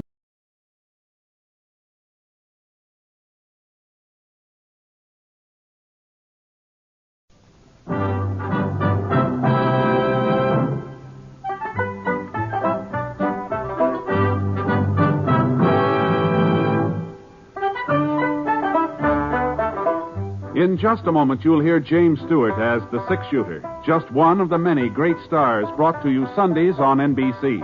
Every Sunday, hear Hume Cronin and Jessica Tandy in The Marriage, Sir Laurence Olivier on Theatre Royal, Lawrence Tibbett with the Golden Voices, Helen Hayes, Frederick March, Rex Harrison, and Lily Palmer on the NBC Star Playhouse. All of them heard only on NBC. James Stewart as the six-shooter.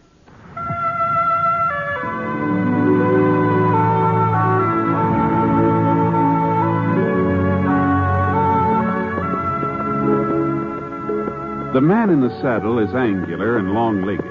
His skin is sun-dyed brown. The gun in his holster is gray steel and rainbow mother-of-pearl, its handle unmarked. People call them both the six-shooter.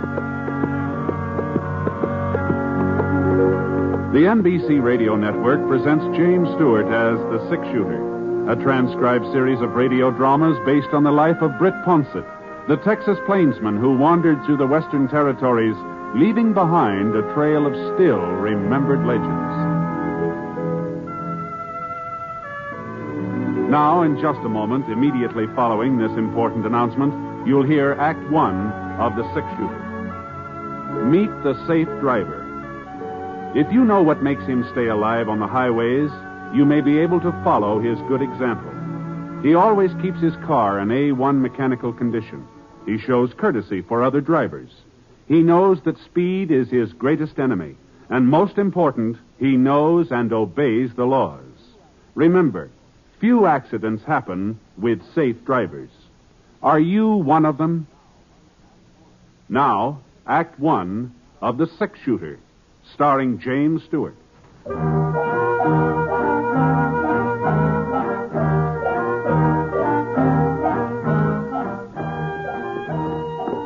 I hadn't seen Mary and Dan for pretty near 3 years, not since they left the Panhandle. So I figured as long as I was riding up through the Platte River country, I might as well swing out on my way a piece and look in on them. Now, we'd been real good friends for a long time. It was kind of like going home. And the closer I got, the more I kept thinking back, remembering, kind of daydreaming. You know, riding across prairie flat sort of does that to you. Your horse, he kind of finds his own trail mostly, and you just slouch easy-like in the saddle and listen to the hoofbeats, steady, regular. Things you haven't thought about for years sneak into your head.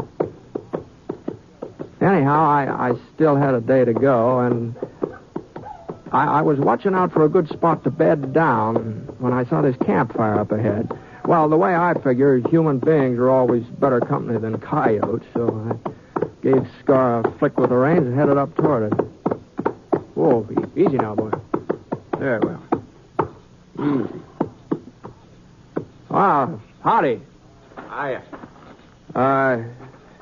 You'd rather camp private? Well, climb down. Pour yourself some java. Oh, thanks. Easy, boy. Whoa. Gee whiz, that smells good. Yeah. You, any notion about how far it is Walnut Creek?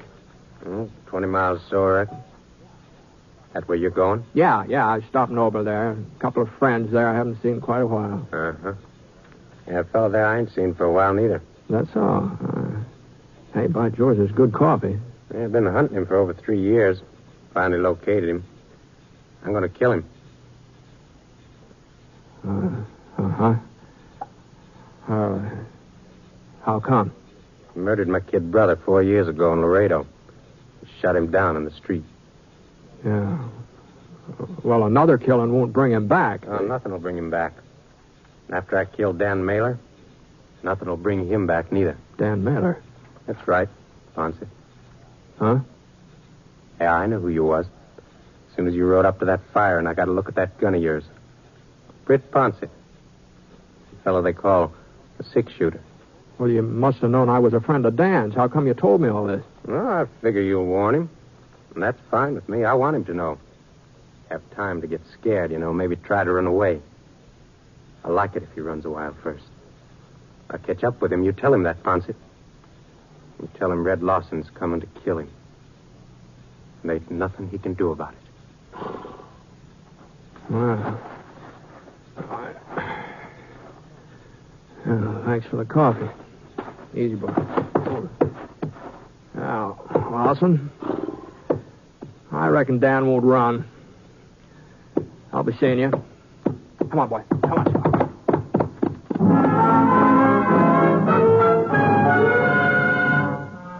That's the trouble with the past. It wasn't only good things in it.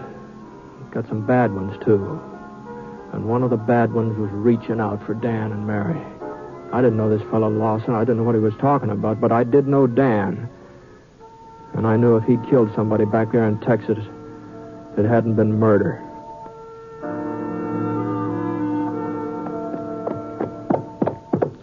It was long about middle of forenoon when I rode up the dirt road between the rows of cottonwoods, turned into the yard. Old hound dog came charging around the side of the house, sounding a lot meaner than he looked. Whoa, boy. Whoa, Scar. Here now. Now quit it. Yeah, you don't want to bite anybody. Nice fella. Go on, tell him you got company. Go on, boy. Go on. Go on. The place had a good feel to it. Quiet, peaceful. And then I remembered Lawson. Britt Ponset. Britt. Oh, I just can't believe it. Hiya, Mary. Gee, it's been a long time, hasn't it? Dan, come on up and see who's here. Hurry. He's been working in the barn fixing up one of the plows. How are you? Hey, you haven't changed a bit, Mary, unless you're a little prettier than her. Oh, you're... Hi, Dan. Son of a gun. Oh, you stayed away too long. Well, things came up, Dan. You know how it is. Yeah. You're sure looking good, both of you. Oh, feeling good, too. Settling down is what does it, Britt. Yeah, she took a good saddle man and turned him into a poor plowman. What do you think of that? That's not true, Dan. We've got the best stand of corn west of the Omaha. What's really great, though, Britt, is peace. Peace. No more gunfighting, no range wars. Never knowing whether Dan would come home sitting up in his saddle or tied onto it. That's all in the past now. Why, Dan doesn't even wear a gun anymore. And that's the way I want it, Britt. It's the kind of life I want from... Oh, have we got a surprise for you? Oh, well, you know, I... Kind of hard to surprise, you know. You remember? That's what you think. Come on inside. Now, don't you tell him, Dan. No. Oh, you'll see, Britt. Let's see.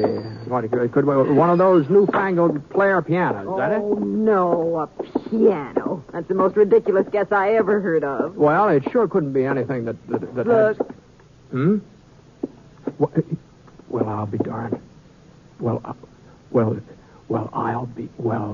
I'll be doggone. It's a baby. Well, which kind is it, Mary? Not it. He. That's young Britt. He'll be a year and a half old next month. That name was Mary's idea, Britt. I sure wouldn't have wished it on him. Well, I'll be doggone. Oh, he's all upset. Hasn't had his nap out. Rich will have to look him over later. You and Dan go on outside now and let me quiet him down. Oh, sure, Mary. I can't have my namesake all upset. Are you hungry, Britt? Oh, I'm always hungry. You know that, Mary. Good. Got some buttermilk cornbread in the oven. Be ready in a minute. You know, Britt, Mary is right. This is a good life. I never thought I'd settle down and like it, but I sure have done it. Yeah, Dan. I guess Mary can't hear us out here, can she? No, she can't hear us. Why, what's the matter, Britt? I met a fellow on the trail last night, Dan. Name's Red Lawson. Lawson? Says you shot his brother in Laredo about 4 years ago. Lawson. Kurt Lawson. Yep. Yeah, I did, Britt. He was one of the Bracken gang, that bunch of rustlers that pulled an ambush on me when I was working for the Circle J ranch. Well, I guess I better dig out the shooting irons and go after him. No, wait a minute, Dan. Wait, nothing. He's probably holed up in town. The odds will be better if I go after him instead of waiting for him to come to me. Yeah, but what about Mary? Well, that's just it. If I catch him in town, it'll keep him from coming out here. What about her, Britt? What do you mean? Well, she's happy now, Dan. She figures this kind of thing is all over and done with. Well, she'll sure find out different if he comes out here gunning for me. Well, maybe he won't, though.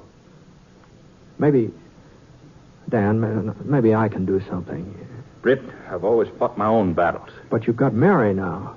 You've got the baby. And you're a lot faster with a gun than I am. Is that what you're trying to say? No. Dan. There are just other answers besides killing, that's all. Or maybe we can find one. Anyway, we can try, can't we?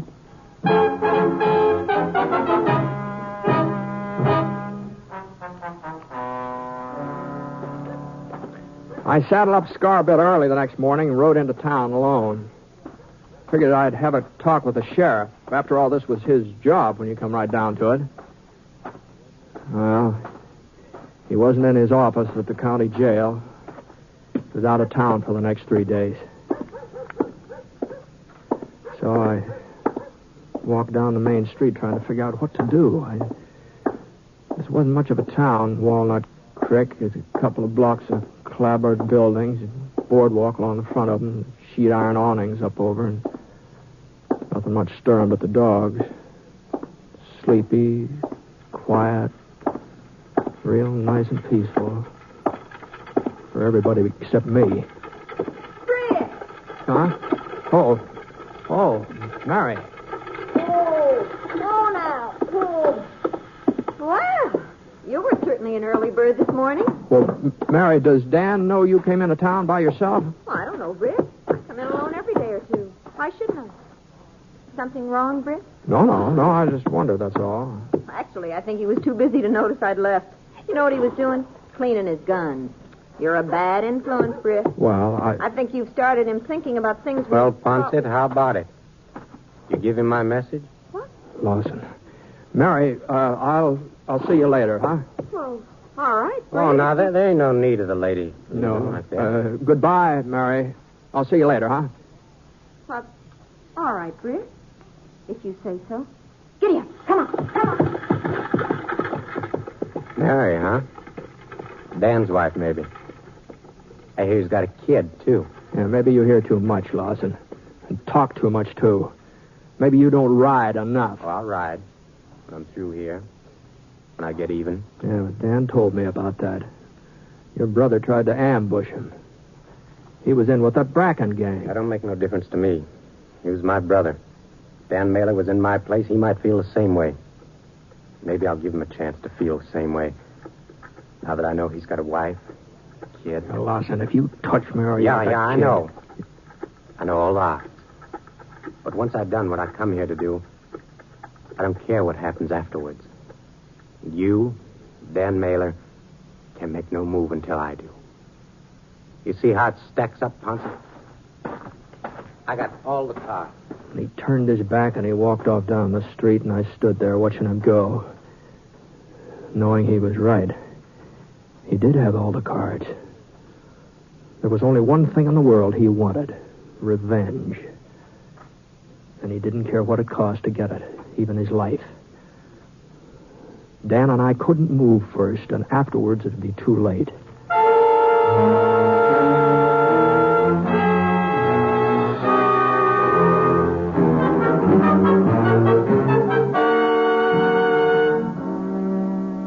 We'll return to James Stewart as the six-shooter in just a moment. When it's entertainment you're after, you'll find the very best on this station of the NBC radio network. Thursday night, for example, you'll hear Robert Young, Roy Rogers, Ralph Edwards, and Eddie Cantor, each with a great program for your listening pleasure. Robert Young on Father Knows Best, a program based on the assumption that the man of the family can put one over on the wife and youngsters. And Truth or Consequences with Ralph Edwards. When Ralph sends a contestant off on a consequence, it usually ends up as one of radio's funniest stunts. And if you like Western songs and adventures, you'll find none better than the ones you hear on the Roy Rogers Show. Then, to top it all off, hear the little-known stories of show business that Eddie Cantor tells on Show Business Show each Thursday on the NBC Radio Network.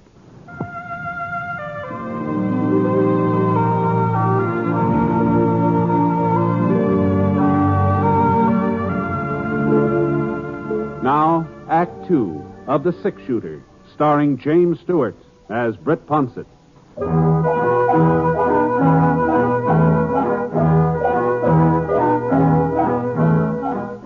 I found Mary finally at the general store, and I stayed with her while she bought some things. And we headed back for the farm. Just like a woman, she was curious about the fellow I'd stopped to talk with. Wondered why I hadn't introduced her. I had a real hard time stalling her off, but I managed to. With Dan, it was different.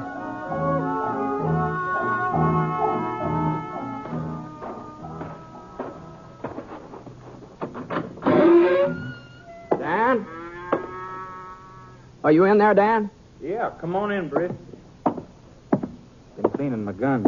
Oh, forget it, Dan. There are better ways. Yeah? You got one figured? No. No, not yet. I saw Lawson in town a while ago, Dan. Oh? You talked to him any? Yes, I talked to him. I reckon you better stay close to Mary and the boy. Why? What do you mean? What do you mean, Britt? Did he say anything? No, not exactly. He saw Mary in town, though. Why, that dirty...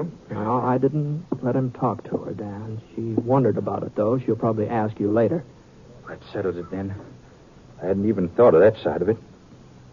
Britt, I'm going after him. You wouldn't have a chance, Dan. You're selling me kind of short, ain't you? No, I don't mean it that way. Lawson wouldn't draw even if you called him. That's not what he's after, don't you see? You'd have to kill him in cold blood, and I don't think you could do that, Dan. No, I couldn't. Not even Lawson. What are we going to do, Britt?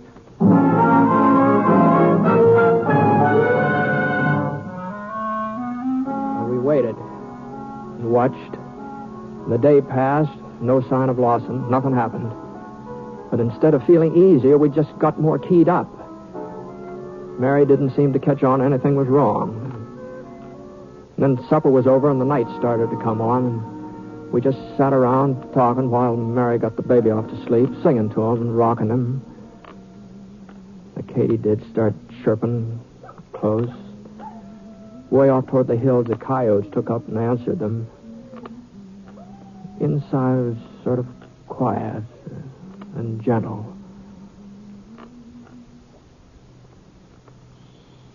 I think he's finally drifted off. Yeah, he looks sound asleep. Just look at him lying completely helpless and so lovable you could just eat him up. Well, I suppose he'll get himself some hair and teeth someday. Maybe look a little more human then. Dan, that's a fine way to talk about your own son. That's when I heard it. Sound outside.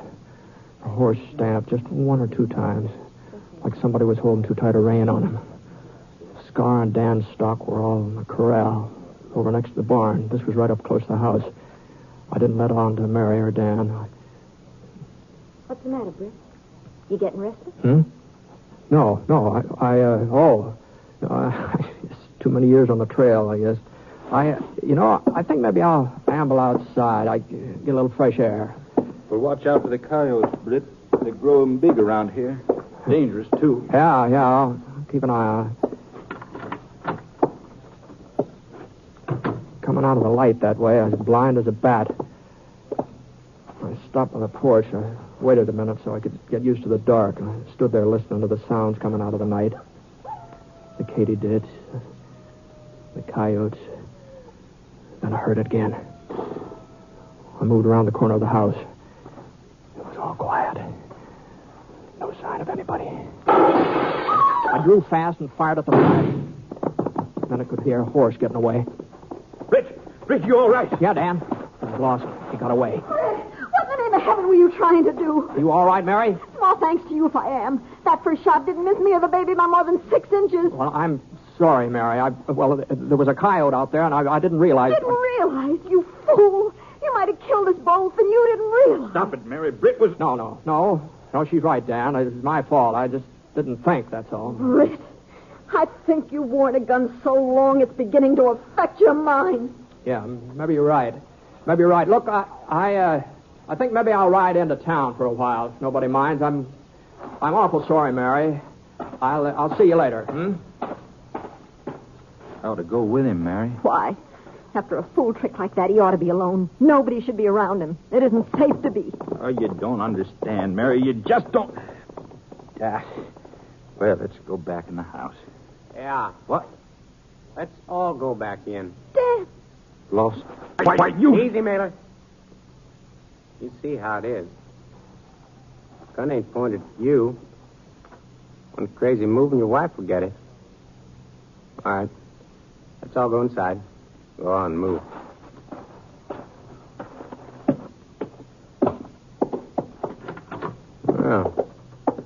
nice place. Yes, sir. Real nice place. Got a storeroom over there? Mailer. Yeah. All right. Get inside, both of you. I said get inside. Come on, Mary. Ah. That ought to hold you. Huh?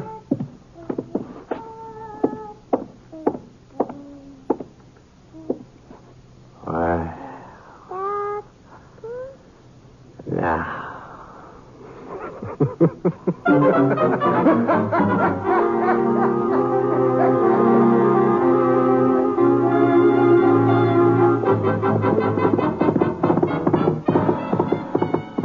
Too much of a start on me to catch up to him. After a while, I stopped. Close car. Whoa, boy. Hold up here. Oh. I could hear him up front. I could hear him. I've heard a lot of horses on the trail. Enough of them to know that this one had an empty saddle on him. I read Lawson hadn't left that farm at all. Come on, boy. Come on, Scar.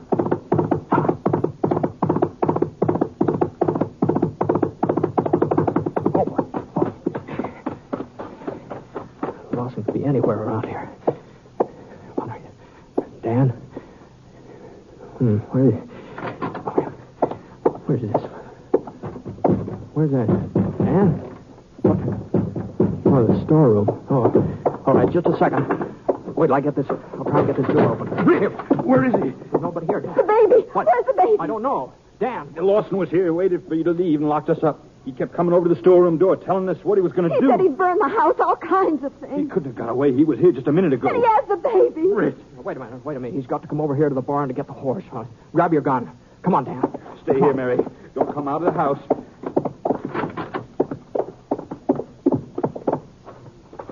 He's got the baby. This won't be easy. I know. I can't figure why he waited. He had all of us. I can't figure it. Yes, he's waited 3 years. He just wanted to enjoy it, that's all. All right, come on. We better separate. No use making it easy for him. Right, Britt. Hold it. Right where you are. The moon came out from behind the cloud. I could see him now standing right in the barn door, right in the open, like he wasn't afraid of anything. And then I saw why he wasn't afraid. He was holding a gun in his hand, not pointing it at us, though. It was aimed at a little bundle squirming in the hay behind him. I reckon you can see how things stand. One movement's all over for the kid. All right, Mailer. Drop your gun. I'm the one you're after, Lawson. All right, you got me. How about leaving Mary and the baby out of it? I killed your brother. They didn't. Hey, you'd miss him, though, wouldn't you? I guess you'd miss him real bad. Why, you... Hey. Careful, mate. Dan just stood there, helpless. His hands up in the air. The moon was out full now. I knew I could get a clear sight on Lawson, but I didn't dare to draw and fire. He'd still have time to jerk that trigger. The gun muzzle was about 3 inches from the baby's head. All right, Ponset. Move on over next to Mailer. I want you both where I can see you. Go on, move. I walked over and stood beside Dan. 4 years, Mailer. 4 years I've been dreaming about this. Now it's even better than I thought. I didn't know you'd have a family. I didn't know I'd get the 6-shooter along with you. It's our fight, Lawson. Why don't you leave the rest of them out of it? I had a brother once. 4 for 1 makes a pretty fair payoff. I kept watching his gun. It was the only chance. If it swerved for 1 second, I'd make a play, but it didn't swerve. And the time was running out. And then I caught something from the corner of my eye, just the bare flicker of it. It was over at the side of the house. It was Mary. I made my draw. Lawson! Here! Why, you... You dropped him, Britt. Now, make sure, Dan. Wait, now, we've got to make sure. Oh. Is that sure enough for you? Yeah. The baby. Is he all right? Yeah, he's all right, Mary. Oh, thank heaven. Mary, if anybody had told me that you could do what you just did, Here now. I don't Come to Mother. You mean after the way I've always felt about guns? And after you tried to keep all this from me? Well, Dan told me all about it when we were locked in the storeroom. Oh, there now, darling. It's all right now. Britt, I saw what was happening out here, and I remembered the rifle, and, well, after all, I mean, there was nothing else to do. All right now, darling. All right.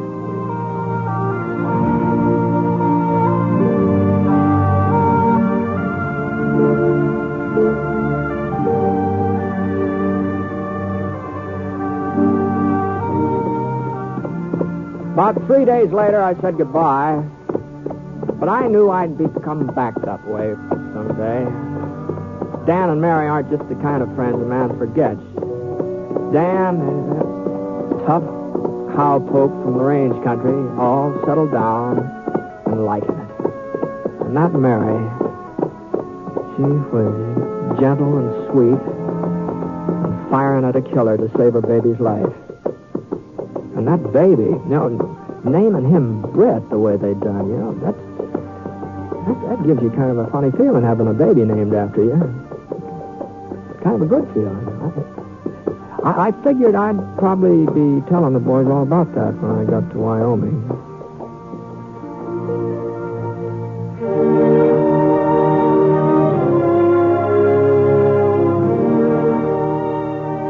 The truce in Korea doesn't mean we should stop writing letters to our men and women in service. Mail from home is just as important now as it ever was. In some respects, it's even more important. The action, the strain, the anxieties of war can keep a soldier's mind occupied. But when the letdown comes, the time to relax, that's when morale needs a shot in the arm. Your soldier knows the shooting is over. He's done his big job, and now he wants to get home. But unfortunately, there's still a lot to keep him for a while. So don't let him down. Help keep up his morale. Write that letter today.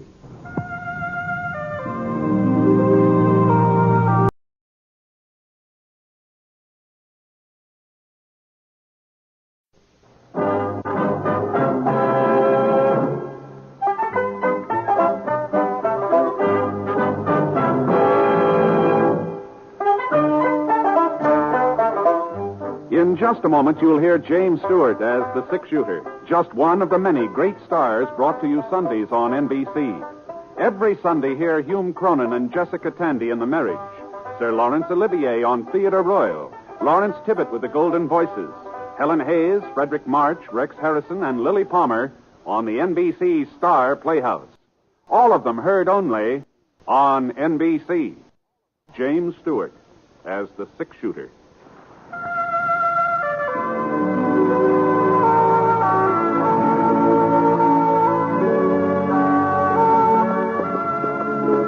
The man in the saddle is angular and long-legged. His skin is sun-dyed brown. The gun in his holster is gray steel and rainbow mother of pearl, its handle unmarked. People call them both the six-shooter.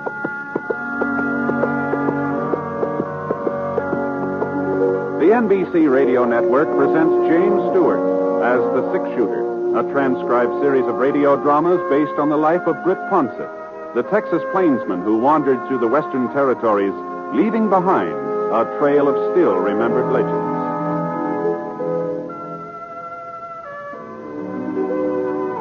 Now, in just a moment, immediately following this important announcement, you'll hear Act One of The Six-Shooter.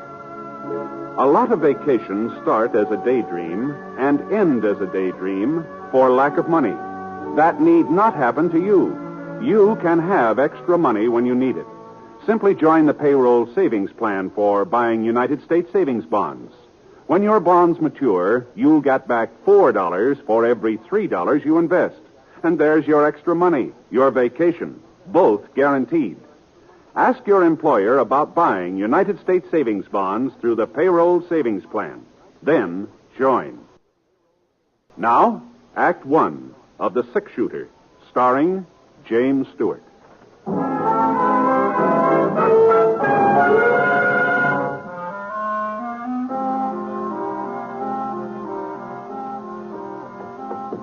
The rain had stopped, but the wind still carried slivers of moisture that cut into the boy's face as he rode along the edge of the creek. When he saw the yellow light from the back of the office, he pulled up and slid out of the saddle. then tied a wet bandana under his eyes and walked slowly and quietly to the door. All right. Put him up over your heads. Reach. What's that? Way up, both of you. Stay away from that shotgun. Now, look here, young fella. You, get over to the safe. Better hurry it up, mister. Open it. I said open it. That's better. Now toss me that sack. Okay. Don't try to follow. Thanks a lot. I see you. You dirty young. I'll show you. I'll show you. Rotten little.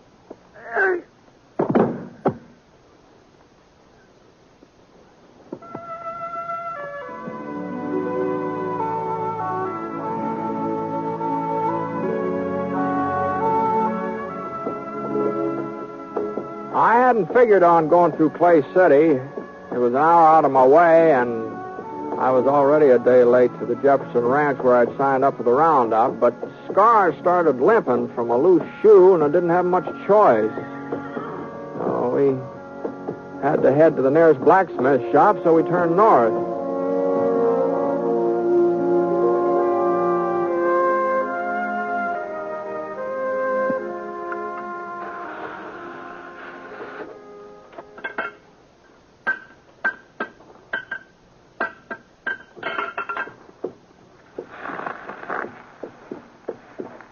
Howdy, mister. What's the trouble? Well, the horse is losing a shoe here. Well, let's have a look. Raise it up, fella. Come on, boy. Yeah, that's split, mister. Needs a new one. Okay, boy. Can you take care of it, you think? Sure. Bring him over here.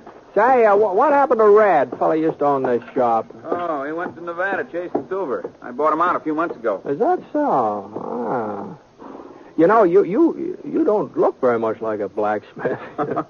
I'm stronger than I look. Heavier, too. Yes, sir. Well, what do you think I weigh, mister? Oh, I don't know. Hey, why don't you take a guess? Say 120? 30? Oh, well, not more than that, I wouldn't say.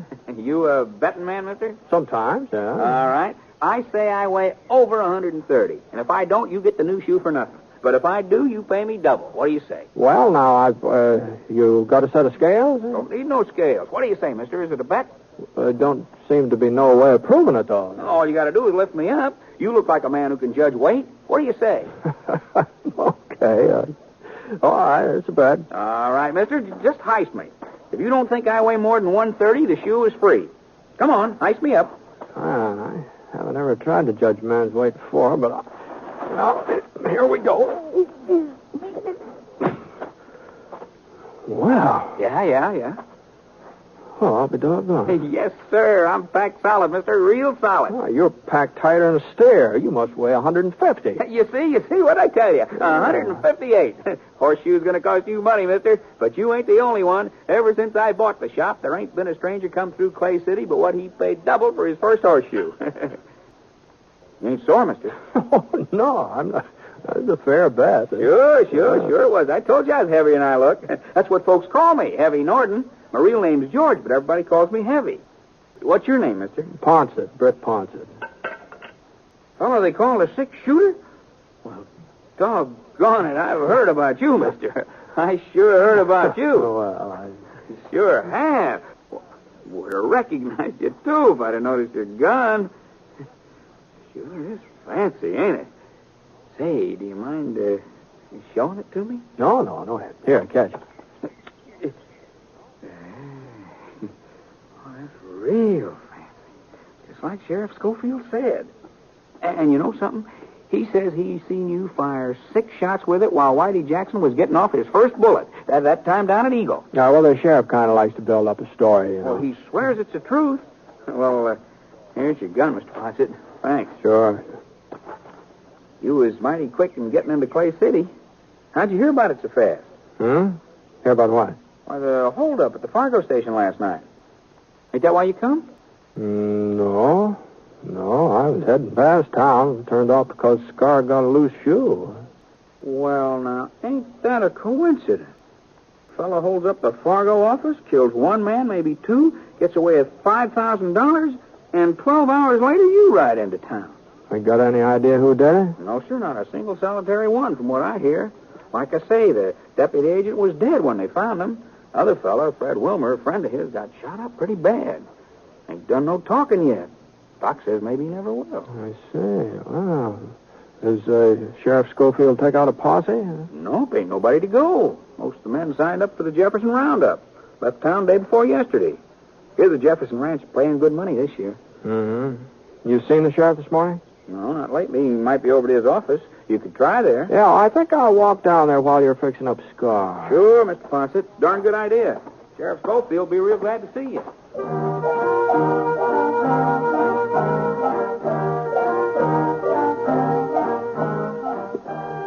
A couple of doors this side of the sheriff's office, I saw the Wells Fargo sign nailed up next to the window. The place wasn't locked, so I went inside. One of the chairs was upset, and there were some damp stains on the floor. The cast iron safe against the wall was standing wide open, so I kicked it shut. And then I went out in the back stoop. There was some more blood on the steps, and then just red mud. Right at the edge, I saw the hoof prints. They trailed off the side of the creek, and whoever made them had headed west. I let one knee down into the mud and looked at the prints real close. The horse had been wearing one shoe different from the other three. A sharp rock must have cut into it somewhere or another. Not enough to split it, but just enough so that the print left a sort of a jagged line, like fancy handwriting. Huh. You find something, Britt? Huh? Oh, hello, Sheriff. Oh, I was just heading out your way. Yeah, I just saw Heavy. He told me he was in town. Did you find something? I don't know. Did you see these hoof prints? Yeah. Well, don't mean nothing. Trail gives out a mile or so down the creek at the fork. Uh-huh. Did Clay City had any other trouble lately, Ed? No, not a bit. I guess any town's got to expect a hold-up once in a while. Well, I heard it was more than that. Yeah, that's right. Fred Wilmer able to talk yet? I'm afraid not. Doc said he'd let me know the first time he come around. Took him out to his ranch on the other side of town. You been out to see him since last night? There wasn't no reason. Well, it might be a good idea to be there just in case. I thought maybe I ought to stick in town. Well, it don't look like anything more is going to happen here. Why don't I'll get Scar and meet you out at Fred's place, huh? I can handle this alone, Britt. Well, sure. I was just offering to keep you company, Ed. I'll meet you there.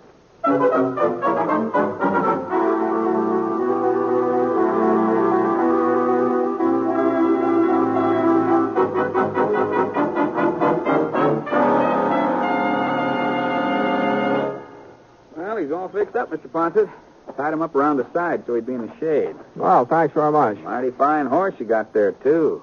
You find Sheriff Schofield? I told him he was in town. Yeah, I found him. Figure out anything? No, not so far. You will.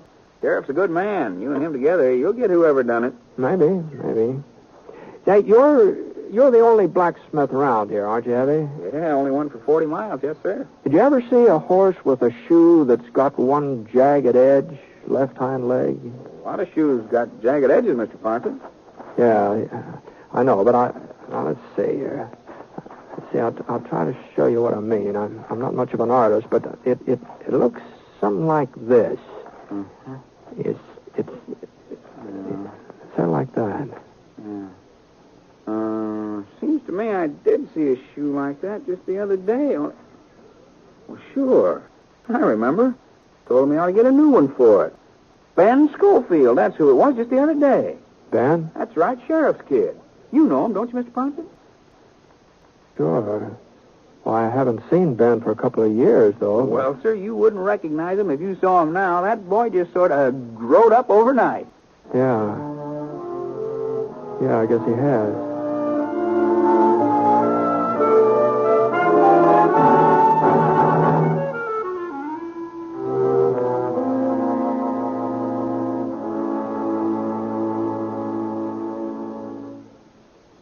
We'll return to James Stewart as the six-shooter in just a moment. Here's a reminder about some of the wonderful entertainment that's yours for the listening each Wednesday evening on the NBC radio network. There's comedy for everyone when you set your dial to NBC for such programs as You Bet Your Life with Groucho Marx and The Great Gildersleeve starring Willard Waterman. The Great Gildersleeve provides 30 minutes of top-flight entertainment that your whole family will enjoy. Then, when it's time for Groucho Marx, watch out. Groucho throws a mean ad lib, and there's a barb at the end of every one of them. Listen and laugh as this Marxman trades quips with his contestants from the studio audience. It's a riot of fun from top to bottom when Groucho Marx plays You Bet Your Life. Also on Wednesdays, listen to more quiz fun on Walk a Mile with your genial quizmaster, Bill Cullen. That's Wednesday night on the NBC Radio Network. Be sure to listen.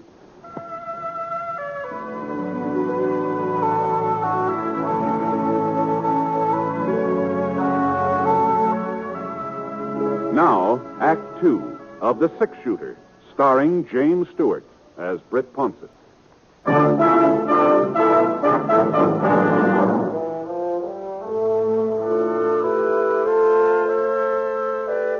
It wasn't much of a ride, and Sheriff Schofield was sitting on Fred Wilmer's porch swing when I got there.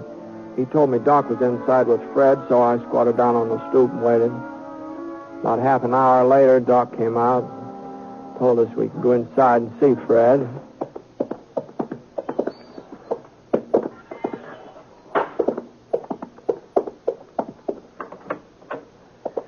Fred was lying on a cot, breathing hard.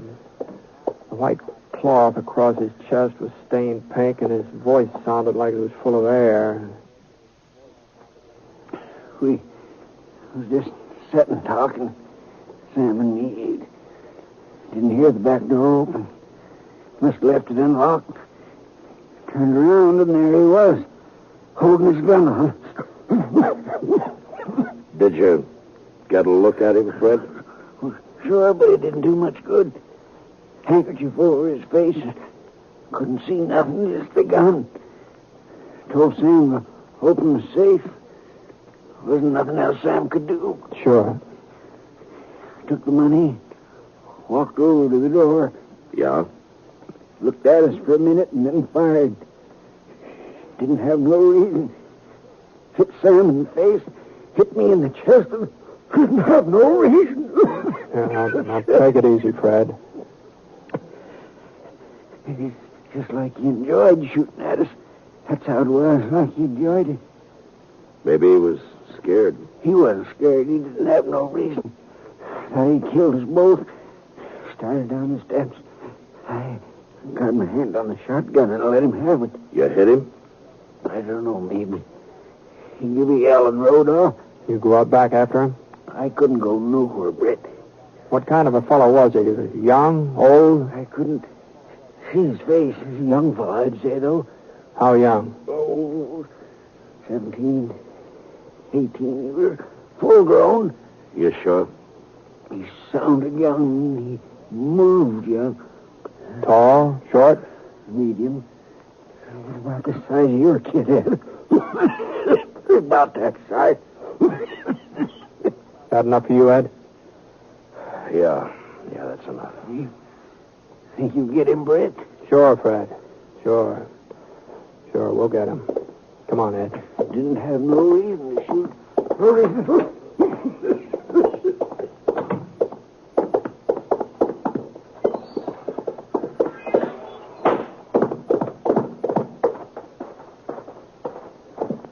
Let's go, Ed.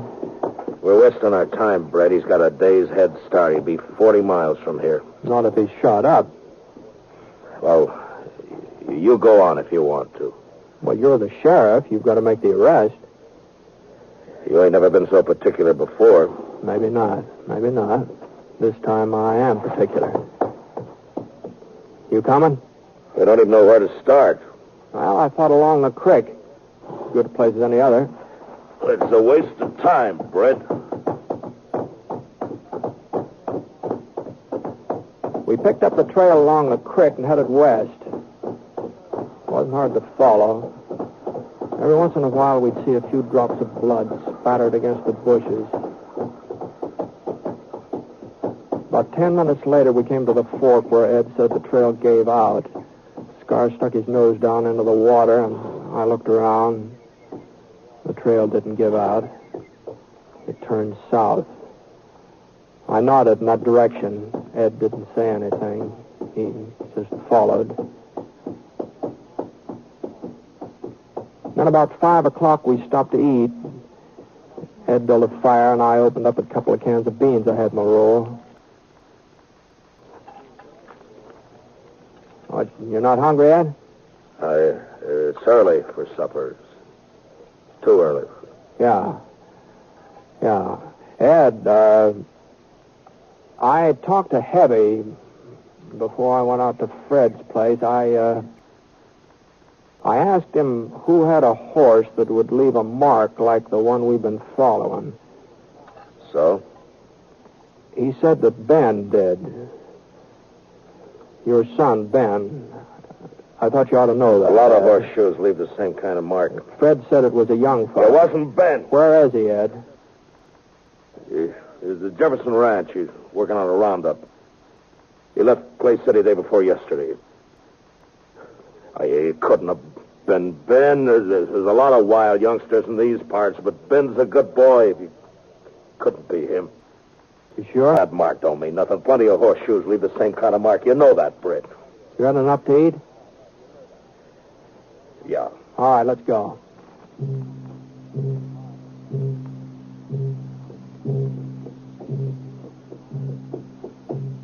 The moon came out, thin, yellow. Not real bright, but enough so we could follow the trail. For about 3 miles, there wasn't any blood sign. He must have wrapped something around the wound, wrapped it real tight, and then we found the bandage.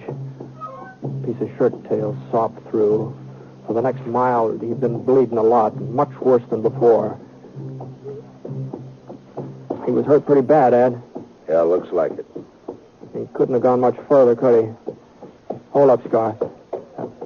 Ed. Yeah? Pull up. Pull over here.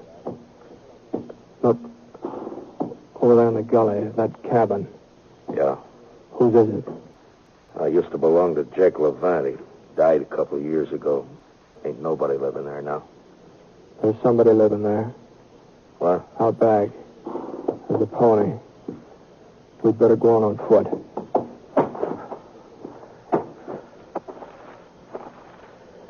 Britt? Yeah? We're gonna take him alive, ain't we? If we can. We gotta take him alive, Britt. It's Ben, isn't it? I don't know, not for sure. It could be Ben? It could be. Where's he been the last couple of days? I don't know that either. I had an argument with him 2 nights ago.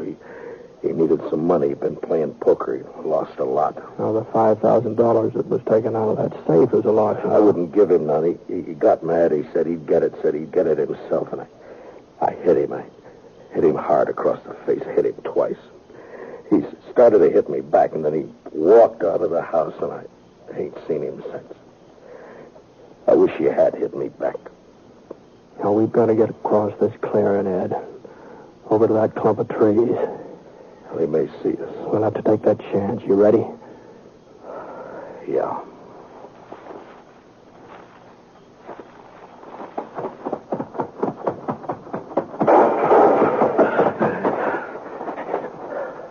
You all right?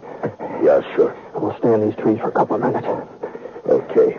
And then we'll rush him. It's not going to be easy to take him, Ed, now that he's spotted us. Britt, you ain't going to kill him. I'm not going to let him kill me. It ain't his fault, Britt. It's mine. You know that's not so. No, it's the truth. It's my fault.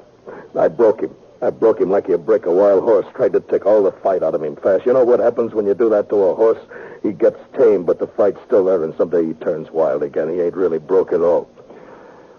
I'm going to rush him alone, Ed. No, stay here. Sam Norton's dead. Maybe Fred Wilmer, too, by now. Killing Ben won't bring him back. He's my son, Britt. I'm sorry, Ed. No, we're going back to town. Not without him. We're going back. Now, you can outdraw me, Britt, but I'll still have time to get a shot off. I'll try to get him alive, Ed. I'll try. No, don't turn your back on me, Britt. Don't be fooled. Don't make me do it, Britt. I knew He wouldn't shoot. I wasn't being brave, but I knew he wouldn't shoot. A man like Ed Schofield just don't change overnight. You can figure a man like Ed. But I hadn't figured on what happened next. Ben! It's me, Ben, you dead! Can you hear me, Ben? Britt Ponset's coming after you. Throw out your gun, Ben. Britt Ponset's coming. No, listen to me, Ben! I saw him go down real slow, like his legs had buckled under him. I pushed myself past a couple of rocks and edged over toward the back door. The kid was in the kitchen. I couldn't see him, but I could hear him moving around, going from window to window, looking out, waiting for me. I slid past another rock. I could run for the door now or wait. The kid made up my mind for me. He knew right where I was. I took out my gun and waited. I knew he'd get nervous first. Young fellas always do. I wasn't so young. I could wait. It wasn't more than 5 minutes before the door started to open. His pony knew he was coming, too. He started for his horse. I aimed at his leg. For a second, he just stopped moving, just hung there in midair like a hawk. And then he sprawled forward out of sight behind a log. Everything was quiet now. Even his pony. And then the moon went behind a thick cloud. And I came around the corner of the cabin. And then suddenly the moon came out again, and just in time for me to see his .45 coming up over the top of the log. His revolver slipped out of his fingers, and I saw him try to reach for it. But he couldn't make it. I stood up and I walked over to the log. I turned him over with my foot, and I looked at his face.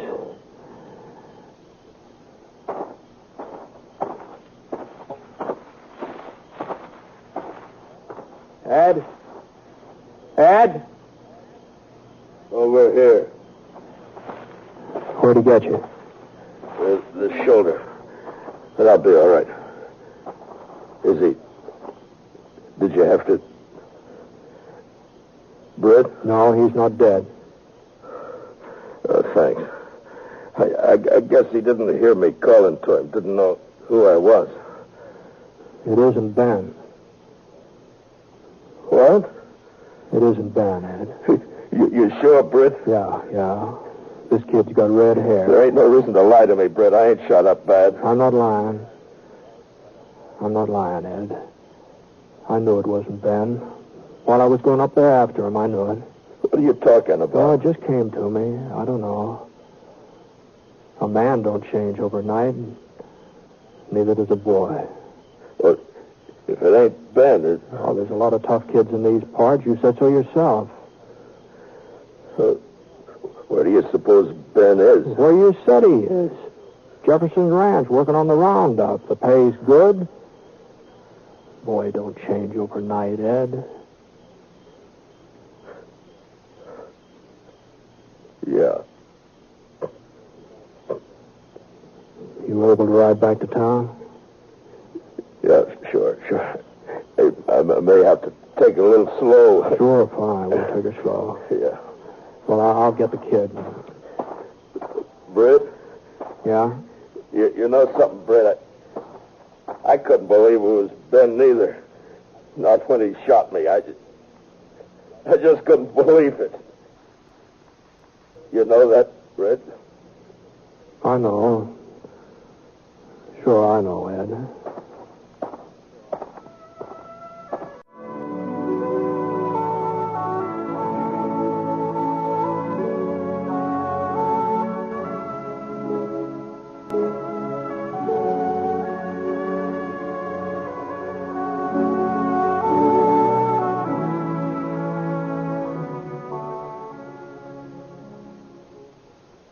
Picture the most extravagant vacation imaginable. Then picture yourself going on that vacation. Sounds like a daydream? Well, it isn't. It's completely possible. But it does take a bit of planning. such as the regular purchase of United States savings bonds. Now, the best way to do that is through the payroll savings plan. That's the best way because it's the sure way to buy your savings bonds regularly. The payroll savings plan works like a charm because it's completely automatic. Your employer does everything for you. It's especially easy on you because money is saved from your paychecks before you have a chance to miss it. And when those bonds mature, you can pack your bags for that extravagant vacation because United States savings bonds pay back $4 for every $3 you put in. Join the payroll savings plan where you work. That's the way to save money regularly. Earn extra money regularly through United States savings bonds.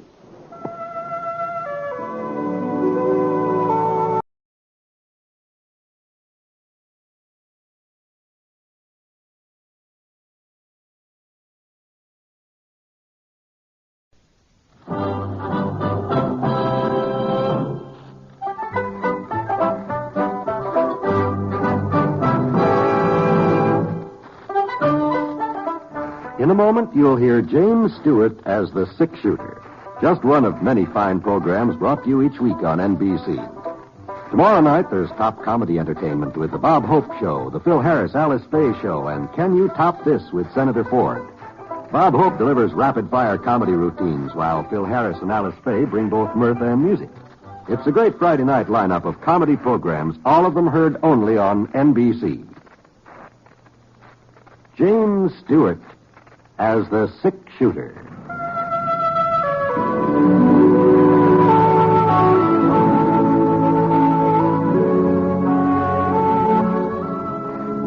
The man in the saddle is angular and long-legged.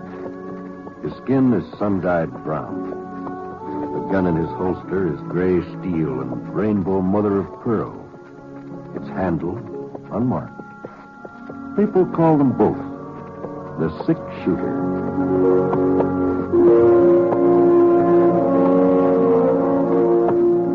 The NBC Radio Network presents James Stewart as the six-shooter, a transcribed series of radio dramas based on the life of Britt Ponset, the Texas plainsman who wandered through the Western Territories, leaving behind a trail of still-remembered legends.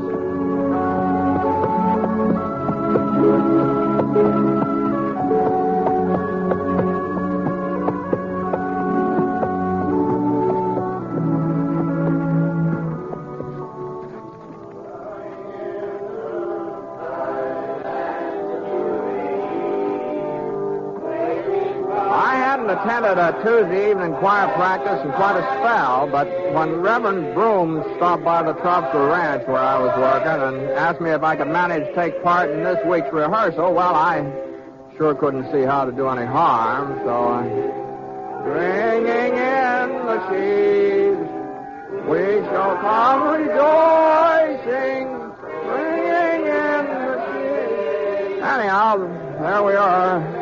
About 10 of us all gathered around at John Farley's General Store, it was. You see, the town of Easter Creek didn't have a regular church building yet. They held their services and social affairs in the Mercantile while they went ahead trying to raise money to put up a community church.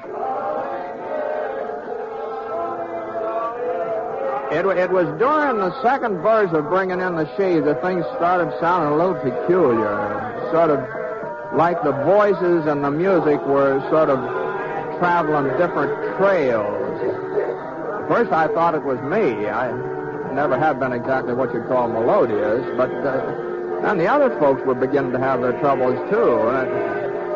Holy smokes, it just was getting terrible. And finally, Mrs. Peebles, she was the organist, she just threw up her hands and stopped even trying to play.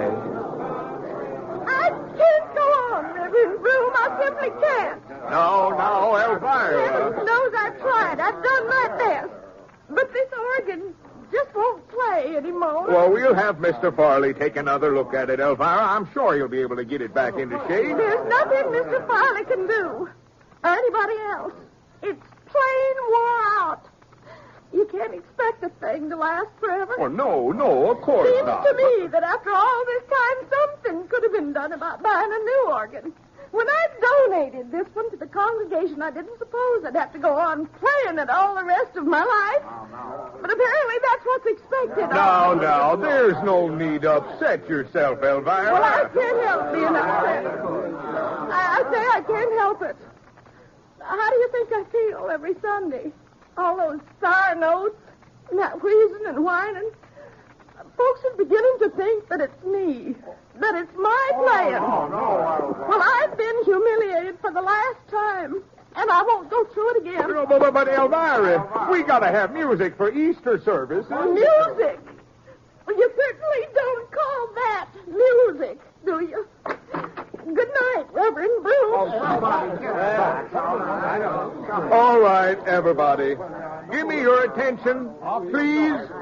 Attention, folks. Quiet down now, please. Quiet down. It appears that matters have come to a serious crisis. It's bad enough for a town by the name of Easter Creek not to have a proper building for Easter services. But to be without an organ and an organist. Well, it's a disgrace, a positive disgrace. Now, we mustn't blame Miss Peebles. That instrument has seen its best days, there's no doubt about it. So I propose that we take immediate steps to purchase a replacement. Just one thing, Reverend Broom. Yes, Sheriff. Where's the money coming from? Well, now I've given that matter serious thought, Sheriff Appleton, and there seems to be only one possible solution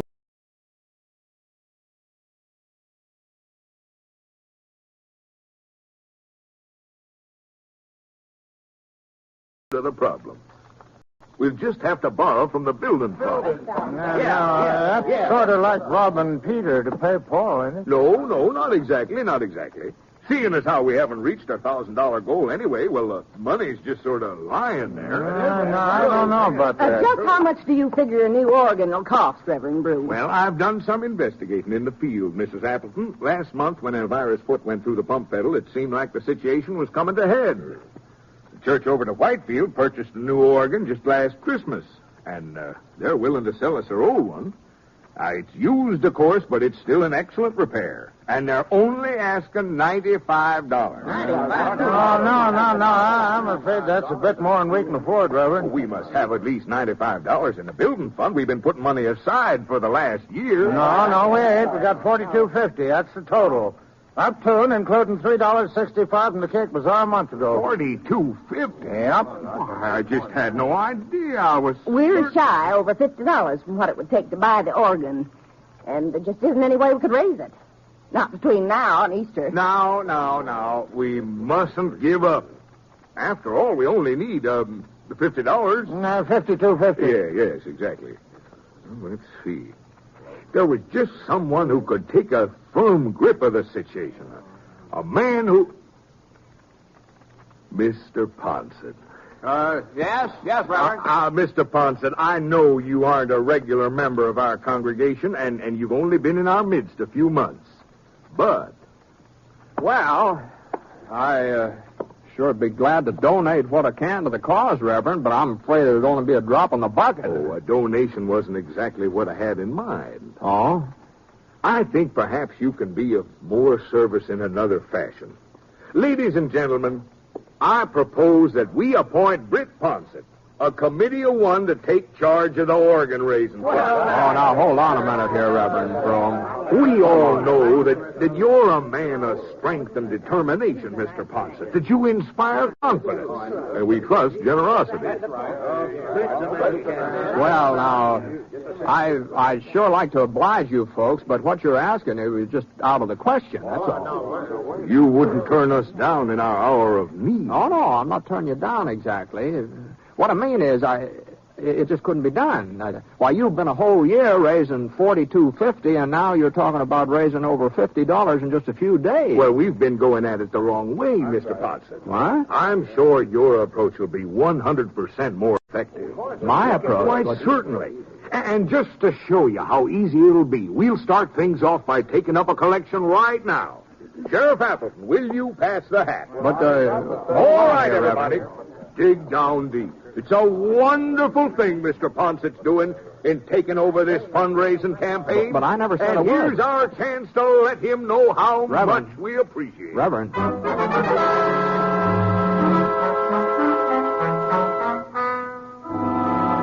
Well, the sheriff finished passing the hat and poured it out on the table, and Reverend Broom counted it, $2.50. And yet the Reverend was real pleased, too. He said that meant that I only had $50 to go, his nice round number. Well, not that I had any intention of taking this job of raising the money to get the new organ, you understand. I told the Reverend I couldn't do it. I told him just as plain as day that I couldn't do it, but somehow he got the idea that I had already agreed to do it, and no matter how hard I talked, he just kept, and the other folks, they were as bad as Reverend Broom. I was just outnumbered. That's all there was to it. So, early the next morning, I took my hat in my hand and started out. Must have been getting around noon when I finally came back to the sheriff's office. Oh, come in, Bet. Come in. Morning, Abner. Oh, how's everything going? You been out collecting? Yeah, I've been collecting. Well, $11. That's what I got so far. $11, huh? That's remarkable, Bet. Simply remarkable. But the trouble is I've already asked everybody in town. Uh-huh. Except you, that is. Oh, well, I suppose I could give you $1, but don't forget I was in on the collection at choir practice. You ain't serious, Britt. You don't mean you really ask everybody else? As a matter of fact, there is one area I sort of skipped over. Oh? Well, those cabins over east of the creek and the ranches out that way. I haven't visited them yet. Well, you'd just be wasting your time if you did. I would, Yeah, those folks wouldn't be very anxious to help out at church. Mess of thieves, cattle rustlers, every other kind of riffraff. Oh, is that what they are? Oh, well, now, that's just the general census of opinion. Of course, if I could know for certain that we had any actual outlaws living around Easter Creek, if I was positive, that is, well, it'd be my duty to arrest them. I see. But the fact is, they ain't caused any trouble here in town, none of them. I can't go around arresting people on rumors. Well, can I, Britt? Yeah. I understand Red Eye Kirk has a place somewhere east of town. Is that right? That's hearsay, Britt. Pure and simple hearsay. Oh, I see. Why, you don't think I'd let a notorious gunfighter like Red Eye live right here under my nose, do you? Well, it's too bad he's not in these parts. Oh? No, I was thinking I might like to pay him a little visit. Well, what on earth for? Well, as long as he's not in the neighborhood, I guess it doesn't matter. Kind of a shame, though. Oh, well, now, if you're really anxious to... what I mean is... Britt, they do say there's a fellow who somewhat resembles Red Eye. He's got himself a cabin just this side of Deer Mountain. Just this side of Deer Mountain, huh? Now, wait a minute, Britt. Wait a minute. What in Sunday do you want to get mixed up with Red Eye Kirk for? What's he got to do with raising money for a new organ? Well, he probably won't have anything to do with it, but it's just that I don't want to leave any stones unturned, you see. So long, Abner.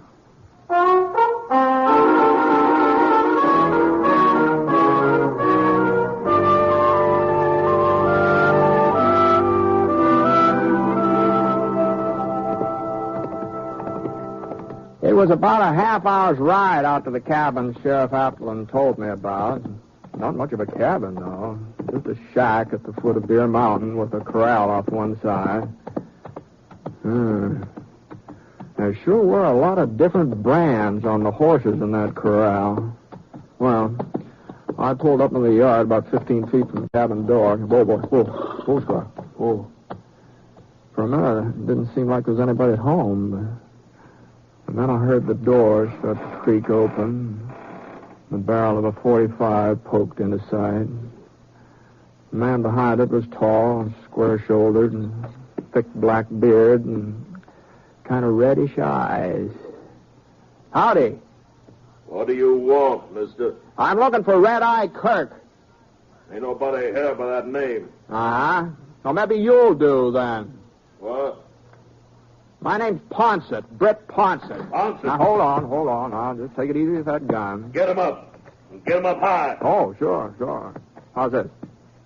You alone? Yep, I'm alone. You must be plumb crazy thinking you can take me single-handed. No, I'm not interested in taking you, Red Eye. I told you that ain't who I am. Oh, that's right. Yeah, that's right. Yes, you did.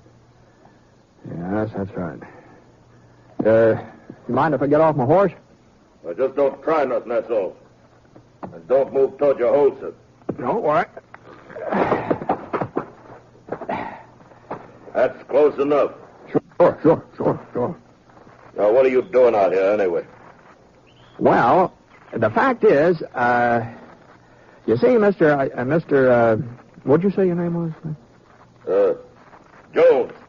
Bill Jones. Yeah. Well, Mr. Jones, I've been given the job of raising some money. What? Now, don't get me wrong. It wasn't my idea, but since it was for such a good cause, I just couldn't turn the folks down. Good cause? A new church organ. That's what I'm collecting for. What?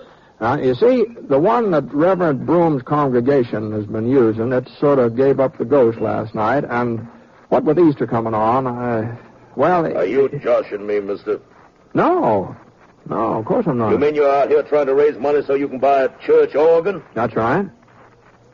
Go on. Get moving before I take a shot at you. You won't give me a hand, huh? I wouldn't give you 5 cents for every church organ west of Mississippi River. Now, it wasn't your money I wanted. What? No, it wasn't that at all. What the devil did you come around bothering me for? Well, I was thinking that you're a pretty influential man with some of the folks hereabouts. They've told the mark if I tell them to. You can bet on that. Yeah, well, that's just the impression I got. So what? Well, it seemed to me that if I was to go moseying around these parts alone, some of your friends might not look too kindly on the idea of giving me donations. They sure wouldn't. But on the other hand, if we were to approach them together as a kind of a team, you might say. A team? That's the general idea, yeah. You want me to go along with you? I sure would appreciate it if you would. And help you raise money for a church organ? That's right. Well, me taking up a Sunday school collection. Well, that's the doggonedest notion anybody ever had. What do the boys think, huh? Jack Denton, Wisconsin Billy. Why, it'd be almost worth it just to see their faces. You sure got a sense of humor, Ponset. And you know something, this here crazy scheme of yours, I'm going to take you up on it. You know something, Mr. Jones? What? You know something? I kind of thought you would.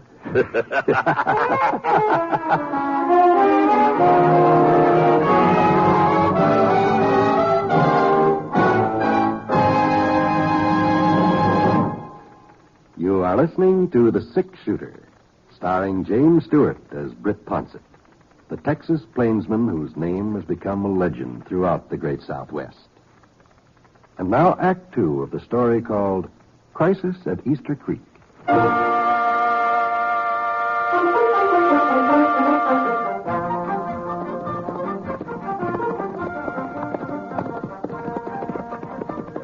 Well, the first place we came to was a farmhouse about a quarter of a mile south of Red Eye's cabin. At least it had been a farmhouse once. There sure wasn't any crops growing in the vicinity now. The porch sagged off at a slant, and the windows were stuffed full of papers and rags. Even the front door looked like it was about to slide off its hinges. The place really looked deserted, but Red Eye gave me the nod, and we pulled up and dismounted. Old Red Eye, he had a great big grin as white as a full moon spread all over his face. Been there ever since we started off. Hey, Denton! Get out here, Denton! It's me, Red Eye. Well,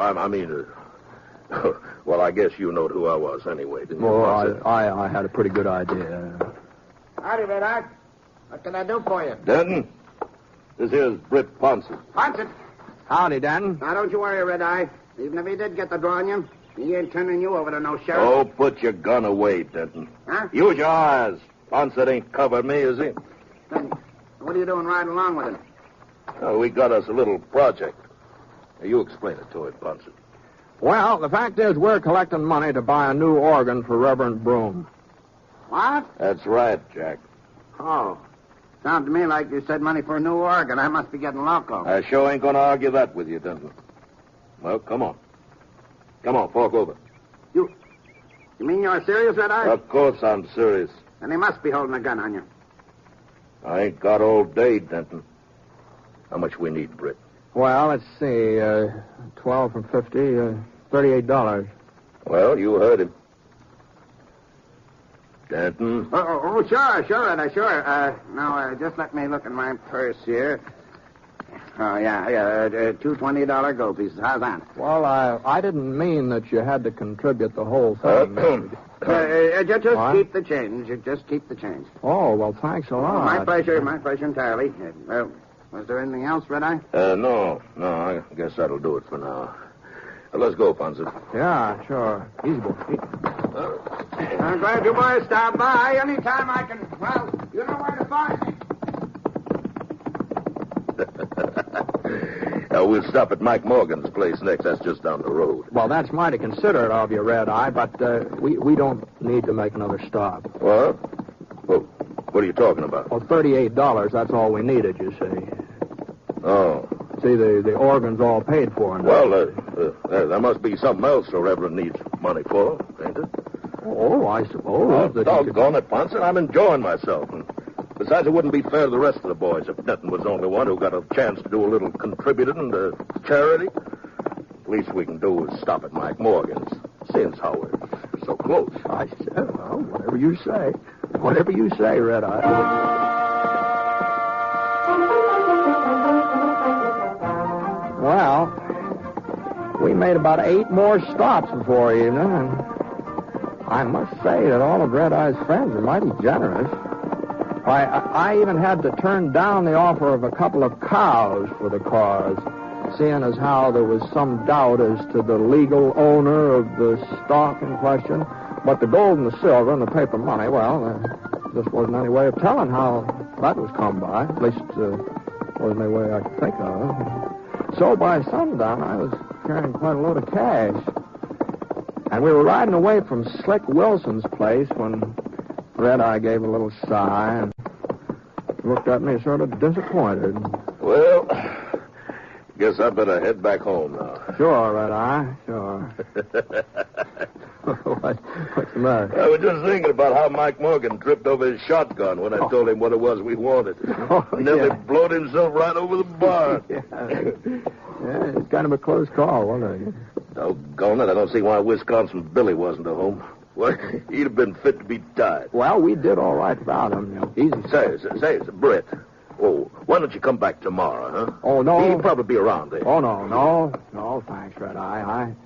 I got a whole lot more than I ever expected. And I sure do appreciate your assistance. Oh, pleasure's all mine. Well, good luck. Same to you, Red Eye.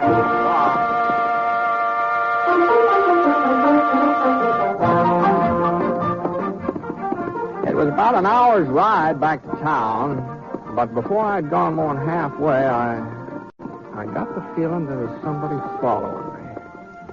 I sure didn't like it either. Not with all this money I had in the saddlebags. So I gave Scar a little touch of the spur. Come on, boy. Come on, let's go. When I heard the other horse pounding up the trail after me, let's go, boy. Come on, let's go. His first shot was over my head. There wasn't any point in trying to outrun him, Scar being as tired as he was. So I slid out of the saddle and I rolled over behind a rock.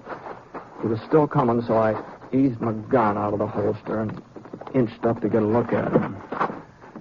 He was a big fella, holding his revolver loose in his hand like he didn't figure on using it.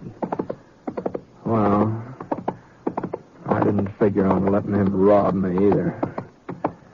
I waited until he was about even with the rock where I was hiding. Then I stood up. Drop it! Drop it! Okay, take it easy, Ponset. Why, you know who I am, huh? Red Eye told me you was heading this way. I've been trying to catch up with you for the last 15 minutes. You mean Red Eye sent you after me? I'll say he did. Well, I'll be darned. Huh. I thought I had him figured different. Now, I suppose he told you about the money, too. Sure, here's mine. My share. Catch. What? Your share? For the church organ. Name's Wisconsin Billy. I was out when you come by to collect this afternoon. Oh! Then I wanted to make certain you got my donation. Oh, I see. Now, do you mind handing me my gun? You got it?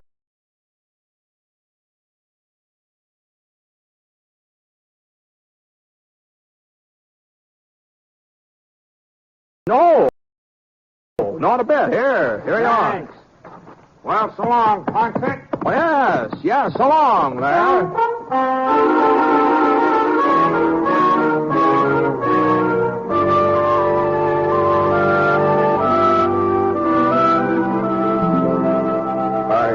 I simply can't believe it, Mr. Ponset. There must be over $1,000 here. Just about, Reverend, just about. Enough for the organ, enough to build a church, too. Yeah. Well. Mr. Ponset. Yeah? Now, you mustn't think me ungrateful, but I'm afraid we can't accept this money. What? Well, you see, Sheriff Appleton told me where you got it. He did, huh? Now, mind you, I don't have any objections myself. I think when help is offered, it should be accepted, irregardless of the source. But some of my people, they aren't quite so broad-minded. And the idea of permitting Red Eye Kirk and those other outlaws to donate to our fund, well... Now, just hold on a minute, Reverend Brome. Now, just hold on. Now, when I was talking to Sheriff Appleton earlier today, he claimed that there weren't any outlaws in the vicinity of Easter Creek. Well, we don't like to admit that our town is a haven. Why, the sheriff said that if there were any bandits around here, it was his duty to arrest them. Of course, that would mean getting a posse together. It would probably mean a lot of shooting and killing. Well, Mr. Ponset, everybody knows it. I mean, it's common knowledge. And as for Red Eye Kirk ever having anything to do with that money I raised, well, you could be mistaken, Reverend. But you were seen riding along. Well, it looked like Red Eye. Didn't Sheriff Appleton ever tell you about the fellow that lives out near Deer Mountain who's supposed to be the spitting image of Red Eye Kirk? Didn't he ever tell you about that? Now, Mr. Ponset. No, even if some of those fellows on the other side of the creek are sort of outside the law. Now, I'm not saying they are, mind you, but even so, accusing them of being criminals, it might stir up a whole lot of trouble. That's true, of course. And besides, Sheriff Appleton says they're law-abiding citizens, and he's your duly elected sheriff. He sure ought to know. Well, night, Reverend. I'll see you in church.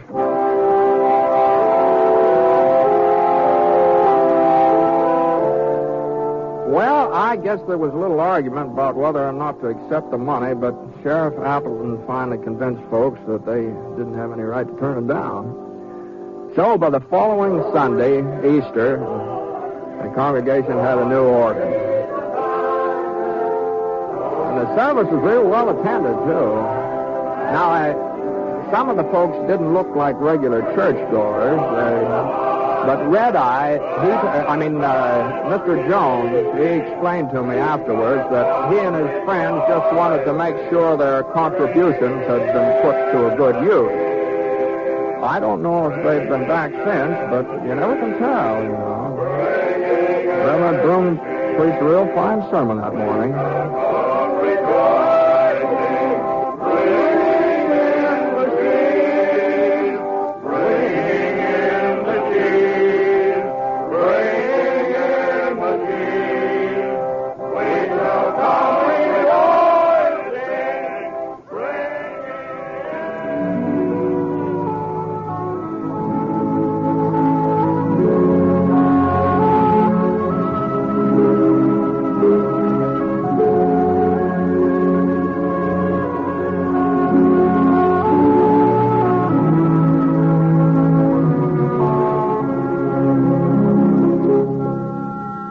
Six Shooter is a transcribed NBC Radio Network production in association with Review Productions. It is based on a character created by Frank Burt and is written by him. Mr. Stewart may currently be seen in the Universal International picture The Glenn Miller Story. Others in the cast were Virginia Gregg, Marvin Miller, Ted DeCorsia, Robert Griffin, and Red Eye Kirk. Special music for this program was by Basil Adlam, and the entire production is under the direction of Jack Johnstone. All characters and incidents were fictitious, and any resemblance to actual characters or incidents is purely coincidental. Oh, by the way, you'll be interested in knowing that the Six Shooter has been chosen for broadcast to our men overseas through the facilities of the Armed Forces Radio Services. This is John Wall speaking.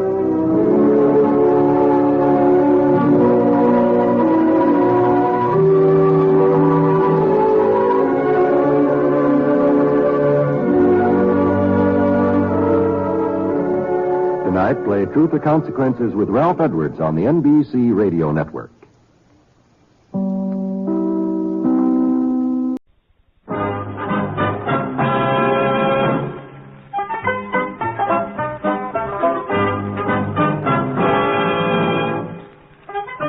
In just a moment, you'll hear James Stewart as the Six Shooter. There's music for you tomorrow with two of your favorite song stylists, Dinah Shore and Frank Sinatra. And tomorrow, you'll also hear a special RCA 35th anniversary program starring another of your vocal favorites, Perry Como.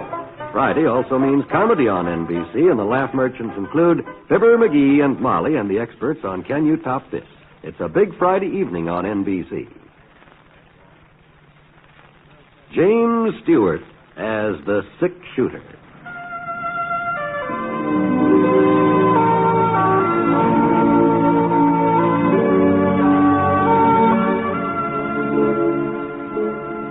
The man in the saddle is angular and long-legged. His skin is sun-dyed brown. The gun in his holster is gray steel and rainbow mother of pearl, its handle unmarked.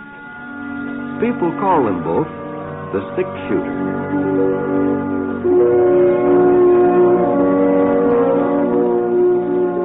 The NBC Radio Network presents James Stewart as the Six Shooter, a transcribed series of radio dramas based on the life of Britt Ponset, the Texas plainsman who wandered through the Western Territories, leaving behind a trail of still remembered legends.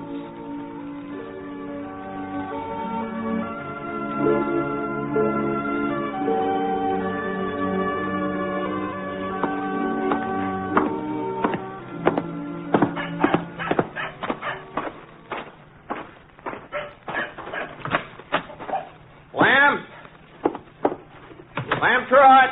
Oh. Where are you, Lamb? This stall here, Britt. I'm currying down one of my mares. Thought you said you was going to sleep late this morning. Oh, I just can't seem to get used to a hotel bed. The way you sink down in them, you feel like you're lying in a pile of quicksand. Well, where's Scar? Scar? Why, my horse. I thought maybe I'd take a ride out towards Saucer Mountain. Which stall's in, huh? Well, now, Britt, I don't want you to fly off the handle. What? What are you talking about? Well, the fact is, Scar ain't in no stall at the moment. Well, what's happened to him? Now, Britt, you know I wouldn't let anything happen to a horse that was left in my livery stable. You know that, don't you? Lamb, where's Scar? Just tell me where he is. Well, he's out. Out?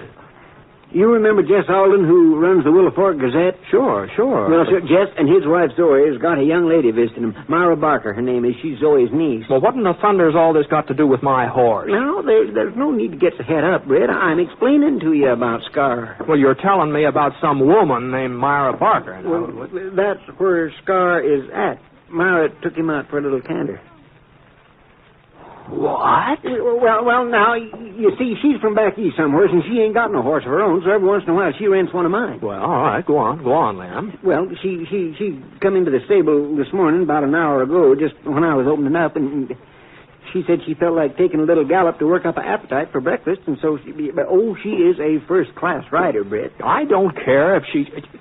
What's got into you, Lamb? The idea of letting some woman ride out of here with Scar. Well, I tried to argue with her, but Miss Barker is a real forceful young lady. She said she was sure you wouldn't mind since she was only going a short ways, and she told me I was to give you the rental fee, and here it is, Britt, 25 cents. I don't want any money, Lamb. I want my horse. Well, they ought to be back, but now Miss Barker usually never stays out more than 30 minutes. Yeah, but now, Britt, don't start fretting about Scar. She'll bring him in all right. I'm not worried about him. He'll come in of his own accord. Of his own accord? What are you talking about? Lamb, I've had that horse since he was a colt. I broke him myself. Sure, Britt, sure. Why, he won't let anybody else ride him but me. Well, the last time anybody tried to mount that horse, he spooked and he threw the fellow a good 20 feet right straight up in the air. 20 feet? Oh, you don't say. Well, I noticed he acted kind of skittish when she started getting on, but I figured that was because he wasn't used to being rode with a side saddle. Oh, of course he's skittish. He's side saddle.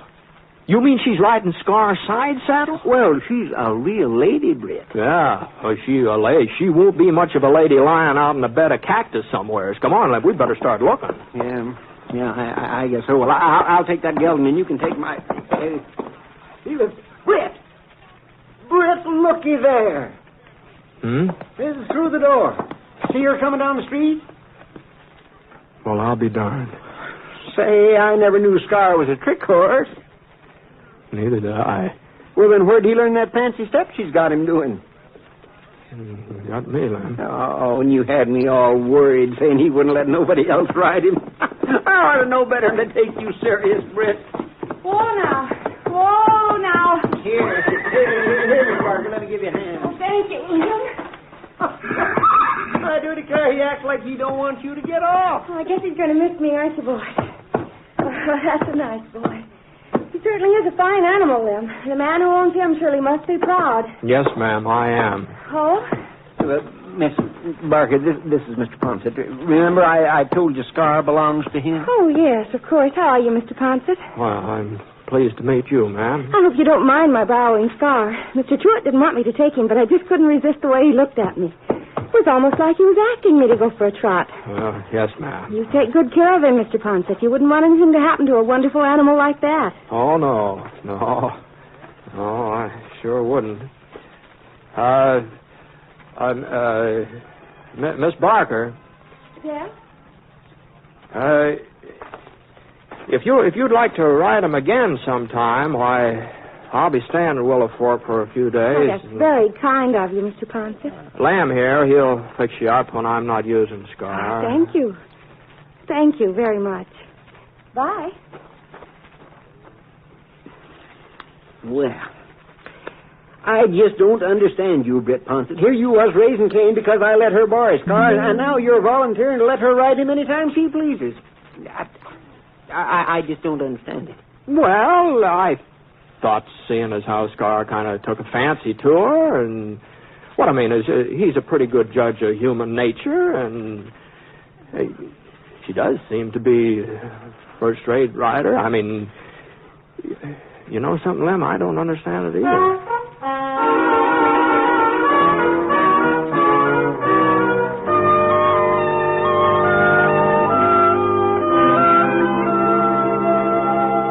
Was a nice-looking young lady. There wasn't any doubt about that. And I liked the way she spoke right out. She didn't beat around the bush like a lot of girls a man runs into. There was something about her eyes that... Well, anyway, I put my saddle on Scar, and we headed out toward Saucer Mountain. A couple of miles east of town, we came into a little hollow where nobody'd be able to see us. Whoa, boy, whoa. Whoa, now slow down. Slow down. I thought maybe I'd get Scar to do that fancy side step he was doing with Miss Barker. All right, now, boy, now. No, come on. No. Now that isn't good. Come on now. Oh, now, Star, come on now. You were willing to do it for her. Now, come on. Quit that. What? Well, he just wouldn't do a thing. Acted like he thought I was taking leave of my senses. Oh, quit. I swung him back up onto the trail, let him travel in the style he was accustomed to. Must have been about noon the time we got back to town, and I pulled up in front of the cafe. Whoa, boy. Whoa, Scar. Whoa. Doggone you. Oh, Mr. Ponset. Oh, Miss Barker. I was hoping I'd run into you again. You were... you want to borrow Scar? Well, it's about Scar. But I won't be borrowing him anymore. Oh? You see, I found out I was wrong to take him this morning. Uncle Jeff told me that in West, a man's horse is something he doesn't loan as a rule. I'm terribly sorry. I didn't mean to be so inconsiderate. Oh, you weren't being inconsiderate, Miss Barker. Back east, they probably have different customs, that's all. Then I'm forgiven? Oh, sure, man. You're very generous, Mr. Ponset. Maybe you'll have dinner with us some evening. Well, so that I can prove to Uncle Jeff that I haven't completely disgraced the family name. And Zoe's a very good cook. Yes, I've always heard about Miss Alden. I never had the opportunity to sample her food, though. Any evening at all. I'm sure you'd be most welcome. Well, since I don't know just how long I'm going to be stopping here in town, maybe I oughtn't to put it off too long. I'm going to be free tonight.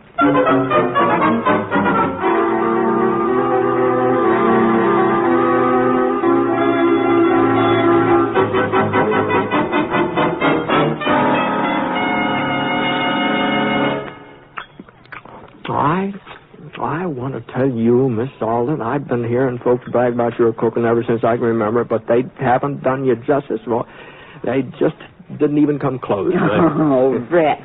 Well, here, have another piece of shortcake. Oh, no, thanks. I just couldn't eat another mouthful. You sure? Oh, no, absolutely positive. Thanks just the same, though. Well, now, for certain. And I'll have another slice, eh? Now, Jesse, you've had more than your share. Besides, if you have another piece, there won't be enough for tomorrow. Shortcake ought to do for 2 meals. Well, you just offered Britt. That's different. He's company. Come on, Jesse. Help me with the dishes. Huh? The dishes? But I thought Myra usually... Myra has a guest. They might like to be alone for a few minutes. Now, come on, Jess. Sure. We put the porch swing up this morning, Britt. It's early for it, I know, but sure is a feeling of summer in the air. Yes, ma'am. Yes. Would you care to go out on the porch, Miss Barker? We don't have to unless you really want to. I mean, just because Aunt Zoe suggested it. No. I think I might enjoy it. All right, then. I'm afraid she isn't very subtle, is she? How's that?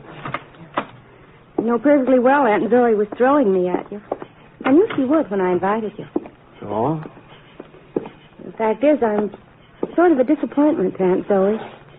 She's done everything in her power to marry me off. But so far, she hasn't had any luck. Well, the young men she's introduced me to are all very nice and pleasant. But, well, the truth is, I don't want to get married. Oh, I see. I'm not the least bit interested in settling down and cooking meals. I like a change of scenery. I like to meet new people. Uh-huh. From what Uncle Jess tells me about you, you feel the same way. Yeah, more or less, I reckon. So I thought that having you to dinner, well, it would please Aunt Zoe, and as far as we were concerned, we might get to be friends, but there'd be no danger of going beyond that point. Uh-huh. Well, now that that's all settled, shall we go inside? Oh, well, there's no hurry, is there? I mean, as long as there's no danger, since we have this understanding, it is a nice evening, isn't it? Whatever you say. You know, Miss Barker, I was just thinking, every once in a while, somebody tries to get me married off, too. Friends of mine. Their intentions are good, but, well... Oh, I know how it is. What I was getting at is this. I haven't any idea how long I'll be here in Willow Fork, and, as long as I'm here, I was wondering if we couldn't see each other once in a while. That might take some of this marriage pressure off both of us. You see what I mean? Well, I suppose so, but... And we wouldn't be running any risks, seeing as how we have the understanding, you know. And your aunt would be pleased, my friends would be pleased, and... Well, you know, you're awful good company, Miss Barker. Why, thank you. Well, how about it? Well, all in all, I think it's a very practical idea, Mr. Ponset. I'd be delighted to see you again. Good. That's fine. Well, now, I'll get in touch with you the next time there's a doings. It probably won't be right away, but I'll get in touch with you.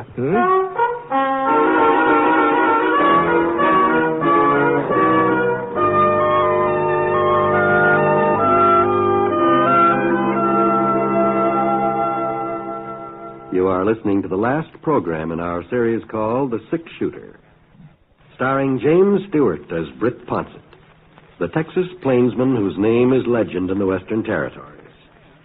Now, Act 2 of the story called Myra Barker.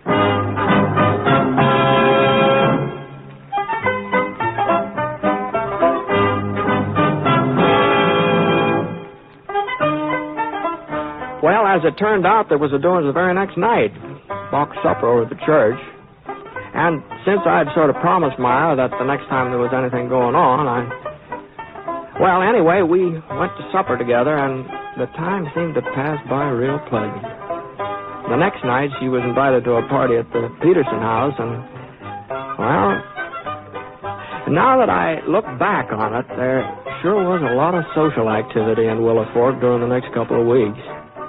We were going one place or another almost every night, and I was enjoying myself, too. I really was. And I was enjoying being with Myra. I didn't realize how much until that evening when I was walking her home from the hayride. Well, Britt? Huh? You haven't said a word since we left the wagon. Well, there doesn't seem to be much to talk about. Oh. Well, here we are. It's pretty late. I won't ask you in. Sure. Good night. Britt. What's wrong? You're cross as an old bear. Well, I just don't see why you had to spend the whole doggone evening with Dave Carstairs. Oh? And what were you two giggling all the time about? I don't know. Dave's very amusing. Well, I just don't happen to agree with you on that. Anyway, I brought you to the hayride, didn't I? And if he can't find himself a girlfriend, we ought to stay home. Well, now, just a minute, Britt. Well? Aren't you taking a little too much for granted? We have an understanding, remember? We're not interested in each other. Romantically. How do you know we're not interested? Leastways, how do you know I'm not? Why, Britt? Well, I guess this is as good a time to tell you as any other. I don't know how it happened. I never thought it could... I don't see... That is, Myra, will you marry me? I know you don't care for the idea, but I'm probably the last man in the world you'd ever... But even so, I've got to ask you. You'd better be careful, Britt. I might say yes. I wish you would, Myra. I'd give anything in the world if you would. You're serious, aren't you? I'm just as serious as I can be. But we both said that we didn't want to settle down, that we weren't interested in love or marriage. A man can change his mind, can't he? Myra? I guess if a man can change his mind, a woman can, too. Myra, is that you out there? Yes, Uncle Jess. Time you were coming in, ain't it?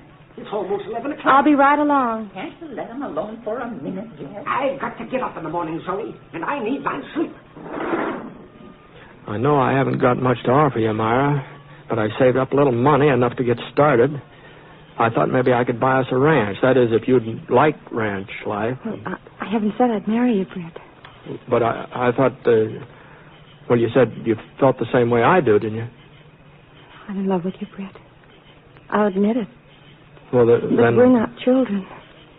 We're used to living our own lives, and we've never put down roots, either one of us. Well, it's high time we did. I've got to think it over. Just let me sleep on it. Tomorrow night, I'll tell you then. Oh, you'll say yes, Myra. You've just got to. I don't know, Britt. I don't know.